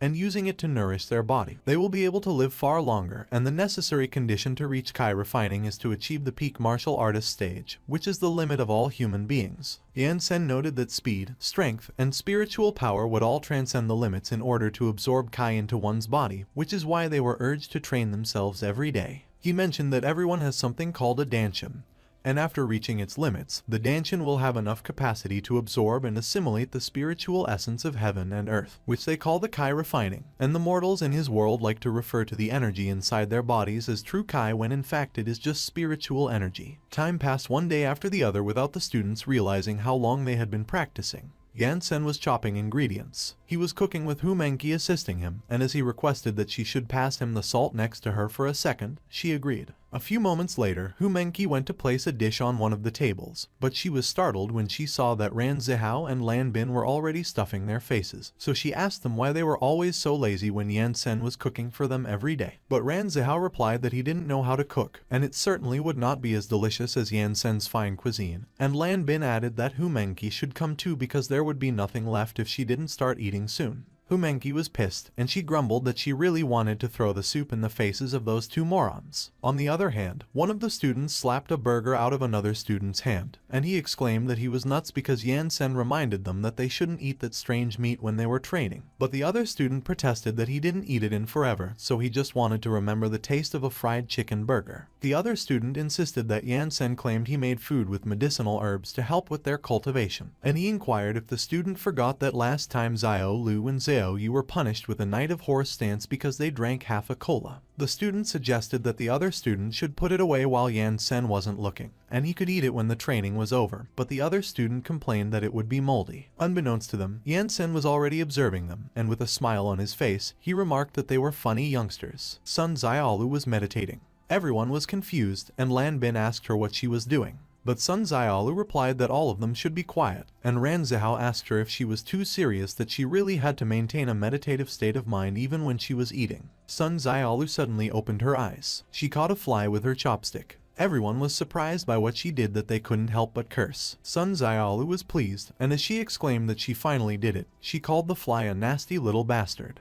Everyone was in awe when they saw what Sun Xiaolu did, while Yan-sen was pleased. Yan-sen announced that they got their first peak martial artist realm disciple. One of the students suddenly slapped the table and declared that they were full. It was Ran Zihao, and he was stomping as he went to Yan Sen and demanded that they should keep practicing because he will swim 30 kilometers at that time, while Lan Bin followed him and boasted that he will swim 40 kilometers, but Yan Sen insisted that they shouldn't waste food and that they will continue after they have eaten everything. Ran Zihao and Lan Bin looked dejected, but they both agreed. Although Yan Sen's training was harsh, he still took them to the hot springs from time to time, and he explained that it was a medicinal bath that would also help them with cultivating. And they also had the chance to experience what it was like to take a bath 12,000 meters in the air, but they were just a little afraid of falling. While the students were struggling with their training, some subtle changes were taking place in certain parts of the world, and one farmer was surprised when he saw the sky shatter and something come out of the hole. 2 blades were coming out of the crack in the sky. The farmer was stunned, and he asked himself if the sky had cracked open. Meanwhile, in a galaxy far, far away, multiple spaceships were traveling together. A man with a lightsaber was targeting the Earth, which was 130 million light years away, and he proclaimed that the Empire would be long-lived. On the other hand, at the Superhuman Alliance headquarters building, the area was quiet. Inside the building, there was some sort of machine that seemed to be containing a person whose vitals were being closely monitored.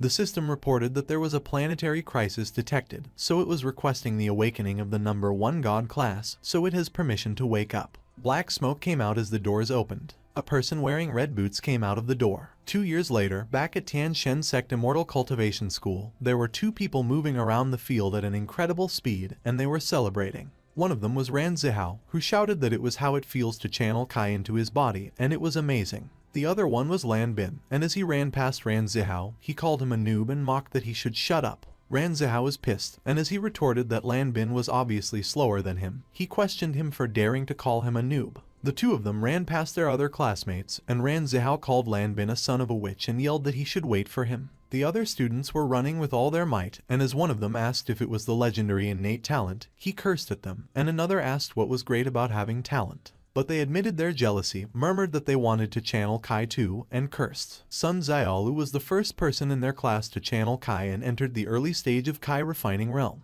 She was followed by Hu Menqi. But Ran Zihao was annoyed because he actually channeled Kai at the same time as the Bloody Ice Clown, Lan Bin, at the exact same minute and second, which he thought was a disgrace. Meanwhile, Hu Menqi was reading a scroll by herself, and she muttered that she should first gather her own true Kai and circulate it throughout her body. Hu Menqi was trembling and was on the verge of tears as she asked herself why it was hard to learn the Shadow Ghost Kai step because, although Hu Menqi was more talented than the others, her understanding of Qigong seemed to be a bit lacking, just like how some people have been bad at math their whole lives. On the other hand, Yan Sen was watching the students running on the track, and Sun Xiaolu was sitting beside him, and she requested that he should open his mouth. Yan Sen was startled and confused because Sun Xiaolu was feeding him a sliced apple and urging him to open his mouth. He decided to accept and eat the apple Sun Xiaolu was feeding him. Sun Xiaolu mentioned that it was the fruit she received from her family, and as she asked Yan Sen if he liked it, he replied yes, very much, and he suggested that Sun Xiaolu should speak up because he could tell that she wanted something from him, which made Sun Xiaolu giggle, and she agreed that he was wise, but Yan Sen advised that she should cut it with the ass kissing. Sun Xiaolu furrowed her brows and complained that the Kai Shadow Ghost step was too difficult to perform, so she inquired Yan Sen if he perhaps had another technique like it. Yan Sen handed a scroll to Sun Xiaolu and commended that he always knew she was a smart one. Sun Xiaolu read the scroll, and as she observed that she should use her own true Kai to make the sword body levitate, she questioned Yan Sen what that meant. Yan Sen explained that it was the Imperial Sword Art, and with that, Sun Xiaolu could use any sword to fly. Yan Sen stated that it was the Imperial Sword Art, and with it, Sun Xiaolu would be able to fly. Ran Zihao and Lan Bin were surprised when they heard what Yan Sen mentioned. Hu Menqi also heard it, and she asked herself if Yan Sen claimed that they could fly. She remarked that there were many wonderful techniques, but she shouldn't rush it, as she must first learn how to use the Shadow Ghost Kai step. Hu Menqi cursed as she questioned why that technique was hard to learn, and she expressed that she also wanted to learn the Imperial Sword Art. Meanwhile, Ran Zihao and Lan Bin were trying to get the scroll from Sun Xiaolu, and while Lan Bin asked Sun Xiaolu to let him have a look, Ran Zihao repeatedly demanded that she should give it to him. but Sun Xiaolu responded that they shouldn't even try because it was hers. Although cultivation was tough as hell, after entering the Kai refining realm, it became so much more enjoyable because, as long as they had Kai in their bodies, they could use all kinds of bizarre and amazing skills, and not only that, those who reached Kai refining, in addition to individual skills, could also use the magical arrays. They were putting up flags in the field, and one of the students noted that every day, Yan Sen taught them both Qigong and arrays, the lightning array, the 8 trigrams mesmerizing array, and many more. While the students were putting up flags in the field, Yan Sen explained that because those arrays consume a huge amount of spiritual power, they need to team up in order to use them. And an array is, based on the location of the spiritual energy of heaven and earth, a layout of flags set in a certain way to manipulate its concentration and frequency in order to summon the elements. Suddenly, Yan Sen hit Ran Zihao with a bamboo stick and scolded that it was the wrong position, which made Ran Zihao curse. Lan Bin was secretly snickering on the side while Yan Sen warned that he would smack Ran Zihao every time he placed it wrong, and Ran Zihao was on the verge of tears as he admitted that he understood. But Yan Sen asked Lan Bin what he was laughing at when the same goes for him, and Lan Bin expressed his pain as he got hit. Yan Sen emphasized that when releasing the spell, they must make sure the flag is in the right spot because flags mispositioned will backfire, so they should do it carefully. Meanwhile, the other students were still running around the tracks, counting their tempo. One of the Zio twins wondered how many more years those of them without innate talent will need to reach Kai refining, and he was unaware that the girl behind him was already out of breath. It was Chen Qishan, and she was exhausted. A few moments later, Yan Sen was instructing the other students and noted that it was exactly where they put it when someone called him and reported that Chen Qishan fainted. Yan Sen quickly moved towards where Chen Qishan was, and as he inquired what happened, one of the students replied that it looked like she fainted from exhaustion. Yan Sen carried Chen Qishan and commented that the exercises he gave everyone were within the limits of their capabilities, so Chen Qishan must have been secretly practicing in her free time. He turned to the other students and instructed that they should start running again, and they acknowledged yes. A few moments later, Chen Qishan and Yan Sen were sitting under a waiting shed, and as Yan Sen asked if Chen Qishan was feeling better, he inquired why she didn't follow the cultivation practices he designed and, most importantly, why she trained in secret. While she was being healed by Yan Sen, Chen Qishan sheepishly confessed that they have been training for 2 years. She explained that the worst in the class is a mid-level martial artist, while she was still stuck in the early stages, so she just didn't want to be left behind. But Yan Sen advised that even so, she needs to be moderate with her training. Yan Sen was surprised when Chen Qishan revealed that she knew that he kept quiet so that they wouldn't lose their fighting spirit in the last spiritual root evaluation, and she knew that her spiritual roots were terrible, and she asked him if it wasn't true that the people without talent were unable to cultivate. Observing Chen Qishan, Yan Sen acknowledged that indeed, those like her are everywhere in the heavens, and although they emit Kai, their spiritual roots are defective, and in the words of the heavenly realm, those kinds of physiques are inadequate for cultivation. However, one of those is an issue for him. Yan Sen assured that Chen Qishan shouldn't worry because, as long as they are his disciples, no matter how poor their potential is, he will never abandon them because he doesn't care about weak spiritual roots, defective spiritual roots, or no spiritual roots at all because he could fix them all. And when Chen Qishan cheered up and asked Yan Sen if it was real, Yan Sen confirmed of course because there was nothing he can't do. But Chen Qishan got downcast again, as she lamented that Yan Sen had mentioned before that the path to immortality is one they have to follow on their own, and using the power of others isn't a viable long-term solution. Yan Sen explained that it was not exactly what he meant by that, and he asked Chen Qishan if he had mentioned their grandmaster, to which Chen Qishan inquired to confirm it was Yan Sen's master. Yan Sen replied yes, and as he recalled his master, he remarked that at that time, the old man was peerless among his generation, the strongest being in the heavenly realm, but in his youth, he had it way worse than Chen Qishan, and that she should trust him. He noted that his master and Chen Qishan's physiques were pretty similar. He pointed out that at least she had spiritual roots, even if defective, while his master, on the other hand, didn't have any. But despite the mockeries from his master, being banished by his family, and being repudiated by his fiancée, he never stopped cultivating. Yan Sen stated that it was only through sheer determination that his master managed to reach the position of the strongest in the heavens, one step at a time. And in the words of their world, he thinks that they would call him a protagonist, so being unable to cultivate without talent was something he strongly disagreed with. Chen Qishan acknowledged that it was cool, and as she asked how exactly her grandmaster cultivated, Yan Sen explained that it was about finding what she was good at and performing to the best of her ability. She suddenly stood up as she exclaimed that she got it and that it was like a skill book where she finds the one that suits her the most and trains it to perfection, to which Yan Sen replied and agreed that she could say that. Chen Qishan bowed to Yan Sen, and she gave him many thanks for enlightening her, and she expressed that she feels better already. While Chen Qishan walked away, she suddenly remembered something. She turned back and asked Yan Sen what he was since their grandmaster was the protagonist. Yan Sen confidently declared that he was the one who stands above the protagonist, and as Chen Qishan added that she had one more question, she asked what the quality of his spiritual roots was, and Yan Sen mentioned that they never found out. Thus, the story of Yan Sen's master spread through the class and reassured some of the less gifted students, while on the other hand, Yan Sen's absolute power became the center of many theories. One day, while Lan Bin was putting up flags on the field, he was speechless when he noticed a huge shadow looming over him. Lan Bin muttered to himself what it was and looked up. He was surprised by what he saw that he couldn't help but curse. When Ran Zhao heard Lan Bin, he questioned what he was yelling about. But when he looked up, he couldn't help but be surprised and curse as well. They could see huge spaceships hovering over the Earth's sky. There were a lot of them in outer space, and they were all coming towards Earth. Someone on the ship was writing and commented that it was time to strike the Earth for the 1316th time, to which the others agreed while calling him Sir. They asserted that at that time, with their galactic emperor present, they were sure to squash that planet, which had humiliated them countless times. The huge spaceships hovered over the Earth. Someone on the ship called the Emperor and declared it was the planet he had mentioned, Earth, and the Emperor approved it was good. The Emperor stated the planet was clearly lacking technologically, to which the other alien concurred, but he mentioned their defense, a bunch of perverts fighting in spandex, was giving them a hard time. Thus, they decided to ask the Emperor for help. The alien reported he had investigated thoroughly and found that no human on that planet was a match for the Emperor. He announced he was willing to be a vanguard for the Emperor and lead the 7th Fleet to open the way for his grand arrival. But the Emperor punched the alien and questioned if he was retarded.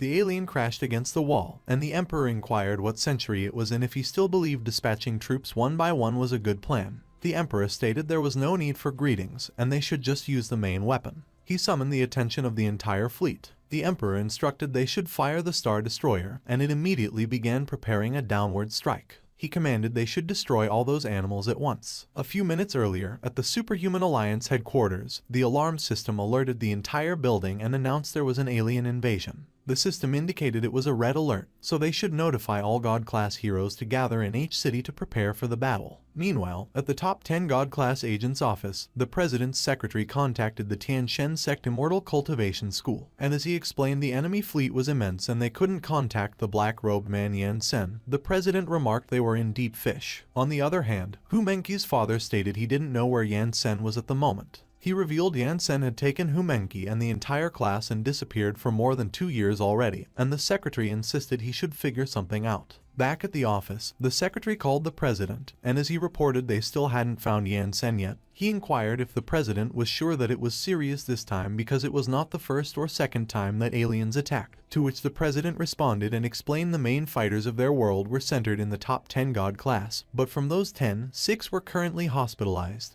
and 1 was gone. The president mentioned presently there was only the black-robed Yan Sen and the googled knife to protect them. He sensed a formidable presence on the mothership. Meanwhile, at the hospital, Bamboo Red questioned Number 1 if it was true. Number 1 confirmed indeed, a guy with a formidable amount of dark energy was on the mothership, on the far right. Bamboo Black cursed and expressed he wanted to fight, but Number 1 asked him how he was going to do that and if he was going to headbutt them to death. Number 1 inquired if they wanted to fight already when they had just woken up after being vegetables for 2 years, and the Rainbow Rangers fell silent. Bamboo Blue stated they couldn't just sit there and do nothing, to which Bamboo Black agreed and asked if they knew what city the aliens planned to land in at that time. Number 1 doubted they were going to land, and he mentioned the leader didn't seem like the easy type. On the other hand, at the school field, Hu Menqi picked up her phone when her father called her. Hu Menqi's father noted she finally picked up the phone, and as he asked Hu Menqi where everyone was at the moment, Hu Menqi replied they were at school and they had just gotten back. He advised Hu Menqi to watch the news because something very important had happened and only her teacher, Yan Sen, was able to go up there and save them because all the other heroes who could were either hospitalized or missing.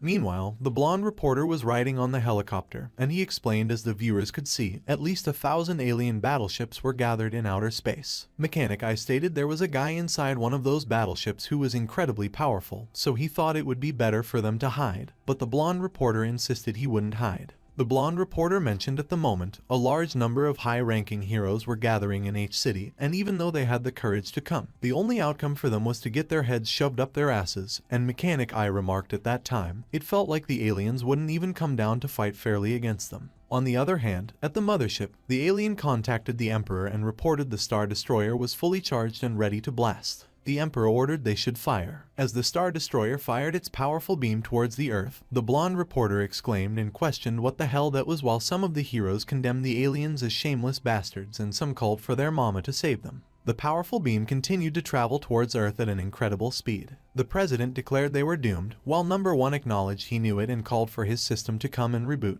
but the system failed to reboot. Meanwhile, the Number 1 God class had woken up and prepared to exit the building. The building shook as the Number 1 God class flew up in the sky without leaving the building first. The force of the takeoff created an explosion at the top of the building, and while the secretary cursed, the president inquired what was going on. The Number 1 God class left a huge hole at the center of the building, and while one of the people inside questioned what it was, he was already up in outer space and blocked the Star Destroyer's powerful beam. Back on the mothership, the alien contacted the Emperor and advised he should look because an unidentified object was flying towards them, but the Emperor punched him and ordered he should get lost. The Number 1 God class quickly moved towards the Star Destroyer and circumnavigated it at an incredible speed. The Star Destroyer exploded. The Number 1 God class released power lasers from his eyes and directed them towards the fleet. Multiple spaceships were destroyed in that single attack. The Number 1 God class moved at an incredible speed, and as the alien grew concerned for their battleships, he questioned what the hell that thing was. The Number 1 God class stopped moving and revealed himself. The blonde reporter exclaimed and asked what was going on because, with such a powerful blast, it was surprising that they were fine.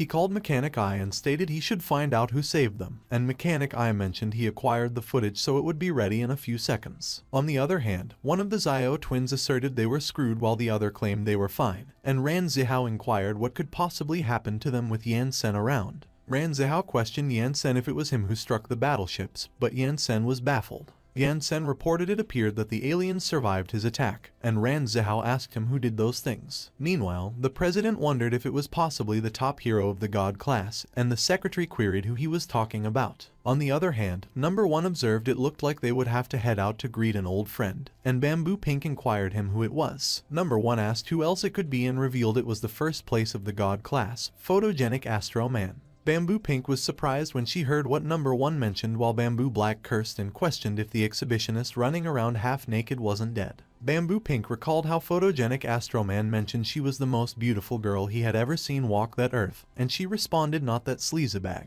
While the battleships in outer space continued to explode, Bamboo Pink expressed she couldn't believe that Photogenic Astro Man was still alive. The aliens inside the battleship cursed, and as one of them requested help and reported Photogenic Astro Man was slaughtering them. The other called for his mom and stated Earth was too scary and he wanted to go home because several thousand of their battleships vanished in an instant. Photogenic Astro Man declared if they liked to launch massive attacks from the start, he would oblige, and he extracted 0.01% of his energy. He mentioned since they came all the way, they should stay forever, and he used his skill, Intense Eradicating Flashbang. Photogenic Astro Man's attack was so powerful that everything turned black and white, and the aliens astonished. The president and the blonde reporter were amazed while Ran Zihao complained about his eyes. The alien who was with the Emperor was also astonished by the power he experienced. He cursed as he was blown up by the blinding light. In an instant, all the battleships disappeared. Mechanic Eye stated all the alien battleships were utterly obliterated in mere seconds, and it was the top of the God class, Photogenic Astro Man.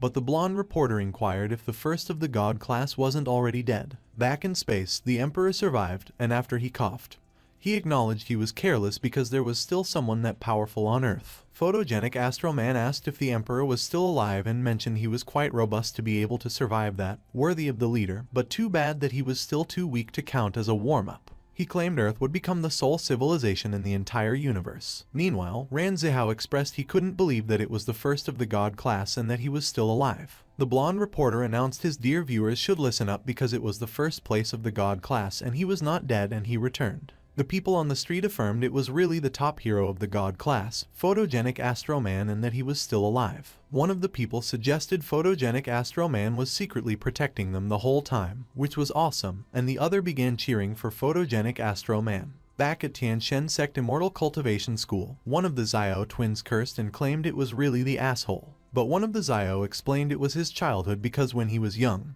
he watched Photogenic Astro Man's live-action cartoons every day. So the other twin asked him if he did not read about Photogenic Astro Man's outstanding performance in the industry. Yan-sen inquired his students who the Photogenic Astro Man was, as they all seemed so agitated, and Ran Zihao explained he was the strongest superhero in their world, one rank higher than Yan-sen. Ran Zihao stated it was said Photogenic Astro Man was the most advanced robot in the world, which had been modeled from a real person, and the energy in his body was compared to, or even exceeded, the power of ancient heroes. But 10 years ago, in the showdown against the monsters leader, King of Kings, and Photogenic Astro Man died together in the final clash, bringing back peace to the world, and everyone believed that he had died. Yan-sen acknowledged he understood and that the people of their world were really strange. On the other hand, Number 1 scoffed and claimed all of them had no idea how terrifying ancient heroes could be. But Bamboo Blue argued as an ancient hero, Number 1 would still get his ass kicked by Photogenic Astro Man. Number 1 stated it was because the Rainbow Ranges were too weak, and if they provided him with enough energy, there was no way he would lose because he had the theoretical output of a nuclear power plant, so he couldn't imagine how humiliating it was to lose to some AAA batteries. He mentioned if Yan-sen decided to be his master, he wouldn't think twice about leaving the Rainbow Rangers. The Rainbow Rangers remained speechless, and Number 1 let out a sigh. Meanwhile, the people began cheering for the greatest god class. Photogenic Astro Man was still up in outer space, floating alone. He remarked, alas, it was a cool way to make an entrance, and he asked why it was impossible to kiss his own cheeks. Suddenly, Photogenic Astro Man noticed that the Emperor was gone. He inquired where the alien leader was. The alien and the Emperor were both riding on an escaping ship, and the alien laughed maniacally and insulted the pompous jerk should eat fish. He mentioned they were a bit reckless that time, but after resting a little, they would return next year to destroy him. Photogenic Astro Man stated he wouldn't let them flee. He quickly chased after the spaceship. The Emperor cursed and admitted he didn't think that the people of that planet could be that overpowered, but the alien encouraged he shouldn't be discouraged because they might have failed a few times before. But it wasn't so bad for once as they could even approach the planet, so they would upgrade their weapons and fight again next year. The alien utilized hyperspace jump and said farewell. Photogenic Astro Man cursed as the spaceship disappeared in front of him. He lamented foolishness on his part led to those two bastards running away. On the other hand, Humenki asserted Yan-sen couldn't let those aliens escape because if one day they managed to fire a weapon like the Star Destroyer from tens of thousands of light years away, they wouldn't be able to do anything. Sun Xiaolu stated Humenki was right that they should not let those aliens escape. Yan-sen continued to look up at the sky and he remained silent. Meanwhile, while traveling in hyperspace, the Emperor inquired to the alien if the brat was still following them, and the alien responded he didn't think so because Photogenic Astro Man looked genuinely pissed about being unable to space jump. The alien mentioned by the time the wanker reacted, they would be tens of thousands of light years away, but as he laughed maniacally, he didn't notice that they came back to Earth, and Photogenic Astro Man was puzzled when he noticed them. Photogenic Astro Man was dumbfounded. The Emperor and the alien were speechless when they saw where they were. The two of them panicked and cursed. The Emperor questioned the alien who the hell Photogenic Astro Man managed to keep up when he thought he wouldn't be able to follow them, and the alien replied he had no idea. The two of them used hyperspace jump again and disappeared. The alien asserted he was positive that Photogenic Astro Man doesn't know how to space jump, but he believed he just saw Earth. He explained it was not that Photogenic Astro Man followed them, but they just kept circling around the same spot, and as the Emperor inquired if the ship broke down, the alien stated everything looked fine to him. The alien declared he refused to believe that they couldn't escape so they would go full throttle ahead. The spaceship traveled in hyperspace again, but the alien was surprised, and as he claimed it was impossible, he questioned how they were still in the same place. The aliens continued doing a hyperspace jump, but under Yan-sen's gaze, they just kept returning, and Photogenic Astro Man asked what they were doing. Photogenic Astro Man was astonished when he noticed Yan-sen's gaze. On the other hand, while the secretary inquired the president what was happening while at the hospital, Number 1 identified it was Yan-sen. Meanwhile, Humenki requested that Yan-sen stop playing around.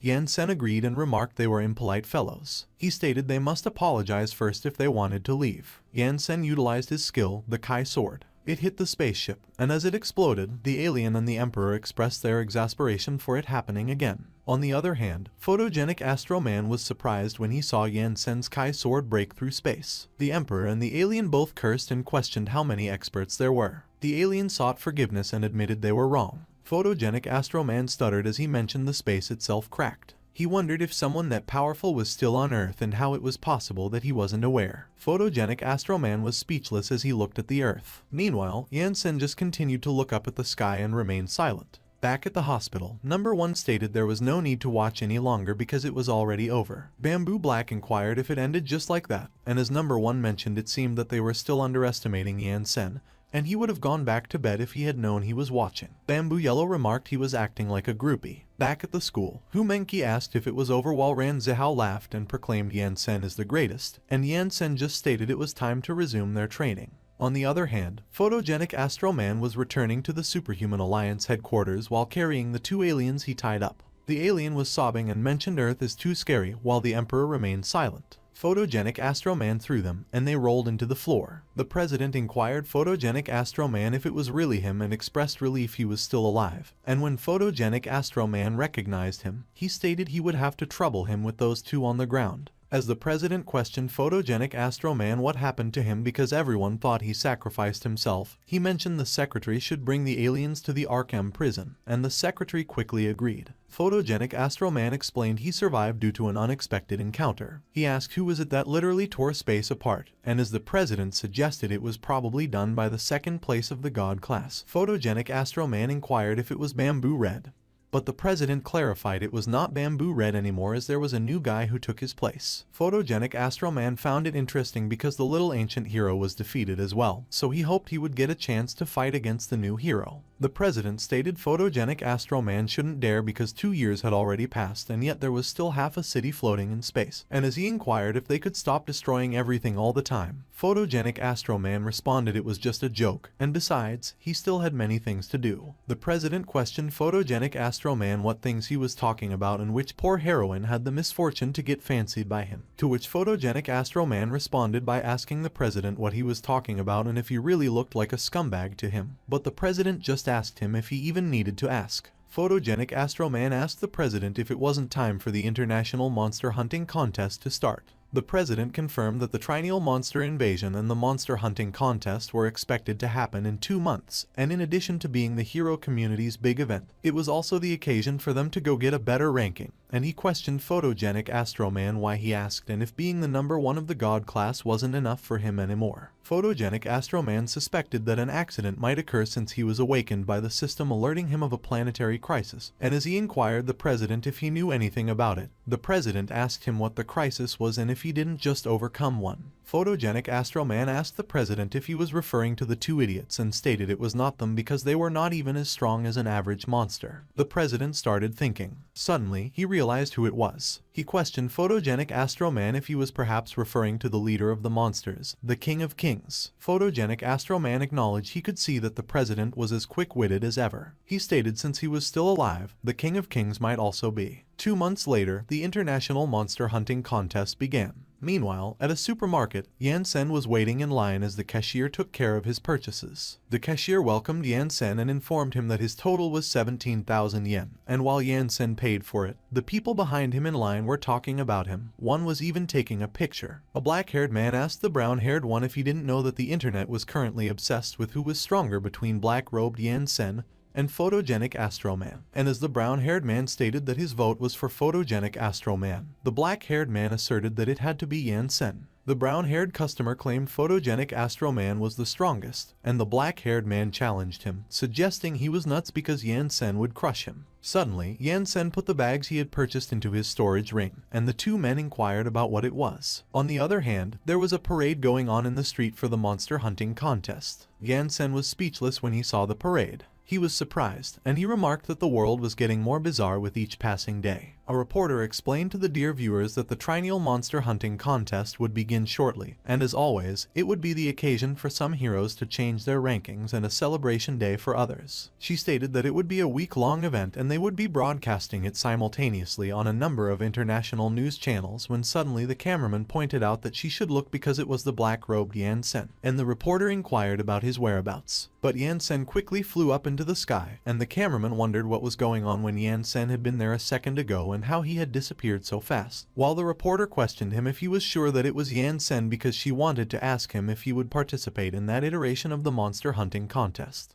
Yan Sen was speechless when he heard what they had said. Meanwhile, the president explained that the monsters' ranks were similar to those of the heroes. Both were divided by the strength of their abilities, legend rank, myth rank, demigod rank, god rank, and the only difference was that there were even some monsters above the god class, including the King of Kings, who was supposedly stronger than the ancient heroes. The president mentioned that since the King of Kings had only appeared once, they had little to no information on him, and the secretary noted that they were still studying the strength of the monsters, plus the first of the god class was going to join the fight that time, so there was nothing to worry about. But the president stated that ancient heroes are both precious and dangerous, so if they were not careful, their world could be destroyed in the crossfire, prompting the secretary to ask what they should do. The president advised that they should send a mail to the Superhuman Alliance headquarters and tell them to hold a meeting with the top 10 of the god class to discuss their battle tactics because they needed a way to find the king of the monsters, Guos, and work together to eliminate him for good. The secretary agreed and stated he would send it immediately, but he mentioned he didn't know if they would come or not because it had been quite a long time since they had a summit with their top superheroes, and the president assured that they would come and that he should just say it was an emergency. On the other hand, there were vendors at the entrance to Tianshan Sect Immortal Cultivation School, and one of them advertised that they had deep-fried monster crackers that shouldn't be missed, and it was 10 yen for 3 skewers, so they should come and try. Sun Xiaolu was already riding her sword to school while the others were still walking, and as one of the vendors called a student and offered him a price, the student requested the vendor to give him 10 of those. Meanwhile, Ran Zihao instructed everyone to get out of the way. He was riding his sword with the other students, and he laughed and explained that they were taking the bus before, but currently, they had created something way better, so they should open their eyes and admire the sword airline,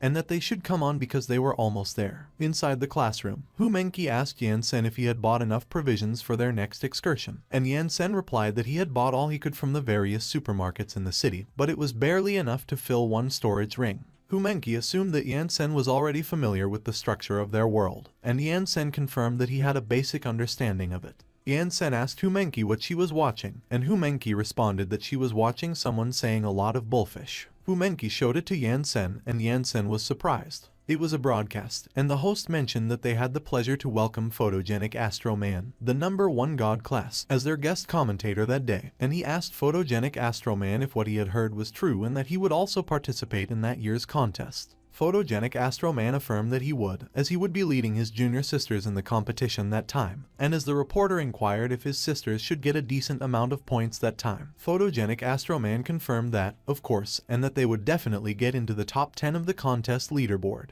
The host questioned Photogenic Astro Man if his recent return was to deal with the alien crisis, and Photogenic Astro Man explained that it was not really because the aliens were just a good way to make a reappearance on the stage, and the host was lost for words. Photogenic Astro Man suggested that it was better to keep them from knowing that the King of Monsters might appear that time. The host added that in addition, the internet was currently arguing like crazy about who was the strongest between Photogenic Astro Man and the second rank of the god class, the Black Robe Yan Sen, and he asked Photogenic Astro Man what his thoughts on the subject were. Photogenic Astro Man replied that he wouldn't know unless he fought with Yan Sen. But there was no fun in that, so instead of fighting each other, he would prefer showing him how to appreciate life. Yan Sen was pissed when he heard what Photogenic Astro Man had said while Hu Menki had a mischievous smile on her face. He declared that it was preposterous. Yan Sen stated that their world was truly weird, and he asked Hu Menki what the contest was that the people were shouting about early in the morning and if it was a festival. And Hu Menki explained that it was an event called the Monster Hunting Contest. He inquired about the event, and Hu Menki described it as a monster outbreak that happens every 3 years, and it was like the beast tide in the world of mortals of the Xuan continent that he was talking about in class. Yan Sen acknowledged that he understood, and that they were just calling it a monster hunting, and not a beast tide. Hu Menki expressed sadly that last time, their school finished at the bottom of the contest, while she was chased and beaten by one of the fishiest monsters, and when Yan Sen heard her mention last time, he asked her if she was there too. Hu Menki described it as a nightmare because not only was she beaten by monsters, she was humiliated by the Supernatural Academy next door. She mentioned that their cultivation had reached a good level, so she asked Yan Sen if he could let them participate that year because she swore she would grind to dust all those assholes next door. And as Yan Sen stated that fighting would be beneficial to their cultivation, he asked if there were many more schools in the area. Hu Menki affirmed that, of course, because there are over 1,000 academies in the world just for gifted people and countless more public schools for superheroes, and those academies represent the future of their world. She added that even the God-class heroes were once students of those academies. Humenki further explained that their combat department was also divided into 4 different levels of power, each managing one of the 4 regions of the globe. She stated that the Superior Ninja Academy in the East specialized in training ninja warriors like the Rainbow Rangers. Humenki mentioned that the Wizard Academy of Magic in the West specialized in training battle mages like Lan Kai Kai. She noted that to the north was the world's most powerful, the Superhuman Institute, specializing in training tight-wearing perverts. Humenki added that they, the south, had the world's weakest and most ordinary people, the Superhuman Academy, at least until Yansen came there, but they would become the best. Humenki requested that Yansen let them participate, but Yansen stated that it was not good for their cultivation. She declared that as long as they reach first place on the leaderboard, the world will build a giant statue of Yansen at the center of the globe, and that would be a great way to demonstrate his immortal cultivation as the strongest practice in the world. And last but not the least, the academy where photogenic Astroman came from took first place last time, so it was their turn to shine. Yansen remarked that he understood, but Humenki mentioned that it was not only that. Humenki indicated that at that time, the world will produce a variety of handmade figurines of Yansen. She expressed that there will also be toys and clothes like cosplay, like the Rainbow Rangers before, and the Blue Star Sisters did too. Humenki noted that when Yansen's goodies sell well, the amount of gold he would earn will go from kilos to tons. She inquired Yansen about it and observed that they should participate. But Yansen commented that there was no way. Humenki cried, but Yansen just affirmed that she should cultivate properly. She tried to protest, but Yansen announced that it was enough with that nonsense. On the other hand, Yurong was flying in the sky at an incredible speed, and she was enjoying it. A child on a plane saw Yurong, and he called his mom and recounted that there was someone outside. The other witches called Yurong and recited that she should wait for them, and Yurong related that they were too slow. Yurong reported that the southern area was just ahead. One of the witches responded that from what she heard, they changed the name of the academy to the Celestial Deities Sect Immortal Cultivation School, and it seemed to be a new battle style, but Yurong uttered that it doesn't matter because just because their teacher is strong doesn't mean the students will be too. She voiced that they even have several people in their class who have mastered physical magic, so the results aren't set in stone yet. Yurong exclaimed that they should go because Lan Kai Kai should be discharged from the hospital by that time. A few moments later, Yurong was surprised, and she questioned Lan Kai Kai if she was retiring. Lan Kai Kai insisted yes and that it was exactly what she maintained, so there was no need to yell at her because starting that day, she would withdraw from the world of heroes. Yurong conveyed that Lan Kai Kai can't because she is the only versatile combat mage in their school, so if she retires, the school will be reduced to a second-rate academy again. To which another witch signified that Yurong was right and that she can't give up at that time, but Lan Kai Kai proclaimed that none of them could talk her out of it.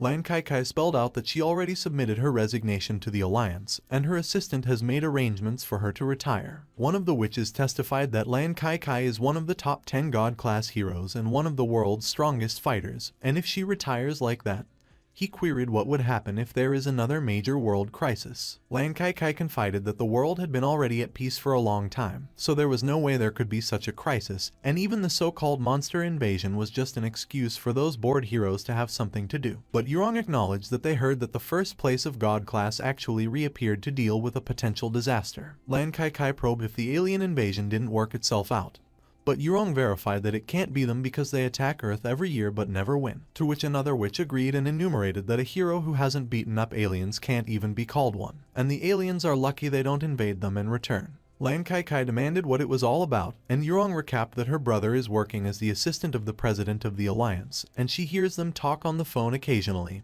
and that the King of Monsters is back. Lan Kai Kai pressed if it was true and if the information was reliable, and Yurong concluded that she heard it herself. Lan Kai Kai's assistant contributed that it ought to be true because the president of the Superhuman Alliance just called about a superhero meeting, and they pronounced it was an emergency. Lan Kai Kai pondered that if that was the case, they were in big trouble because the monster was not something that could be dealt with by just one or two of the top 10 God class, and even if it seemed impossible, they must take care of him somehow. She vocalized that the others should return to the academy first and wait for her message, and as Yurong implored her if that meant that she was not retiring anymore, she reasoned that it would be when Yurong finally finds a partner. Lan Kai Kai suddenly called her assistant, and he interrogated her what was up. She contended that she wanted her assistant to accompany her as she was going to visit someone, and the assistant professed yes with a questioning tone. A few moments later, Lan Kai Kai and her assistant went to Tianshan Sect Immortal Cultivation School. Her assistant summarized no and that it was dangerous as they were marching towards hell, so Lan Kai Kai shouldn't go. He communicated that it was where the psychopath lies, so they should go back home because they will die if they enter. And he petitioned Lan Kai Kai if she had forgotten that she was in a coma and stayed in a hospital for more than 2 years because of Yan Sen. Lan Kai Kai clarified that the assistant should let go of her leg because she was there to ask for Yan Sen's help and not to pick a fight, because with his strength, he only needs one strike to turn the King of Kings into a pile of mush. But the assistant articulated that he couldn't do it and that he feels like he will die if he even looks at Yan Sen. Lan Kai Kai pointed out that the assistant should get his hands off. The assistant explained that he could feel that the whole place was enveloped by Yan Sen's evil presence, so as soon as they step in, they will be killed instantly. Lan Kai Kai interjected that she is really impressed by how brave her assistant was. She realized and quizzed if it wasn't a school day and why was there no one in there. Suddenly, Lan Kai Kai saw Wu Shenzhou and Wu Shenluo. Lan Kai Kai quipped that there were finally some students, and as Wu Shenzhou wondered if that wasn't Lan Kai Kai,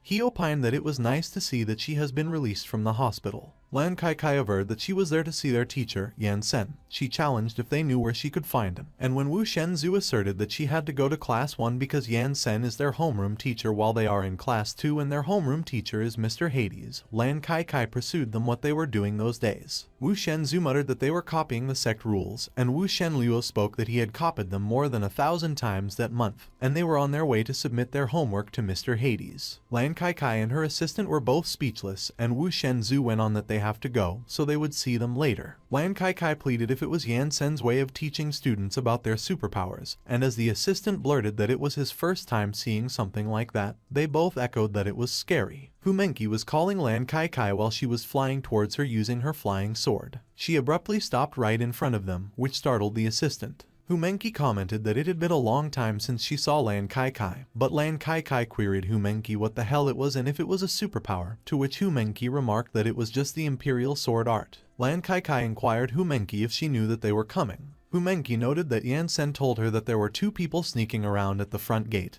and requested her to go and take a look. Both Lan Kai Kai and her assistant froze when they heard what Fu Menki stated. Fu Menki questioned if she was right that they were there to see Yan Sen by the looks of it, and she mentioned that she would guide them there, to which Lan Kai Kai reluctantly agreed. Lan Kai Kai could finally feel Yan Sen's evil presence enveloping the whole place just like what her assistant felt earlier. She took a big gulp while her assistant was shaking so much. Fu Menki wondered what was wrong with them, and Lan Kai Kai stuttered as she uttered nothing. Fu Menki asserted that Lan Kai Kai should just relax because Yan Sen is a gentle person, and he is not the kind of person who hospitalized people just because they don't see eye to eye. She declared that they should go and that Yan Sen should be in the teacher's retreat at the moment. A few moments later, they arrived at Yan Sen's floating abode. Lan Kai Kai was formally sipping the tea from her cup. She revealed that it was delicious and that all of her previous tension was gone, so she asked Yan Sen what the drink was. Yan Sen expressed that it was a meditation tea that helps Lan Kai Kai stay healthy by keeping a serene mind so she could live longer, and a single sip could help her live 30 years longer. Lan Kai Kai wondered if he was serious, and as she requested for him to give her more, she asked if it could also have it packed. But Yan Sen disagreed as he remarked that it was for receiving guests, and it is rarely offered, but it was the first time since coming to that world that he had a guest come over. Lan Kai Kai voiced that she just wanted to bring it back for a lab test and find out the composition because the stuff is really that amazing, and drinking it every meal might allow her to live forever. But Yan Sen pointed out that Lan Kai Kai was overthinking it because mortals could only live 200 or 300 years at most, and only by reaching Kai refining could one extend their lifespan. Lan Kai Kai expressed that she doesn't know what Yan Sen means by Kai refining, but he seems to be a man of manners, and Yan Sen indicated that it is the foundation of immortal cultivation. Yan Sen posed Lan Kai Kai why she came to see him and if there was something wrong, and Lan Kai Kai admitted that she almost forgot about the main topic. On the other hand, the assistant inquired what that place was, and Fu Menki spoke that it was the inner sanctum of the academy, a tiny world created by Yan Sen. Fu Menki disclosed that it was originally located somewhere on Earth, but Yan Sen decided that it was better to relocate it there, as there are barriers there that prevent the outside from seeing anything, and she conveyed that ahead was Yan Sen's cave, and on the other side they have the residential area for students. She imparted that ever since Yan Sen changed that area into a tiny world, the volume became infinitely larger than Earth, and that Yan Sen also revealed that the rock mountains floating there are all revolving from the spiritual energy in the air, and are formed naturally, so it would take at least tens of thousands of years to form a huge mountain range as a result. Umenki pronounced that once they establish their foundation and become immortals, Yansen affirmed that they could have their own caves, and the assistant said that they have the most pretentious academy he has ever seen in the world of superpowers. Umenki announced that Yansen likes to do things in strange ways, and as the assistant quizzed if it was a portal back there, Umenki proclaimed that it was the Changshuan gate through which one could reach any place in the world. She urged that they should go because Yansen asked her to show him around school, and there are still lots to see, so they should go over there. Meanwhile, Yansen expressed that it happened, to which Lan Kai Kai confirmed, and that the King of Monsters is the greatest threat to their world. Lan Kai Kai shared that some time before Yansen showed up, they all saved the world from the King of Kings and earned their titles as the top 10 of God class. So being second place of God class, she expected Yansen to also contribute in the upcoming fight. Yansen agreed that naturally, since he came to their world to rebuild his sect, he shall also abide by its rules and regulations, and as he demanded if the world will be peaceful after that King of Kings is taken care of, Lan Kai Kai confirmed that it absolutely would be. Yansen explained that he was willing to lend Lan Kai Kai a bit of his power, and Lan Kai Kai interrogated Yansen if he agreed to participate in the contest. Yansen retorted no, he will not. He insisted that there was no need to go through the effort as he could take care of the King of Kings that instant, and he requested Lan Kai Kai if she had any of the King of Kings belongings lying around. Lan Kai Kai was speechless for a moment, and she replied no because nothing was left after photogenic Astro Man fought with the King of Kings that year. Yansen articulated that to kill the King of Kings with his divine sense, he must at least know where he is. He clarified that in their world of technology and science, there are no spiritual fluctuations, and they do not have anything that belonged to the King of Kings. And even if he knew what he looked like, as long as he hides his appearance, it would be extremely difficult to find him by just looking everywhere. Lan Kai Kai acknowledged that it was true, and Yansen conceded that if that was the case, he apologizes, but he really doesn't want to participate in that boring contest, and he still has a lot of courses to compile. Lan Kai Kai mused that Yansen was a freaking saint who had no love for money, fame, or even women, and that he was too perfect. But there must be something he cares about. She realized that it was Yansen's sect. Lan Kai Kai maintained that as long as Yansen's school could get good results in that competition, a lot of people might want to enroll, and by then, their school will probably be more than double in size. But Yansen elaborated that immortal cultivation is dependent on fate, so if they wanted to learn, he won't stop them. But if they don't want to, there is nothing he could do. Moreover, not everyone could become an immortal. Lan Kai Kai reflected that it was the legendary Buddhist acceptance and that she hoped that Siddhartha Gautama would go bankrupt quickly. Yansen let out a sigh. He vocalized that Lan Kai Kai should let him ask once again, and he ventured if he would finally be left alone after killing the King of Kings. Lan Kai Kai professed absolutely. She contended that if Yansen gets rid of the King of Kings, the world will be peaceful again and he will be able to enjoy a tranquil life. Yansen signaled that he and his students will participate in their contest, and he will follow Lan Kai Kai and do as she says but just that once. Lan Kai Kai inquired Yansen if he meant it. Yansen stated that his word is his bond, so he will consider their world to be his guest until they are done. Lan Kai Kai remarked that it was excellent and that Yansen shouldn't worry because after killing the King of Kings, she will kick the ass of anyone trying to bother him. Yansen agreed to Lan Kai Kai's request in order to remain undisturbed by others while he rebuilds his sect, and until the end of the festival, he agreed to follow Lan Kai Kai's instructions. Thus, Lan Kai Kai managed to secure the most powerful fighter on Earth, Yansen. Lan Kai Kai mentioned that it was the headquarters of the Superhuman Alliance, and they are the ones responsible for the heroes' ranking, among other things, and Yansen noted that he understood. She declared that at that time the Superhuman Alliance probably issued the emergency meeting notice to resolve the looming disaster, and since the rules stipulate that, unless under exceptional circumstances, one is required to attend in formal attire, she has to ask Yansen to bear with that for a little while, and Yansen responded that it doesn't matter. Lan Kai Kai uttered that they should go because they summoned all the high-ranking heroes at that time, including the top 10 of the God class, so they should be the only ones left to attend, and Yansen replied all right. The heroes have gathered inside, and one of them voiced that it turned out that the King of Monsters was still alive, so they guessed it was time for them to fight once again. Another hero pronounced indeed, and that it was no wonder the Alliance was gathering so many high-ranking heroes specialized in combat. Meanwhile, photogenic Astro Man articulated that there was no way because the Rainbow Rangers were beaten so badly and that he heard that they were even in a coma for 2 years. He expressed that he knew they were weak, but he didn't think it was to that extent. But Bamboo Red observed that photogenic Astro Man really talks big for someone who has never faced Yansen. Photogenic Astro Man commented that a weakling is a weakling and there was no need for excuses. Suddenly, he noticed Bamboo Pink. Photogenic Astro Man proclaimed hi and that it has been a while. Bamboo Pink retorted that photogenic Astral Man shouldn't even try. On the other hand, the president's assistant queried if it was too hard for those high rankers to stay put without fighting each other, and the president conveyed that it was just a little bit of rivalry and they are fooling around at the moment, but they are always united against foreign threats, and he questioned who else hasn't arrived yet. The president's assistant divulged that Flowery Armor Man disappeared.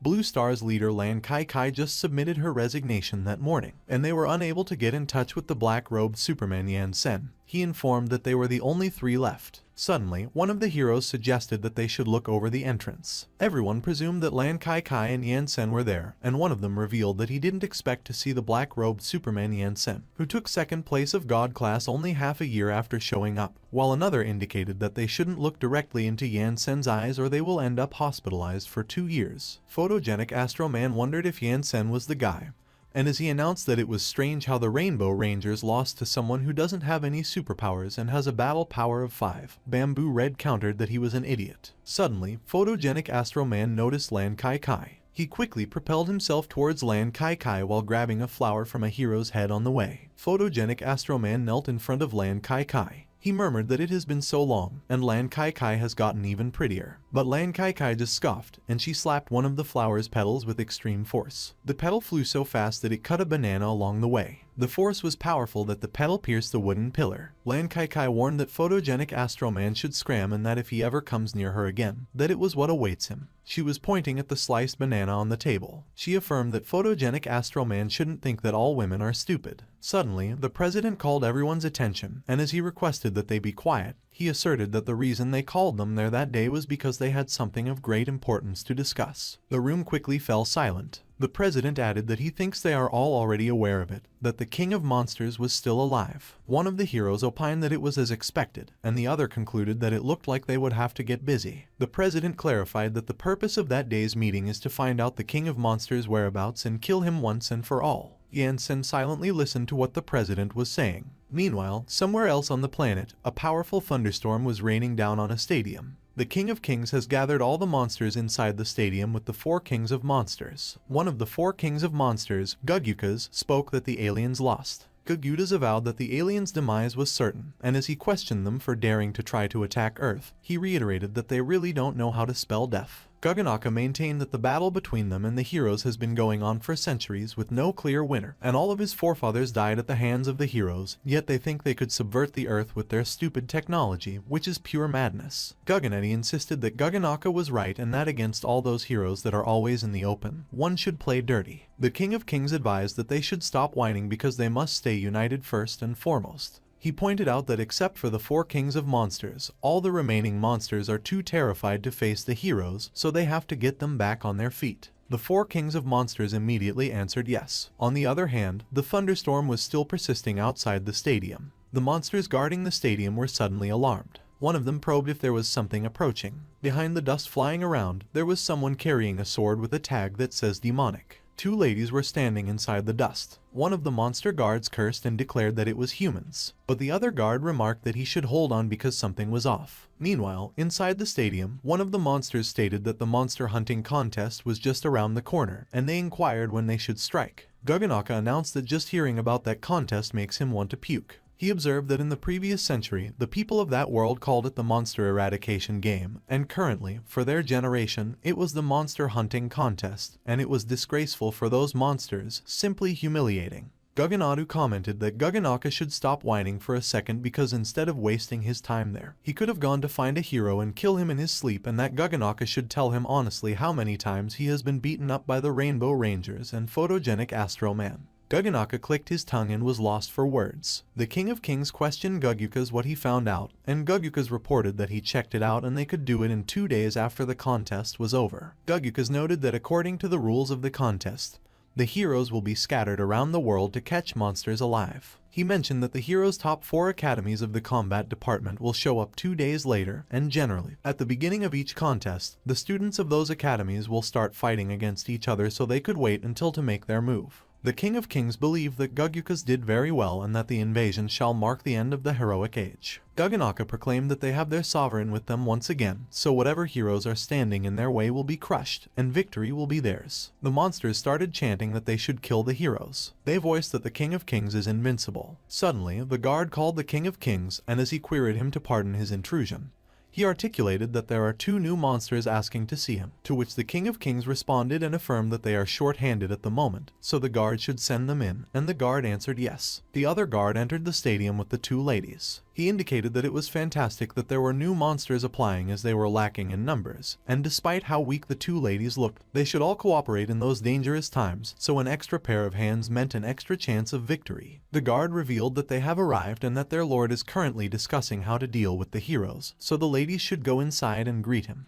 As the ladies showed up, one of the monsters interrogated if they were the new monsters and expressed that they looked like humans, while another pronounced that it was the first time he had seen such human-shaped monsters. One of the monsters asserted that the ladies were cute, and another conveyed that he was wondering how strong they were. Guganaka probed the newcomers what kind of monsters they were supposed to be. One of the ladies uttered that they were paradise birds, while the other recounted that technically they were not really monsters. Gugyukas checked out the info of the 2 ladies. He spelled out that the ladies don't have any superpowers. Their battle power was just 5, and the system couldn't find out what type of monsters they were. One of the monsters characterized that it was as expected, and as another testified that he had no idea anyone could be worse than him. Another acknowledged that they could still be their mascots. Meanwhile, Guganaka pressed how it was possible, but the King of Kings averred that everyone should be quiet and that they are lacking in manpower at the moment, and the battle power of 5 is still better than nothing because they need to gather all the troops they could against the heroes. One of the ladies requested the King of Kings if he was the one in charge around there, and the King of Kings emphasized indeed. She used her skill, Ethereal Myriad Slash. The lady unsheathed her sword. She hit the King of Kings with multiple slashes and quickly returned her sword to its sheath in an instant.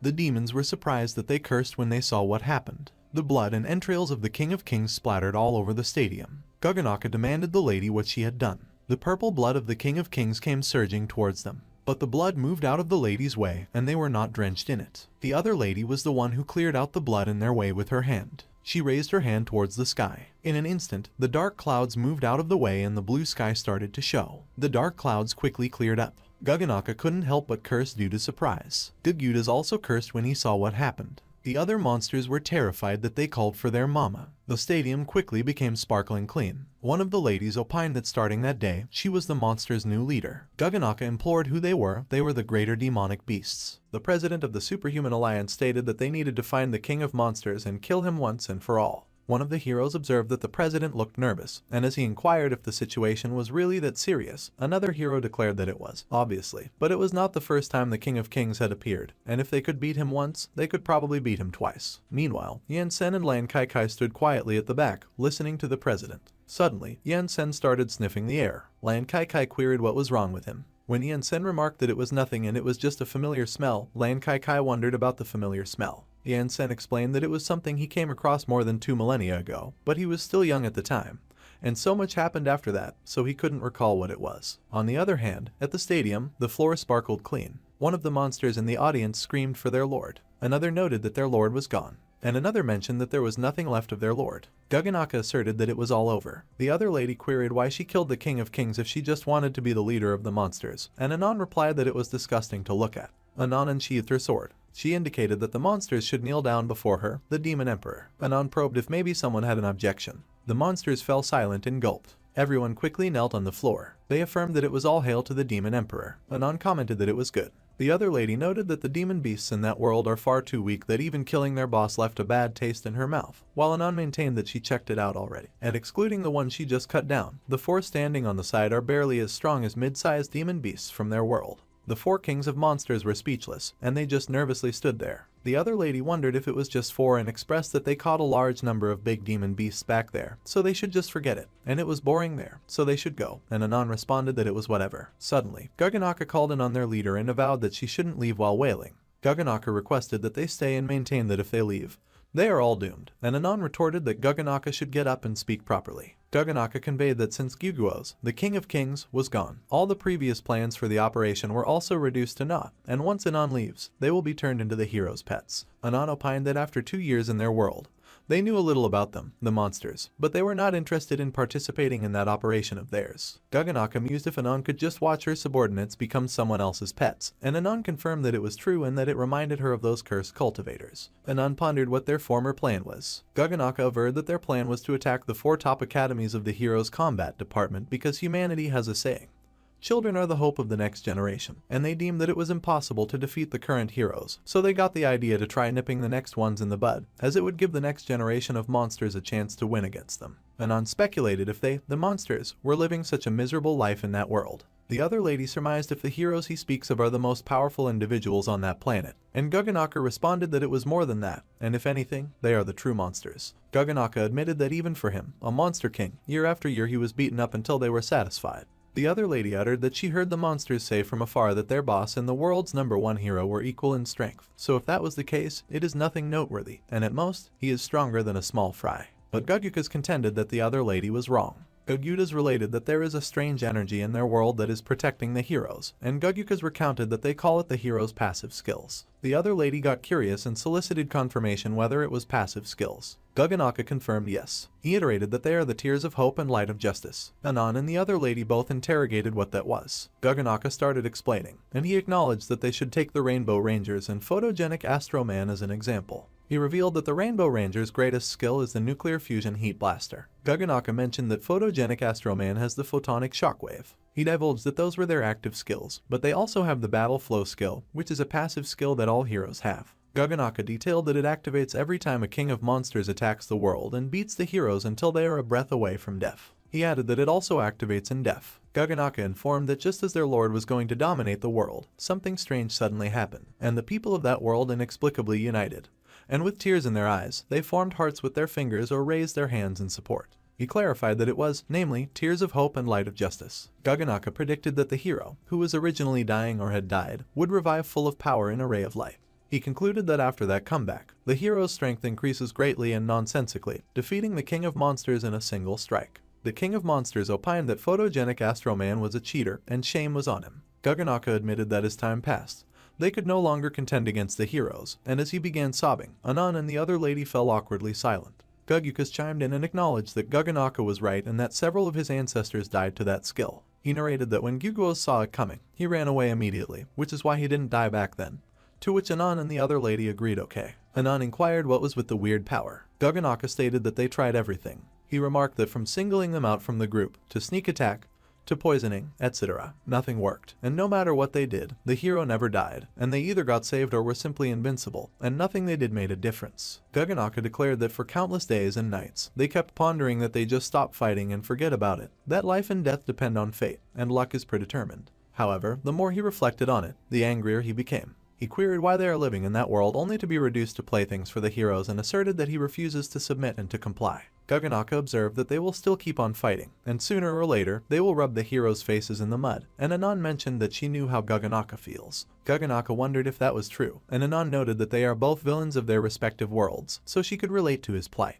Anon declared that Gaganaka's world has heroes, and their side has all kinds of shady immortal cultivators who are always up to no good. She stated that she had decided to help them in whatever way she could. Anon gave a bag to Gaganaka and remarked that he should take that. Gaganaka probed what it was. Anon explained that it was a universal bag used by demonic cultivators, which contains 400,600,000 demonic treasures, and it should be enough for the time being. The 4 kings of monsters were stunned when they heard the number 400,600,000. Anon mentioned that it could be activated using their flesh and blood, so it is perfect for them, but they should beware that there are 4 magic weapons inside, which they have to use with caution. She stated that it was 1 quasi-demon emperor mite, 2 Kai blood restoration tools, and 1 Kai blood transformation treasure. Anon declared that the 4 kings of monsters can't kill their enemy if they kill themselves first, and as the 4 kings of monsters got speechless, Anon observed that it was alright and they would be on their way, but they would be cheering for them. Gaganaka pressed if she could tell them where they were going. Anon observed that Gaganaka's world is really fun, so they are going to enjoy it a bit more. She stated that she heard that a huge amusement park opened in the north, so they are going to visit it, and the 4 kings of monsters should go for it, and if they really couldn't handle it, there are demon pigeons inside the bag to contact them. The 4 kings of monsters were moved by what Anon did. They bowed to her and wished that she should have a safe trip. Gaganaka wondered if such a small bag could really hold more than 400 million weapons, to which Gagutas agreed and remarked that he didn't know because it was his first time seeing something like that. Guggenadu stated that Gyuguo's death was definitely worth it, so when they are through with the hero's abuse, they will erect a large monument in his honor. Meanwhile, on the other front, after the meeting, it was decided that the top 10 of God class would act as the competition's jury, and the others would be responsible for collecting information about the King of Kings' whereabouts, and after obtaining the information, they were told to regroup to get rid of the King of Kings. But the heroes did not know that the King of Kings had already died and that the Earth got dragged into a battle royale between demons and immortals, monsters and heroes. 2 days later, the sky was blue, and the city was peaceful. Suddenly, the blonde reporter greeted everyone and stated that it was great to be with them once again. He added that the Monster Hunting Contest Committee offered him to be the commentator for the whole live, so he would request the audience to pay attention to his WeChat. He noted that, as he always maintained, where there is fighting, they could find him, and it was a once every 3 years combat buffet. And as a professional anchor, he certainly would not let go of that opportunity, and he would risk his life to provide them with a live broadcast. The blonde reporter explained that because that contest is different from the previous ones, the heroes of the God class will be responsible for gathering information on monsters, and the top 10 will act as the jury of that competition. He added that in the previous years, it was the Academy headmasters who acted as the jury, but it turns out to be the top 10 heroes at that time. And although he does not know why the Alliance made such a decision, in that way, they don't have to worry about security. He stated that at that time, their attention will be focused on the 4 major academies of the combat department, and since the students of those academies have been oppressed by the top 10 God class for many years and were unable to graduate, some of them became even stronger than professional heroes, so the competition will definitely be more exciting than in previous years. The blonde reporter noted that he is rather curious to see which academy will come out on top at the end of the day, so they should watch and find out. A kid watching the TV observed that the commentator really loves the sound of his own voice, and if it weren't for his commitment to giving them the perfect footage of the battle, he would never have watched his videos. People in internet cafes have also gathered to watch the blonde reporter's video. A man in an office declared that he wanted to beat the blonde reporter up so badly because it was because of him that they almost died last time. Back at the broadcast, the blonde reporter stated that first of all, he would like to thank their cameraman, the God-class monster Mechai, and that it will give them a spectacular view of the battle once again. The Mechai remarked that it was only because the blonde reporter stated that he would pay him double that he agreed to work with him, and the blonde reporter responded, of course, as long as he does a good job at broadcasting. Meanwhile, at the Tianshan Sect Immortal Cultivation School, the students were preparing. Ran Zihao remarked that it was finally there, and he had waited ages for that day. He declared that those perverts, ninjas, and wizards should just wait for him because at that time, they will redeem themselves. Sun Ziaolu remarked that they were idiots, and as she inquired if Yansen didn't teach them to never underestimate their opponents when he taught them immortal cultivation, she stated that they would be better in cultivation if they used their brains more. Both Ran Zihao and Lan Bin were deemed speechless because of what Sun Ziaolu uttered. Another student chimed in and observed that a cultivator should not be belligerent, and Lan Bin noted that it was as if he was any better. Meanwhile, another student approached Humenki, and as she inquired why they have new clothes and they don't, Humenki stated that Yansen mentioned that the disciples of the celestial deities sect will have Taoist uniforms unique to each realm, so they will also get them later. Humenki declared that Yansen's robe is the Emperor Deity Realm uniform, and the women's version of the robe is super sexy, which intrigued the other student.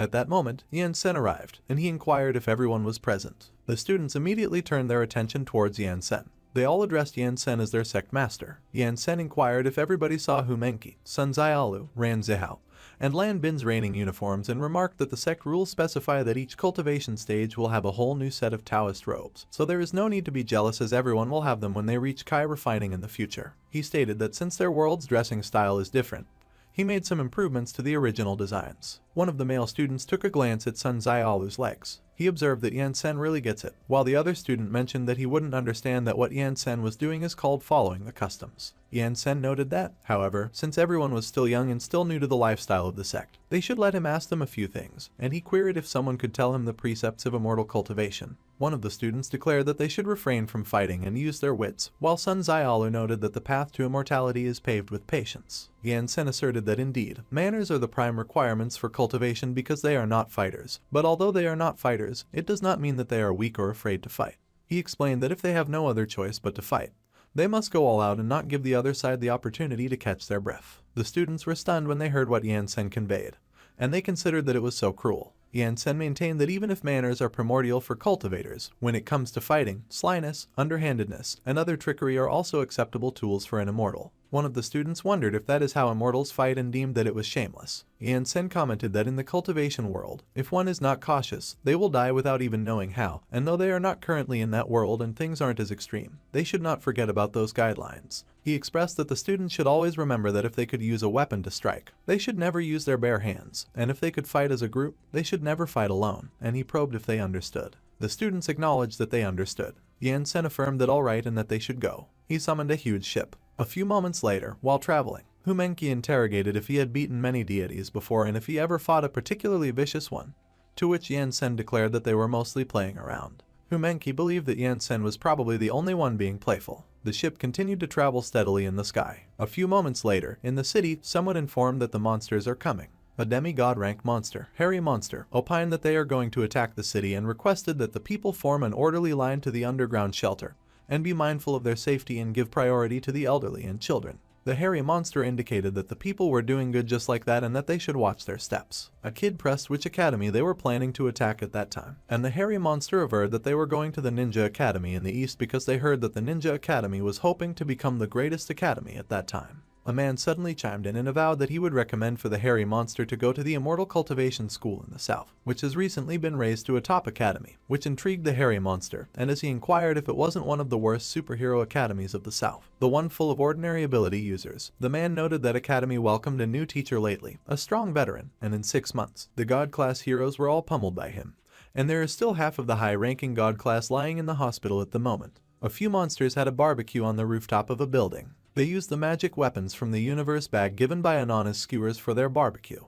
One of the monsters remarked that the world is simply unstable for villains, and he was not going to fight that year anyway, and as he inquired if he would, the other monster declared that he wouldn't either, as he refuses to be cannon fodder, and he was through with trying to resist. Another monster asserted that their new leader abandoned them to go on a trip around the world, and the heroes are unbeatable, but they only gave them those tiny weapons to fight at the front line, so they are basically asking them to sacrifice themselves. He declared that they are not stupid, so after those 4 main academies of the combat department come down, he will follow whichever offers the highest salary. Meanwhile, the blonde reporter addressed his fellow viewers and commented that the competition was about to start and that the last winner of the competition, the Superhuman Institute, was in charge of the event that year, so at that time, their starting point will be 10,000 meters in the air. He noted that as for the rules of the competition, it was the same as in previous years. One rank 10 monster would be 3 points, one legend rank monster would be 5 points, one myth rank monster would be 20 points, one demigod monster should be 50 points, and one god class rank monster would be 100 points. The blonde reporter declared that there was an additional rule that the academy that reaches the town on the ground first will receive 30 points. He stated that lastly, the academy with the highest score wins. The blonde reporter declared that without further ado, they are pleased to introduce their 4 top students from the combat department.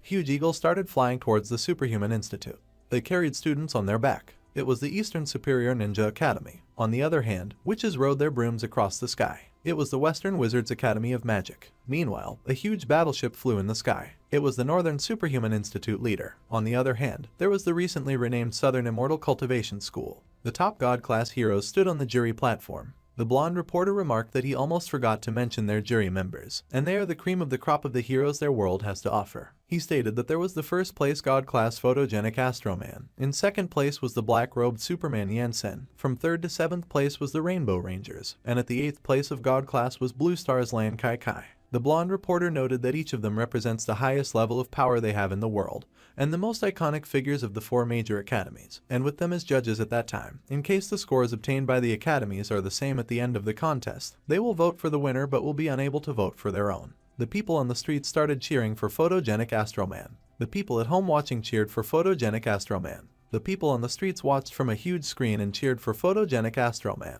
Photogenic Astroman quickly flexed his muscles to show off to his fans, which rendered the Rainbow Rangers speechless. Bamboo Yellow cursed Photogenic Astroman and declared that the pervert has been dead for so long and still has such a high popularity. And Bamboo Blue asserted that even though Photogenic Astroman is a scumbag in the darkest times of the world, he still saved everyone, and that kind of popularity doesn't fade easily. Bamboo Yellow suddenly remembered and queried how come she hadn't seen Steel Beetle when he is also an alumnus of their academy, and where he went to, which Bamboo Blue replied to and added that he didn't know, but he had a friend who observed that he saw Steel Beetle running around naked in the Northern Hemisphere last month. Meanwhile, the Superior Ninja Academy leader informed that everybody should listen up. He mentioned that they should hit first and think later because as long as the Immortal Cultivation School, Wizards Academy of Magic, and Superhuman Institute leader are down, the monsters will be theirs, and he wondered if they understood. The Eastern Superior Ninja Academy members all affirmed yes. On the other hand, one of the Wizards Academy of Magic students inquired how they were going to capture the monsters. Yurong advised that they should forget about the monsters and they should crush all the opponents first. Meanwhile, the Superhuman Institute leader suggested that they should get their adrenaline pumping and prepare for a cluster mess. Everyone roared in response. On the other hand, the Immortal Cultivation School's ship sailed in the sky. Sun Xiaolu proclaimed that everyone should listen up. She expressed that she will guard the front, Lan Bin will cover the left, and Ran Zihao will cover the right, and they should cut anyone who dares to come near them. Both Lan Bin and Ran Zihao reluctantly uttered okay. Sun Xiaolu called Humenki, and as soon as Humenki confirmed yes, Sun Xiaolu opined that they should prepare the nukes. Humenki was stunned when she heard what Sun Xiaolu indicated. Sun Xiaolu explained that Humenki was the only one who successfully released it, so they will cover her for as long as she needs. She maintained that when the fight starts, Humenki will blow the enemies straight away. One of the Xiao twins probed if they were sure that the enemies could survive that, and the other twin remained silent. Sun Xiaolu reminded that they should remember what Yan Sen claimed, that it was either they live or they die. One of the students observed that it was so ruthless, and Sun Xiaolu was becoming more and more like the immortals that Yan Sen talked about, to which another student responded and commented that the healer heroes will be very busy pretty soon. Meanwhile, the audience and officials have gathered. One of the officials rang the bell on their table. He intimated that everyone should be ready. The official indicated that they should start. Lan Bin and Ran Zihao cursed and claimed that the Superior Ninja Academy leader jumped straight down. The blonde student from Wizards Academy of Magic was surprised when she heard what Lan Bin and Ran Zihao conveyed. The Superior Ninja Academy leader addressed the clothes as his fellow students, and as he avowed that their brother would go first, he laughed maniacally. The Superhuman Institute leader contended that the Superior Ninja Academy leader was a bastard, and he was aiming for the 30 points. He interrogated if he was trying to be a smartass in front of him and averred that the Superior Ninja Academy leader should watch him break his legs, but the Superior Ninja Academy leader countered that he would have to catch up with him first. Ran Zihao commented that it was no wonder those ninja bastards stayed so far away from them because it turned out that it was their plan all along. And although the starting point is in the sky, there are no rules that specify the location, which is why their leader descended vertically and arrived way faster than any of them. Back at the chase, the Superior Ninja Academy leader insisted that the Superhuman Institute leader should come and get him, and the Superhuman Institute leader cursed him and warned that he will remember that. The blonde reporter avouched that it was so exciting as they already have a chase, and the other academies didn't expect the Superior Ninja Academy to pull that kind of stunt, so it looked like they would be able to get the first 30 points of that competition. People watching the broadcast in their homes cheered. The people on the streets cheered too. Meanwhile, the Superhuman Institute leader chased the Superior Ninja Academy leader. The Superhuman Institute leader exclaimed that the Superior Ninja Academy leader was dead meat. The blonde reporter maintained that the Superhuman Institute was going strong and they were worthy of being the previous champion as they managed to catch up from such a disadvantage, which is simply amazing. Suddenly, the Superior Ninja Academy leader threw an explosive ball towards the Superhuman Institute leader. The Superhuman Institute leader got caught off guard, and he froze in place, unable to dodge the ball. The ball exploded in the air. The superhuman leader coughed and inquired if it was smoke bombs. The blonde student urged that they should move out, but she was caught off guard when a smoke bomb struck near her. A smoke bomb struck Lan Bin and Ran Zihao too, and they were stunned. Gray Shadow remarked that there was no need to be jealous because there was enough for everyone. They were a bunch of buffoons. The superhuman leader swore and vowed that he would skin that guy alive. The blonde reporter declared that he was in an indescribable rage. Lan Bin muttered that it was cheap, while Ran Zihao pointed out that Gray Shadow had almost reached the ground already. Sun Xiaolu scolded that they were two dunces who should stop bickering and return to their positions. She called Humenki and instructed that she should ignore them and start casting, to which she agreed. They warned that if the Ninja Academy got to the ground, they could level the whole city, but Sun Xiaolu assured that they shouldn't worry because they wouldn't reach it. On the other hand, Gray Shadow laughed and claimed that the 30 points were his. Once they got to the ground, the game would be theirs, and they would take their time to clean them up. Yurong cursed and exclaimed that he was almost there, and the blonde student wondered what they should do. She suggested that they should get their aims on him. Gray Shadow kept laughing as he repeated 30 points. Yurong threatened that she would shred him into 30 pieces. He kept laughing and remained unaware of the coming attack. He was hit, and a huge explosion erupted. Everyone was shocked. Ran Zihao gasped that there was no way, and Sun Xiaolu reminded that the academies were not so simple, so they should pay attention and cover her. Gray Shadow's shoe was the only thing that hit the ground. Yurong scoffed and warned that they shouldn't get cocky just because she spared him for a bit. Her sisters should have their guns out, and the blonde reporter described that the Wizard Academy collectively tossed away their wands and pulled out rocket launchers, machine guns, and laser-guided missile launchers, which was outrageous, and the competition was beginning to feel more like a gang war than a hero face-off. Yurong ordered that they should show them what physical magic was all about. Ran Zihao cursed and ranted that they were all crazy, while Lan Bin agreed that Sun Xiaolu was right, that in order to deal with those people, they should attack with the intention to kill. Meanwhile, Grey Shadow returned to their eagle. One of the members urged that he should stay with them, while the other encouraged that he should hurry up and heal and wondered if he was able to save him. Grey Shadow cursed and admitted that he was careless because it seemed that those weapons were enhanced with some kind of magic, and the other member pointed out that he was still bleeding. He recalled that last time, they were hammering people with maces and flails, and that year they were taking out bazookas, and he wondered if they weren't supposed to be mages. Yurong laughed and commented that it was so much fun. Members of the Superhuman Academy flew their utmost best to evade the bullets. One of them muttered that they were a bunch of hooligans, but the other urged that he should stop whining and find a way to get closer. Another member wondered why he didn't see anyone from the Immortal Cultivation School, and the superhuman leader assured that he shouldn't worry about them because they were the perpetual bottom feeders. Grey Shadow stated that it was simply unforgivable to humiliate them in front of the whole world. He didn't care about the 30 points anymore, so they should go up there and kick their asses, beat them all to death and not spare a single one of them. The blonde reporter laughed and observed that everything was getting wild because what was originally a monster hunting contest had turned into a mob fight. It was so much better than just catching monsters, and he wondered which academy would prevail. The people watching the fight on a huge billboard cheered. The people watching in their homes urged that they should punch harder. Another voiced that his bet was on the Eastern Ninja Academy. Another argued if he couldn't see that the Western Academy was also very strong with their magic. Plus, the Northerners hadn't even gotten serious yet, and they were the previous champions, while the other remarked that it was strange and wondered why he couldn't see the Immortal Cultivation School. On the other hand, Humenki floated above their flying ship. The people exclaimed that they should check it out because the Immortal Cultivation School was preparing something. The blonde reporter questioned why they kept floating over there, and if they had already given up. Humenki calmly stood at the hilt of her sword and meditated. Ran Zihao inquired if she was done yet, and she replied more or less. She promised that she would show them the upgraded version of the Kai Dragon transformation technique. She waved her arm in the air to create a circular moving aura. She created a gigantic orb of aura above her. Ran Zihao was so surprised. Lan Bin couldn't believe it either. Humenki remarked that focus, serenity, and the Kai of the heavens turned into a dragon.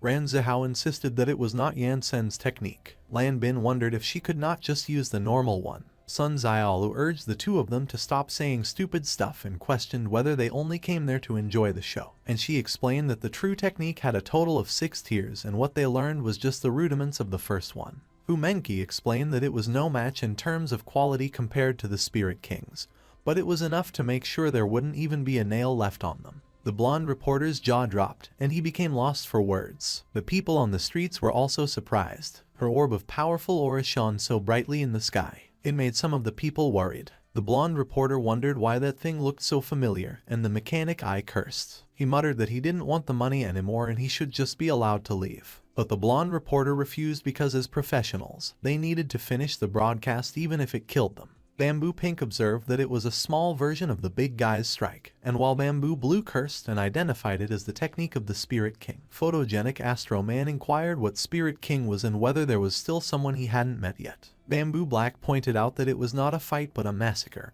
and the cultivation school was overdoing it, while Bamboo Red pondered if it would happen again. Yansen found it amusing and praised Humenki for being a fast learner, and Lan Kai stated that he could not let his students destroy everything. Meanwhile, the explosion created by the fight of the other schools still erupted in the air. Yurong and her team members launched their rockets on their enemies. She laughed and bragged that all of them should go to hell because she was the best. The superhuman leader urged that they should find a way to get close because the mages were defenseless in close range when their system suddenly alerted that thermal energy was detected. One of his members called him and urged that he should check it out. He became surprised when he saw the huge orb above them. He cursed and decided that he was out. Humenki laughed and commented that it looked like they finally noticed. Grey Shadow questioned what was going on because the Superhuman Institute was screaming like madmen, to which Yurong concurred. But they became stunned when they saw the gigantic orb. It was so huge that it looked like it could consume the entire city. Yurong cursed while Grey Shadow declared that they were doomed. He forgot that those retards had that trick, which was why they stayed far away, and one of the superhuman members reassured them not to panic because he investigated that trick and they needed to buff it for at least a minute, so they still had time to get them. The three leaders decided that they should smash the Immortal Cultivation School first. The blonde reporter observed that the three academies were starting to join forces, and he didn't expect the Immortal Cultivation School, which had been hiding in the back without doing anything, to use the chaos of the fight to sneakily prepare that move, and if that got out of control, everyone present might die, so those students were absolute mad lads. Grey Shadow commanded that the Superhuman Institute should charge forward while their Ninja Academy and Wizards Academy would get around them in a pincer maneuver. They needed time to release that move, and they couldn't be disturbed, so they should kill that bunch of losers first, and after that, they would resume their fight. Yurong agreed. Sun Xiaolu complained that it was such a hurdle to be the best. She called Humenki and inquired how it was going. Humenki explained that the dragon was not formed yet, so she needed more time. Sun Xiaolu acknowledged and assured her to leave it to them, while the blonde reporter reported that the Immortal Cultivation School was preparing to strike. But their situation did not look favorable at the moment because they had to deal with the other three academies while buying time for their class president to cast the spell. Ran Zihao volunteered that he would take care of the ninjas, and Lan Bin declared that he would handle the witches. After those 2 years of hard work, the time had come to put their training to the test, so the burnt rat should not hold back.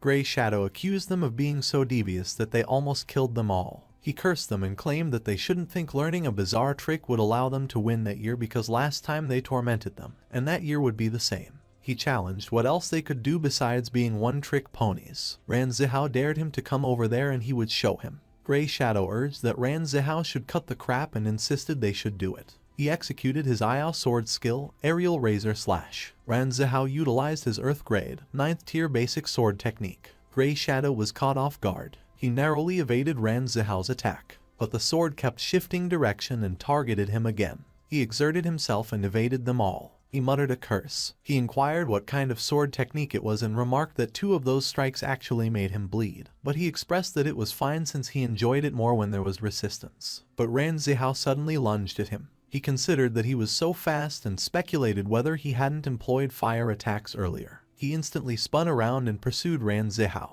He warned that he shouldn't look down on him. Ran Zihao challenged whether he didn't declare that he wanted to torment him and dared him to show it. The blonde reporter observed that Grey Shadow was intercepted by Ran Zihao, and they were currently locked in close combat, with neither appearing to have the advantage. It appeared that the Southern Immortal Cultivation didn't just undergo a name change. Their strength increased so much that they even employed superpowers that were previously unseen. However, at that moment, it was impossible to identify who the victor would be, and it seemed that the 3 academies would be in serious trouble during that time. Grey Shadow and Ran Zihao clashed at an incredibly rapid pace. The spectators below were astonished, and one of them recalled that during the last competition, Ran Zihao couldn't even land a hit on Grey Shadow. Grey Shadow unleashed Cut and Ran Zihao merely scoffed. He activated telekinesis. He responded with agreement and acknowledged that he underestimated Ran Zihao because his improvement since last time was significant. Ran Zihao admitted that it seemed like he hadn't trained enough since he couldn't defeat him in one move like Yan Sen.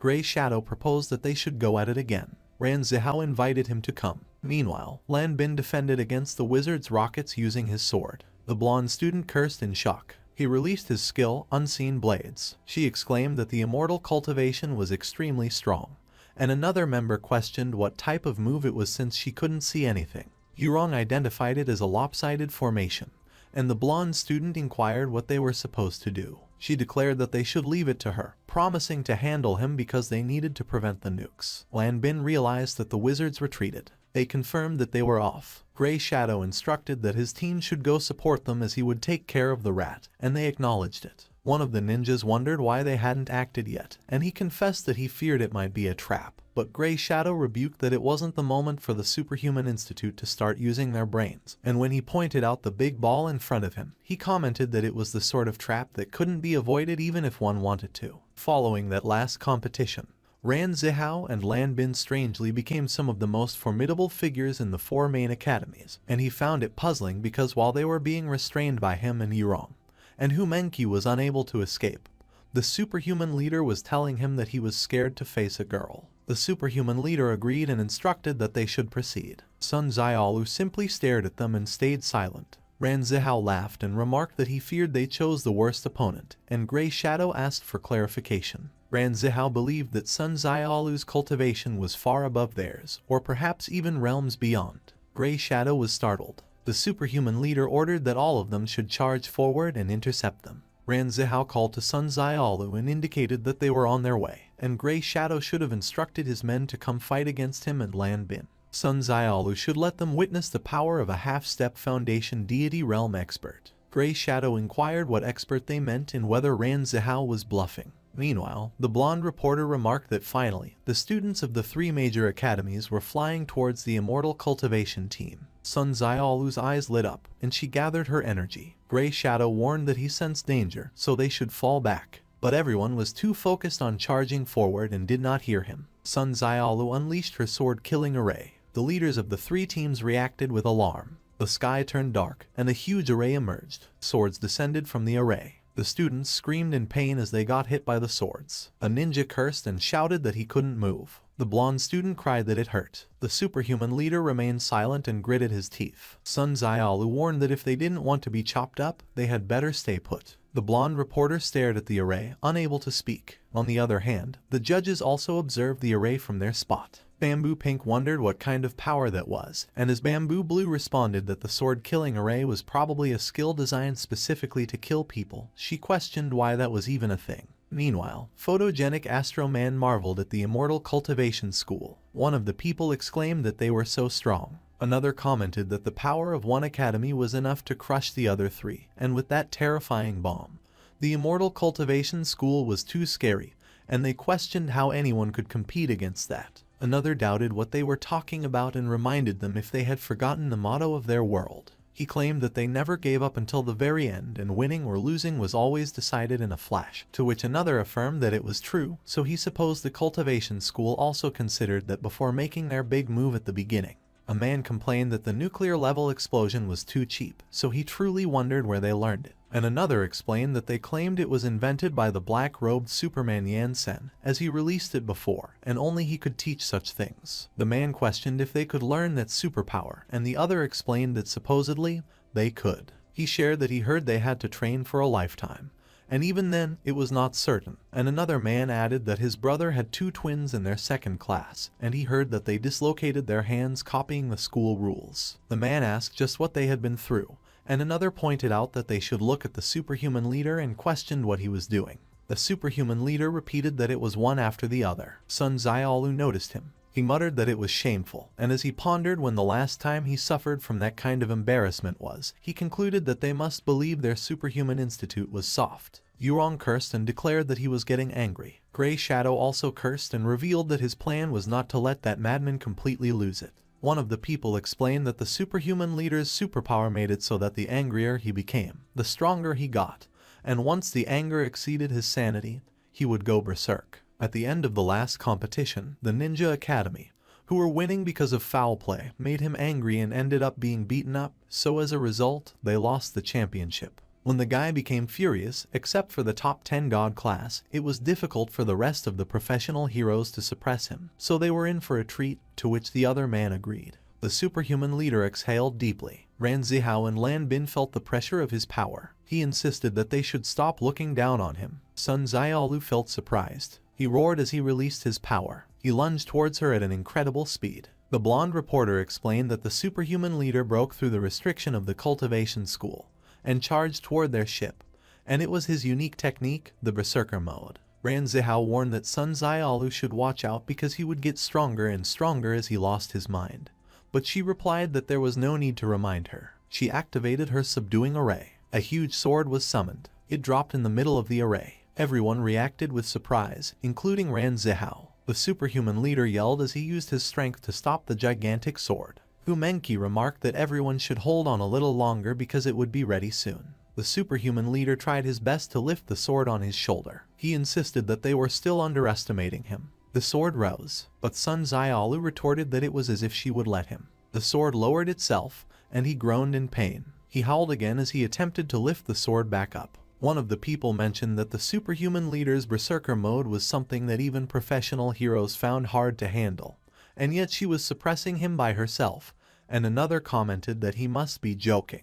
Another man pointed out that just relying on that trick allowed him to become the strongest fighter in the 4 major academies, and if he weren't squashed by the top 10 of the God class, he would have graduated a long time ago. Now another student who could rival that monster showed up that day, so he feared that the 4 strongest students would lose their spots to the cultivation school. But another man countered what he was talking about when the guy was not yet defeated. He was merely being suppressed, and with the Berserker mode, even if they knocked him out, he would keep growing stronger. The other people simply looked up at the sky, silent. The blonde reporter observed that that year's competition was full of surprises, as the Southern Superhuman Academy, which was always at the bottom of the rankings, managed to overpower the other 3 major academies that year thanks to the many changes they underwent. However, the superhuman leader's passive superpower, Berserker mode, converted anger into physical strength, rendering a long battle disadvantageous for the opponent, as that ability enabled him to break through his limits, and even professional heroes didn't dare take it lightly. Sun Xiaolu muttered that he was a stubborn guy.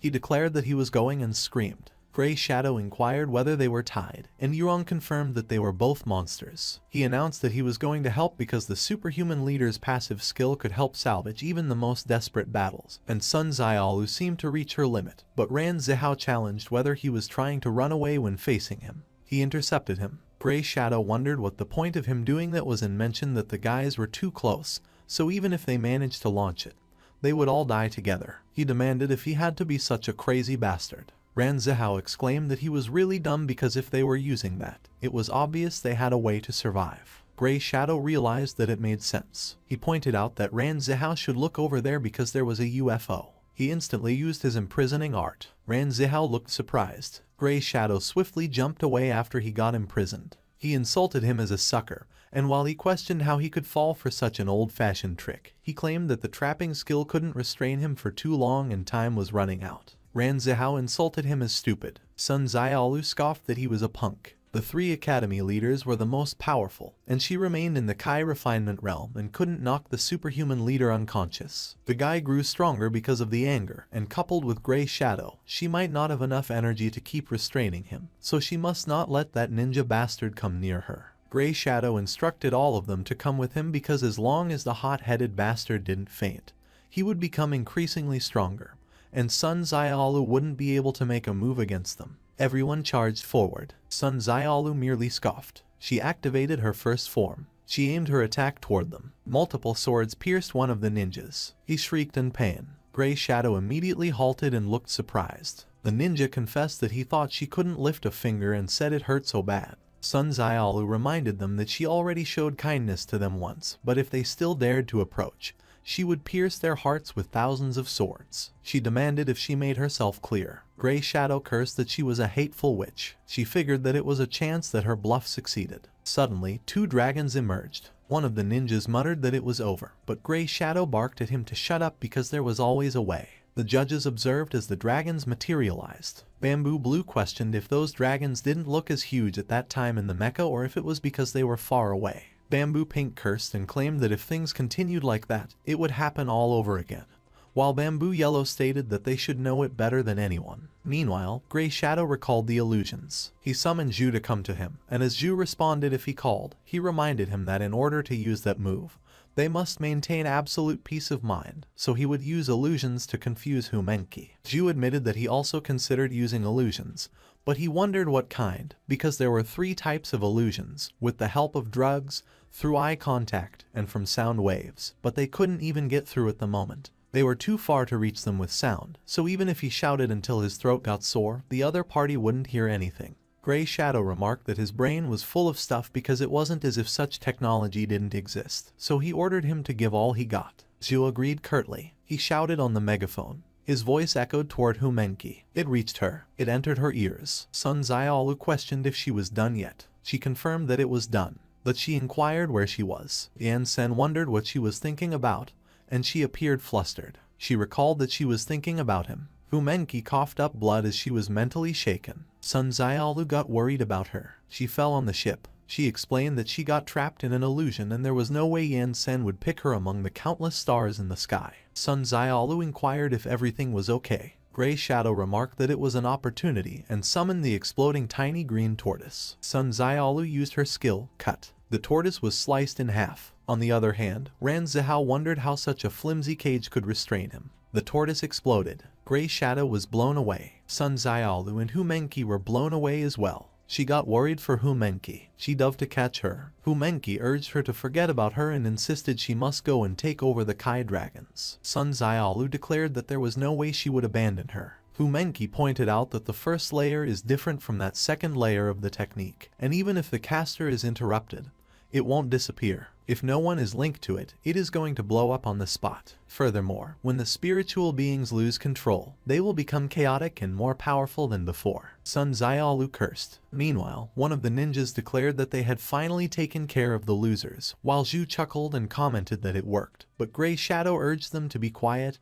and wondered why that big ball was still there. Sun Xiaolu realized that the talisman she made was in the hands of Ran Zihao, and with him still caged and Hu Menqi unable to move, she considered what she could do. The blonde reporter screamed that the dragons were rampaging. The Rainbow Rangers were speechless. The superhuman leader was also speechless. Zhu screamed that it was going to explode, and he believed that those wicked immortal cultivators had absolutely no control over the situation. Photogenic Astro Man prepared to make his move. On the other hand, Yan Sen observed that Ran Zihao is constantly distracted. Lan Bin is only concerned with his own fight. Hu Menqi is still too careless, and Sun Xiaolu, he would like to say, is beyond reproach but nevertheless too indecisive to take the win. On the road to cultivation, it is impossible to cut corners, so he hoped that the battle would help them grow. He loomed over the dragons. The dragons froze due to the pressure, and Photogenic Astro Man stopped in his tracks when he felt it too. He was surprised. Meanwhile, Yan Sen clenched his fist. The dragons disappeared, and everyone was astonished. Gray Shadow wondered if it was erased as easily as that.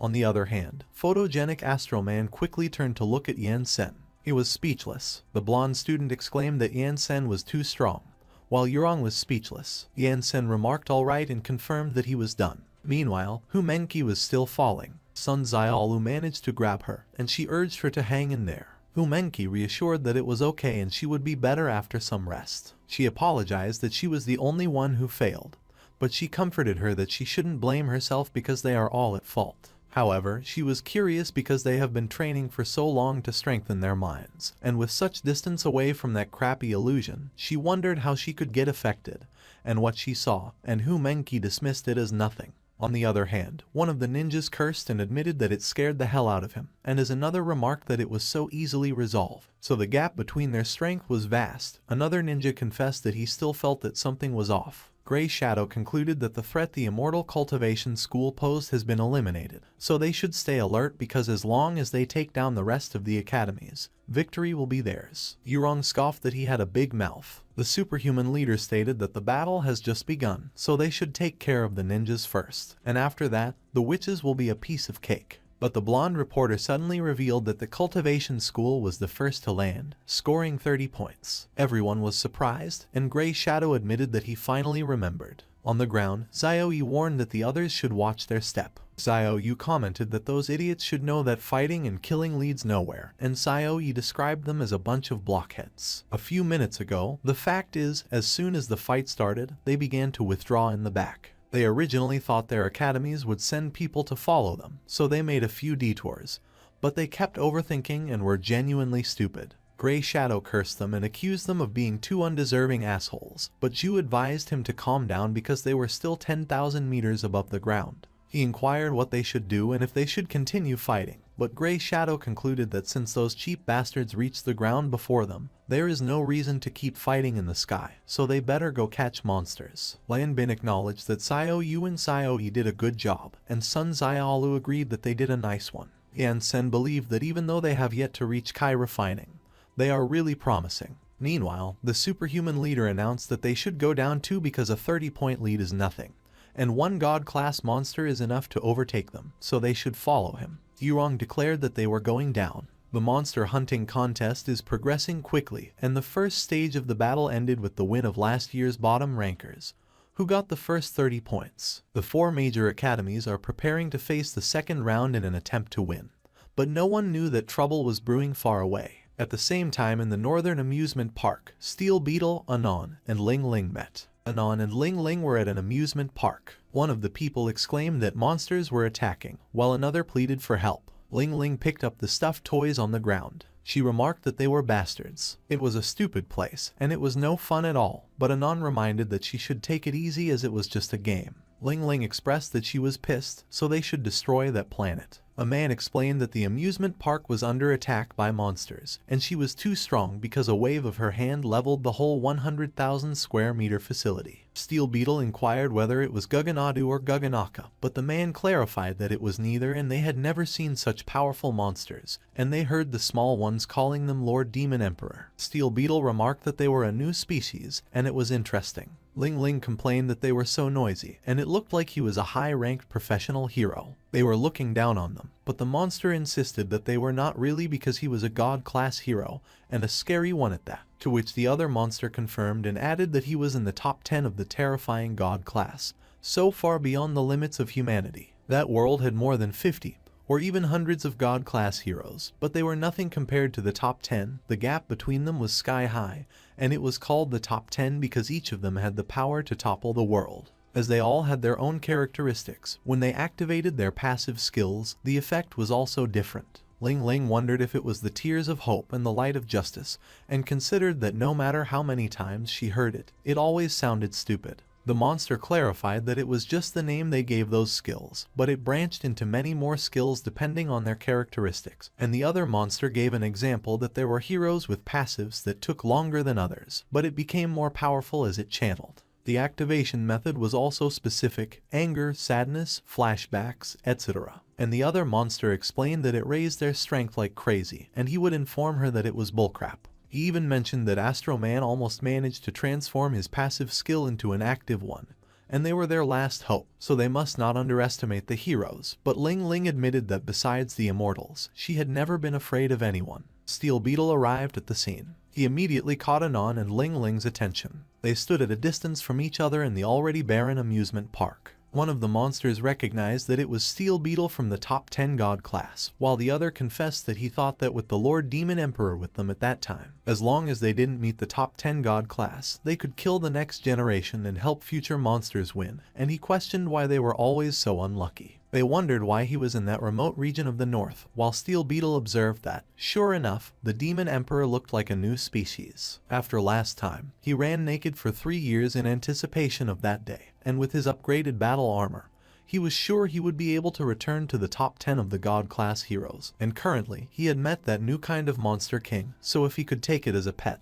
no one knew if he might be able to overpower the Rainbow Rangers. He caught their attention. He declared that he would only ask once. As he questioned how much he should pay them to be his pets, he affirmed that money was no object. Ling Ling mocked that the weakling wanted them to be his pets, and Anon remarked that it was a bold statement. Meanwhile, Machoman sneezed in his home. Back at the fight, Ling Ling instructed that Anon should stay there as she would take care of him. They didn't need money, but if he could beat her, she would be his. He commented that it was nice to come across such a bargain once in a while, and with his new upgrade, he was no longer limited to land, which he would show her. The monsters warned that she should be careful because he was the type that got stronger as the battle dragged on. Steel Beetle lunged at Ling Ling, and she effortlessly blocked his fist with her foot without losing her balance. They fought, and the sound of their explosive attacks filled the air. The monsters were in awe. Anon took a seat. She instructed that the two of them should come and make her some tea, and they agreed. They watched as Steel Beetle and Ling Ling fought in the sky. 2 hours later, Ling Ling landed a kick on Steel Beetle. He was sent flying and bounced off the ground. She questioned if he wasn't supposed to get stronger the longer he fought and why she felt like he was still as weak even though it had been more than an hour since they started.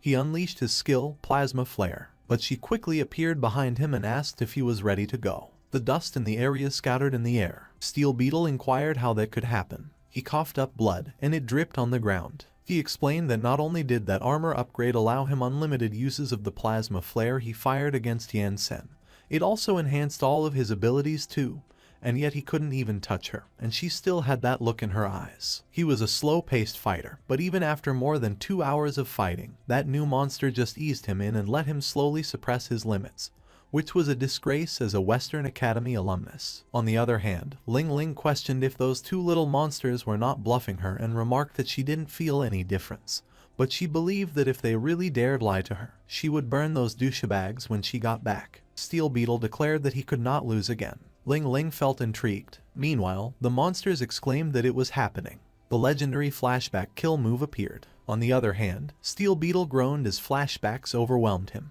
He recalled when the ancient hero revealed that his time had come and, in the future, he would be the one who would protect the world. He felt excited and stood in awe. The ancient hero encouraged him to take it, and as long as his will remained undying, he would possess unparalleled power. He felt moved. Back in the present, the monsters claimed that there it was, the ancient monster beaten by the hero, which was the crap that kept them awake at night. Back at the fight, Steel Beetle unleashed his skill, Beetle Blast. The monsters pointed out that he gained a new move, and it was the unique skill of the previous Steel Beetle, the ancient hero. Anon muttered that it was such a sappy name. On the other hand, Ling Ling stated that she could feel that he grew stronger, and indeed, they told her the truth because that power level suddenly jumping to another level was the same as when they reached another realm. And it was funny that their world had such a way to elevate their strength, and she would love to have it too. Steel Beetle gathered a powerful energy around him. Meanwhile, Anon questioned what that Beetle Blast was and what it did. One of the monsters explained that he used the excessive energy in his body to send heat to the armor and generate hydrogen ions. The hydrogen ions generated by the battle originated from solar radiation, and when the high-energy particles generated passed through the ion cannon,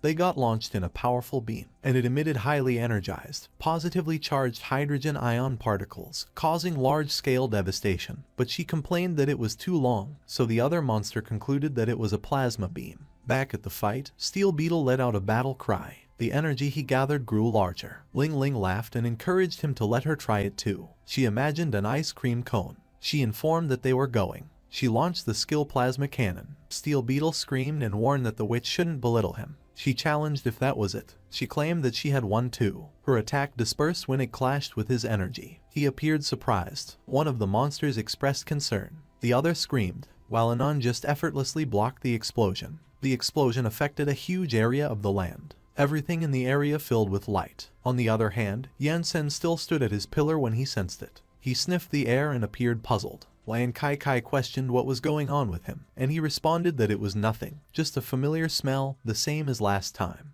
It puzzled him because he was only 2,000 years old, and he queried how come he couldn't remember what it was. He remarked that, indeed, in his world, immortals needed to spend tens of thousands of years to reach their realm, so for them, he was just like an infant, so she addressed him as kiddo and reminded it was lunchtime. He answered that immortals didn't need to eat, and she countered that eating wasn't necessarily about filling his stomach. He wondered if they shouldn't be done at that time, and she replied that there was still the afternoon left. The blonde reporter suddenly reported that while the representatives of the cultivation school and the wizard academy ate hot pot in the middle of the field, it seemed the competition entered a feverish pace. Yansen stayed speechless. Meanwhile, one of the judges revealed that the major academies submitted their scores one after another, and another mentioned that Ninja Academy had 120 points, Superman Institute had 110 points, and Wizard Academy had 90 points. The reporter added that so far, they hadn't seen the cultivation school come in to submit theirs, and judging from the images transmitted by the Mechai, it seemed that the situation wasn't good for them, which obtained the first 30 points. On the other hand, Ran Zihao and Grey Shadow fought each other. A monster wondered who was going to win the second round. Ran Zihao demanded if he could stop that crap already, but he declared that as long as he was there, he wouldn't get even 1 point. Ran Zihao retorted that neither would he, but he reminded not to mind him. They fought as they descended the building. Meanwhile, a monster insisted that Lan Bin should pay up. Lan Bin appeared taken aback. The monster explained that as he could see, since he was a free monster, if he wanted to keep him as a pet, he had to abide by the rules, and he would be direct, so he questioned how much he could pay him. Lan Bin asked for its opinion about that amount. The monster remarked that his immortal cultivation school was way too poor, and he was still a demigod rank monster, so even just sweeping the floor of the Ninja Academy would earn him more than what he could offer. Lan Bin cursed him, and one of his classmates advised him to calm down, while the other reminded that they just started out, so they didn't have much money. They proposed thinking of another way, to which the monster agreed and stated that they were righteous people, so there was no need to use violence as they were civilized monsters. On the other hand, Yansen and Lan Kai Kai still continued their meal. She observed that it seemed he made a blunder because in their world, money was something vital. He claimed that not really because he did have loads of it, as he possessed several thousand tons of spirit stones lying around in his spatial ring. There were still more than 100,000 spirit stone mines in his small world that remained unexploited, but she argued that he might be rich in his world, but nothing he showed her held any value there. He acknowledged that and assumed that spirit stones had a remarkable effect even on mortals, but it was a pity that people there didn't know how to use them. Meanwhile, Humenki chased Ju. He pleaded that she should forgive him and apologized for using illusions to disturb her. He promised not to tell anyone about what happened in the illusion and begged her to spare him. She declared there was not a chance and insisted that he must die that day no matter what. He cried for help and exclaimed that she was going to kill him, while Sun Xiaolu remarked that it was weird and wondered why there were no monsters there. On the other hand, Gray warned that everyone should listen up and stay away from the witch. He referred to Sun Xiaolu. Yurong also urged everyone to keep their distance from the crazy woman. The girl agreed and affirmed that her strength was unfathomable, so they must avoid confrontation at all costs. Meanwhile, one of the ninjas negotiated a deal with a monster. Suddenly, another ninja alerted him that Sun Xiaolu headed his way. He cursed in frustration. He grabbed the monster in a panic. He utilized his skill, Lightning Step. The monster demanded what he tried to do and reminded that as heroes, they were forbidden to use force. The ninja responded that he could give him that much and confirmed that it was a deal. The monster quickly entered the card. Meanwhile, Sun Xiaolu commented that it was strange because she clearly felt someone over there earlier. She remained unaware that she was the isolated student. On the other hand, the reporter explained that after the epic fight in the sky, the major academies all witnessed the tremendous power of the Immortal Cultivation School, especially Sun Xiaolu, who was currently being isolated from the competition by the other teams. But he recalled seeing that scene in the last competition. He observed that it seemed to be called the Forever Alone strategy, and he explained that it was a tactic designed by the Ninja Academy to deal with the squad leader of the Superman Institute.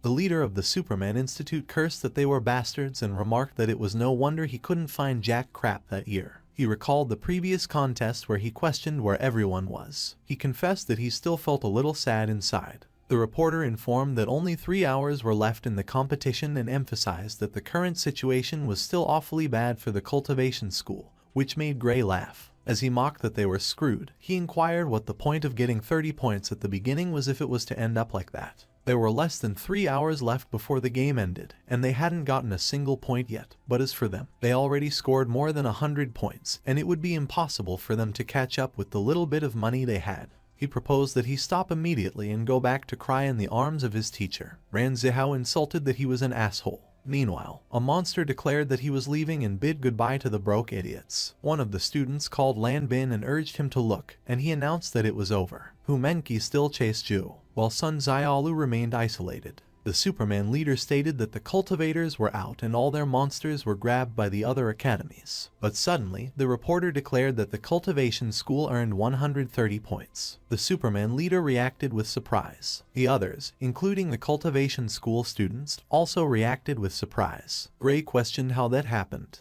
The reporter verified and affirmed that the info was legit. Xiao Yu and Xiao Yi greeted them and concluded that they were really a bunch of idiots always underestimating them. Gray groaned that it was those pieces of shit again. A few minutes ago, Xiao Yu inquired if he could see Yan Sen and praised that it was their master who was absolutely peerless and rose to the second place of God class only 6 months after becoming a hero, which intrigued the monster, who demanded what he tried to say. He answered that it was only a matter of time before their master climbed to the top of the God class, which meant that their master would make a lot of money in the near future, and neither of them cared about money, so he would even give him his share, and the monster verified if he was serious. He confirmed, but clarified that even if they were rich, they couldn't spend money willy-nilly, and everything would depend on whether he would be worth the price, so they would put him through a trial period before he could start earning the full salary. So he proposed that he give him half for the time being and the rest as a bonus starting next year. He added the condition that if they didn't respect their end of the deal, he would be granted freedom immediately.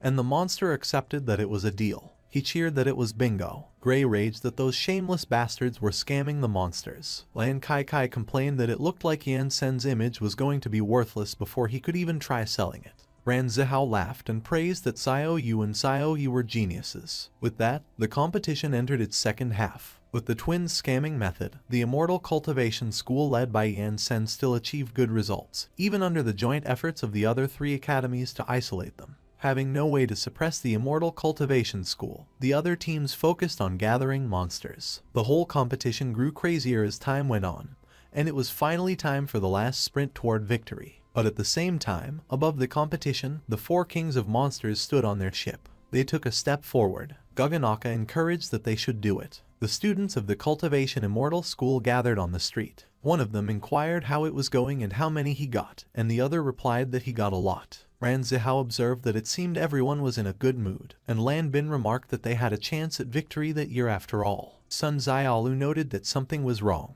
She questioned if they hadn't noticed that they hadn't seen any god-class rank monsters apart from a few demigod rank ones, and Ran Zihao wondered what she meant. She remained silent but stayed wary. Ran Zihao acknowledged that since she brought it up, it was indeed strange because in the last competition, there were several god-class rank monsters here and there, and yet they didn't even see the shadow of one that day, so he questioned what was going on. Sun Xiaolu summoned Xiao Yu and Xiao Yi to come over to her, and they confirmed. She instructed that they should take those and deploy the array flags according to the map she drew. They confirmed and promised to get it done as soon as possible. She laid out a map. Ran Zihao speculated if she was implying that the monsters were plotting something, and she admitted that she was not sure, but they needed to be careful. On the other hand, Xiao Yu mentioned that Sun Xiaolu had been going to Yansen lately every day for supplementary lessons, becoming ever more cautious when dealing with problems, to which Xiao Yi agreed. Hu Menqi supported that Sun Xiaolu was right, and she also sensed something was strange at the beginning,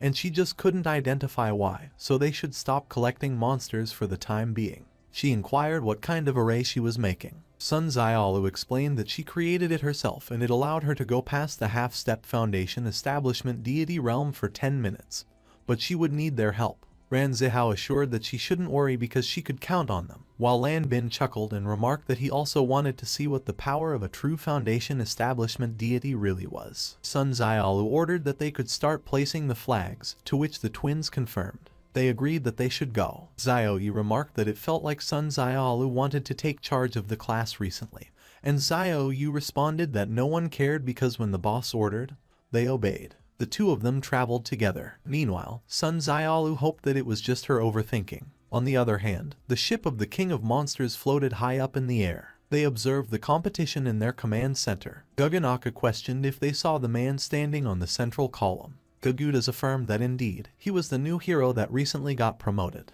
He identified him as the new god-class hero, but he couldn't recall his name, so they needed to find out his identity. But that thing earlier was absolutely terrifying because the energy contained in the big ball was immeasurable after it went haywire, and yet, he erased it just by grasping the air with his hand. Gaganadu assured that they shouldn't be afraid because the Demon Emperor just sent a message that the hero's passive was not unbeatable, so they should proceed as planned. But Gagudas wondered if Yansen's dressing style wasn't similar to the Demon Emperor's. Gaganadu recommended that they better review their strategy just in case. Meanwhile, they planted one of the weapons on the floor of their ship. On the other hand, Lan Kai inquired what was wrong and if it was that familiar smell again, to which he affirmed and confirmed it was pretty close. Back at the ship, Gaganaka declared that after that, they would contain the top 10 god class, and the students would be in their hands, so in 30 minutes, they would have destroyed their future. The 4 kings of monsters departed. They descended towards the examination area. Gagukas initiated his program input. He triggered his skill, Spatial Lockdown, to the entire area. Photogenic Astral Man reacted with surprise. The Rainbow Rangers reacted with surprise as well. Lan Kai asked what it was while Yansen reflected deeply. Gaguka's skill isolated them.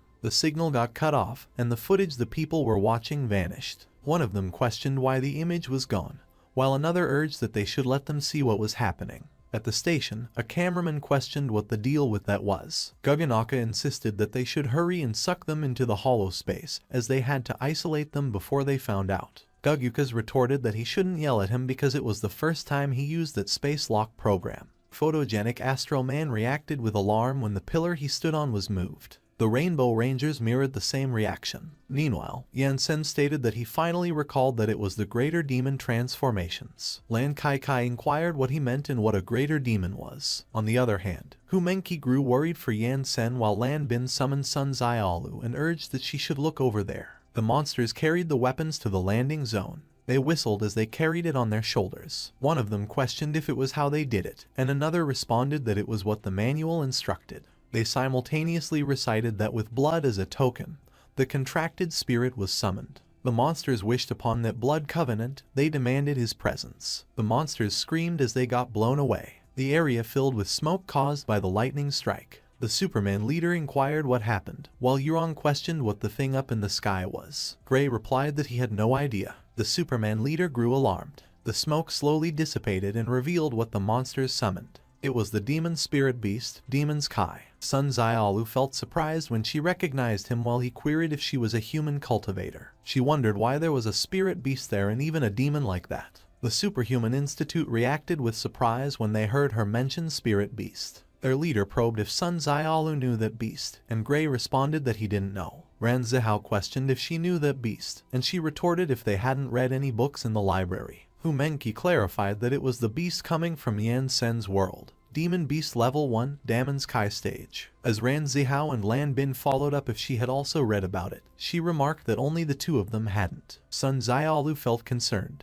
She considered that it was really a big problem. Inside the space, Yan Sen laughed and remarked that it was a Damon spirit beast, while Lan Kai screamed. He caught her and brought her back to the platform. He commented that his poor brain nearly forgot it. She apologized to him that she couldn't fly. He assured her that it was okay, and she questioned what the demon he was referring to was. He explained that it was a name of the kind of spirit beast in his world, and in other words, she could recognize them as the monsters in his world. The difference was that they turned into human shape completely, and although their minds remained very simple, they were kind of stubborn, so he presumed that their demon king already died. She inquired how he could know. He directed her to look over there. The monsters in her world held the standard demon king's weapon and prepared to attack them soon. Guganaka and Gugyukas focused on reading the manual in their hands. Lan Kai asked about the standard demon king's weapon. Yan Sen explained that it was the weapon of a demon king, so it must bear Kai, and it was good timing when he had something to ask about it. She inquired how he could ask them.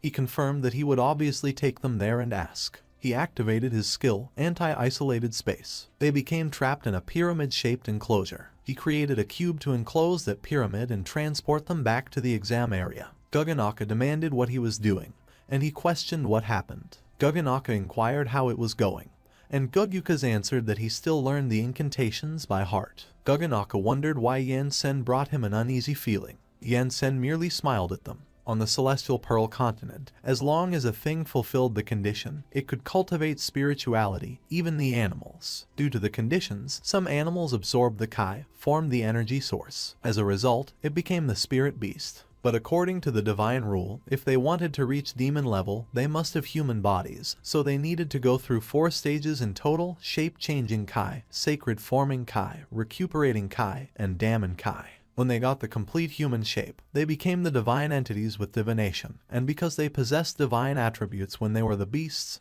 people preferred calling them demon spirit beasts. Lan Kai stated that Yan Sen isolated the space and inquired if his students weren't in danger. He reasoned that he could hardly protect them forever, so they needed to mature. Meanwhile, the spirit beast stared at the students below. The spirit beast was contemplating. He was looking at the students below him. The leaders of the other schools were wary. On the other hand, Sun Xiaolu was on edge. The sky was eerily quiet as the spirit beast remained floating in there. The other students prepared for battle. Meanwhile, Sun Xiaolu instructed that everyone should stay alert, and that they should wait for her signal. The leader of the Superman Institute claimed that they should relax because it was just a new species, and they were future heroes for God's sake, to which Yuan concurred. The spirit beast declared that since the monsters were already his masters, he inquired who they wanted him to cut down. One of the monsters replied that it was all of those Superhero Academy bastards, while another requested that he, the monster from another world, take care of them immediately. He affirmed that he understood, and they should rest assured that they would be dealt with before their blood ran dry. The monsters questioned about their blood. They looked at the wound they created in their palm. On the other hand, Yurong and the Superman Institute students prepared to fight. The spirit beast captured their attention. He commanded that they should get to it. Sun Xiaolu urged that they should run. Meanwhile, the leader of the Superman Institute instructed that they should prepare to fight. The students of the Immortal Cultivation School followed Sun Xiaolu and ran. Gray mocked that they were wimps, but Sun Xiaolu warned that they should avoid clashing with that demonic beast at all costs, because it was not an enemy they could beat. The spirit beast ordered that they should kill the strongest first, and he wondered which one it was. One of the monsters indicated that it was that one, the one with the red cloak, but the spirit beast contradicted that he was wrong. It was Sun Xiaolu. She was on edge as she ran away. She was unaware of the blade that the spirit beast had thrown towards her. She explained that he was a demon beast sealed inside a weapon, so they would win if they could stall him until their blood ran dry. Ran Zihao cautioned that she should watch out. The twins were startled. Xiaoyi quickly jumped towards Sun Xiaolu. He protected her from the blade. Lan Bin was taken aback. Fu Menqi was surprised as well. The two of them landed on a rooftop, and Xiaoyu approached them. Sun Xiaolu inquired if he was okay. He assured that he was fine and it was just a scratch, so it looked like the last 2 years of training had not been in vain, and they counted on her to turn the tables on them. Xiaoyu scoffed and declared that if the spirit beast wanted to hurt their big sister, he would have to get through them. They would stick together. The spirit beast questioned if a mere martial arts practitioner thought he could stop him. Suddenly, the leader of the Superman Institute demanded if he thought he would just watch. He wondered how she was the strongest and noted that they had not even finished their fight yet. The spirit beast was surprised that he blocked his way. On the other hand, Xiaoyu inquired if that was the squad leader of the Superman Institute, and the leader instructed that he should take the wounded and leave. He was really pissed off at the moment, so the spirit beast should come at him. The spirit beast eagerly swung his fist. The leader was taken aback. He was punched in the stomach. It was so powerful that snot came out of his nose and tears welled up at the corners of his eyes. He crashed towards the buildings. He pierced through multiple buildings before he crashed on the ground. Yurong cursed in disbelief. Gray had the same reaction.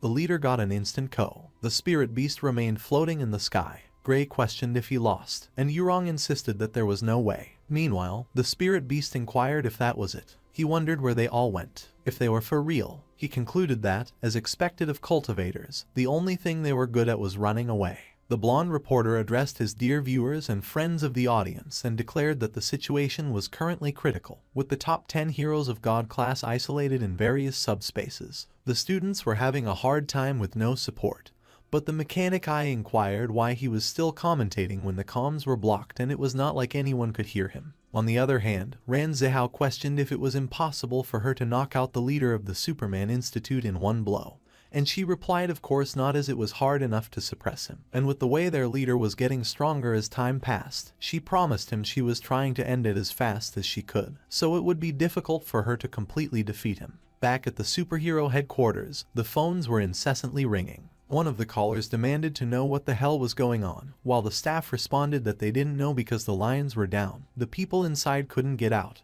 and the people outside couldn't get in. The secretary acknowledged and expressed that he understood, and he called the president and revealed that it was a dimensional seal. The students, along with a few other God classes, were currently trapped there. The president ordered that they should assemble a rescue team quickly, and as he inquired where the 9th and 10th of the God class were, the secretary explained that they had gone underground to search for Gyuguos and they hadn't returned yet. They were running out of time to mobilize the other high rankers, unless they somehow sensed that something was wrong and came back early, which made the president cure. Meanwhile, the audience on the street questioned why they couldn't see anything and insisted that they should turn it back on. Another audience member at home complained that it was a crappy anchor, and he would give him the worst review. On the other hand, at the city outskirts, the rescue team 1 was working on the dimensional seal. The demigod class hero ranked 124th inquired if it was unlocked yet and mentioned that his grandson had almost turned 1 month old waiting for him. And the demigod class hero ranked 143rd replied that it would be in a minute. It was done. He requested to know how it was, but the 124th questioned how he was supposed to get through that,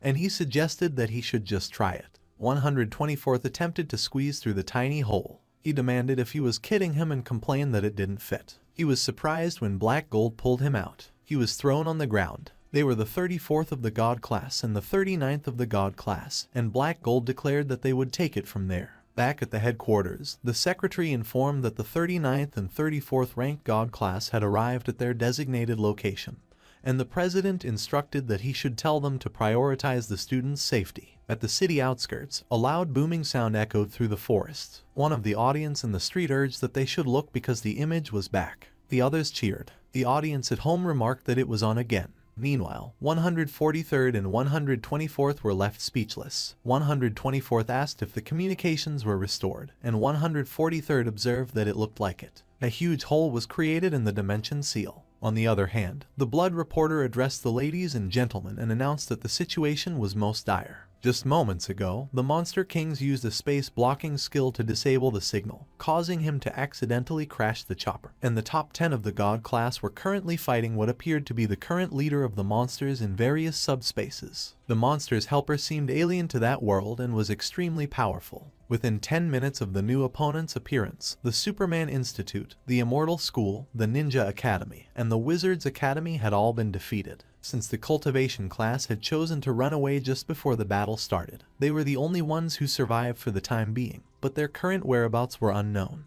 If the high-ranking heroes of the God class didn't come to their rescue soon, the lives of their students would be in mortal danger. The spirit beast was choking Yurong. Ran Zihao observed that the class president of the Wizard Academy was getting choked to death. She was completely helpless in his hand. She couldn't believe his strength, and she wondered if she was going to die. She was surprised when she noticed Lan Bin. He charged at them with all his might while drawing his sword. He slashed the spirit beast from behind. He swung his sword, but it shattered. He was surprised. The spirit beast declared that he was finally showing his face. He threw Yurong at him. Lan Bin caught her, but the force was so strong that the two of them crashed on the ground. Hu Mengqi called Lan Bin. The area was covered with dust from the crash. She couldn't see anything. A few moments later, the dust settled down. Yurong asked if he was okay. She was surprised when she noticed that his hands were grabbing her bosoms. She was flustered and enraged at the same time, and she was about to punch him. But she stopped in her tracks when she saw that he was completely unconscious. The spirit beast solemnly stood there midair. Meanwhile, the audience questioned who the spirit beast was and if they had seen it before. One of them suggested that it might be a new species of monster, while another commented that it was so weird looking.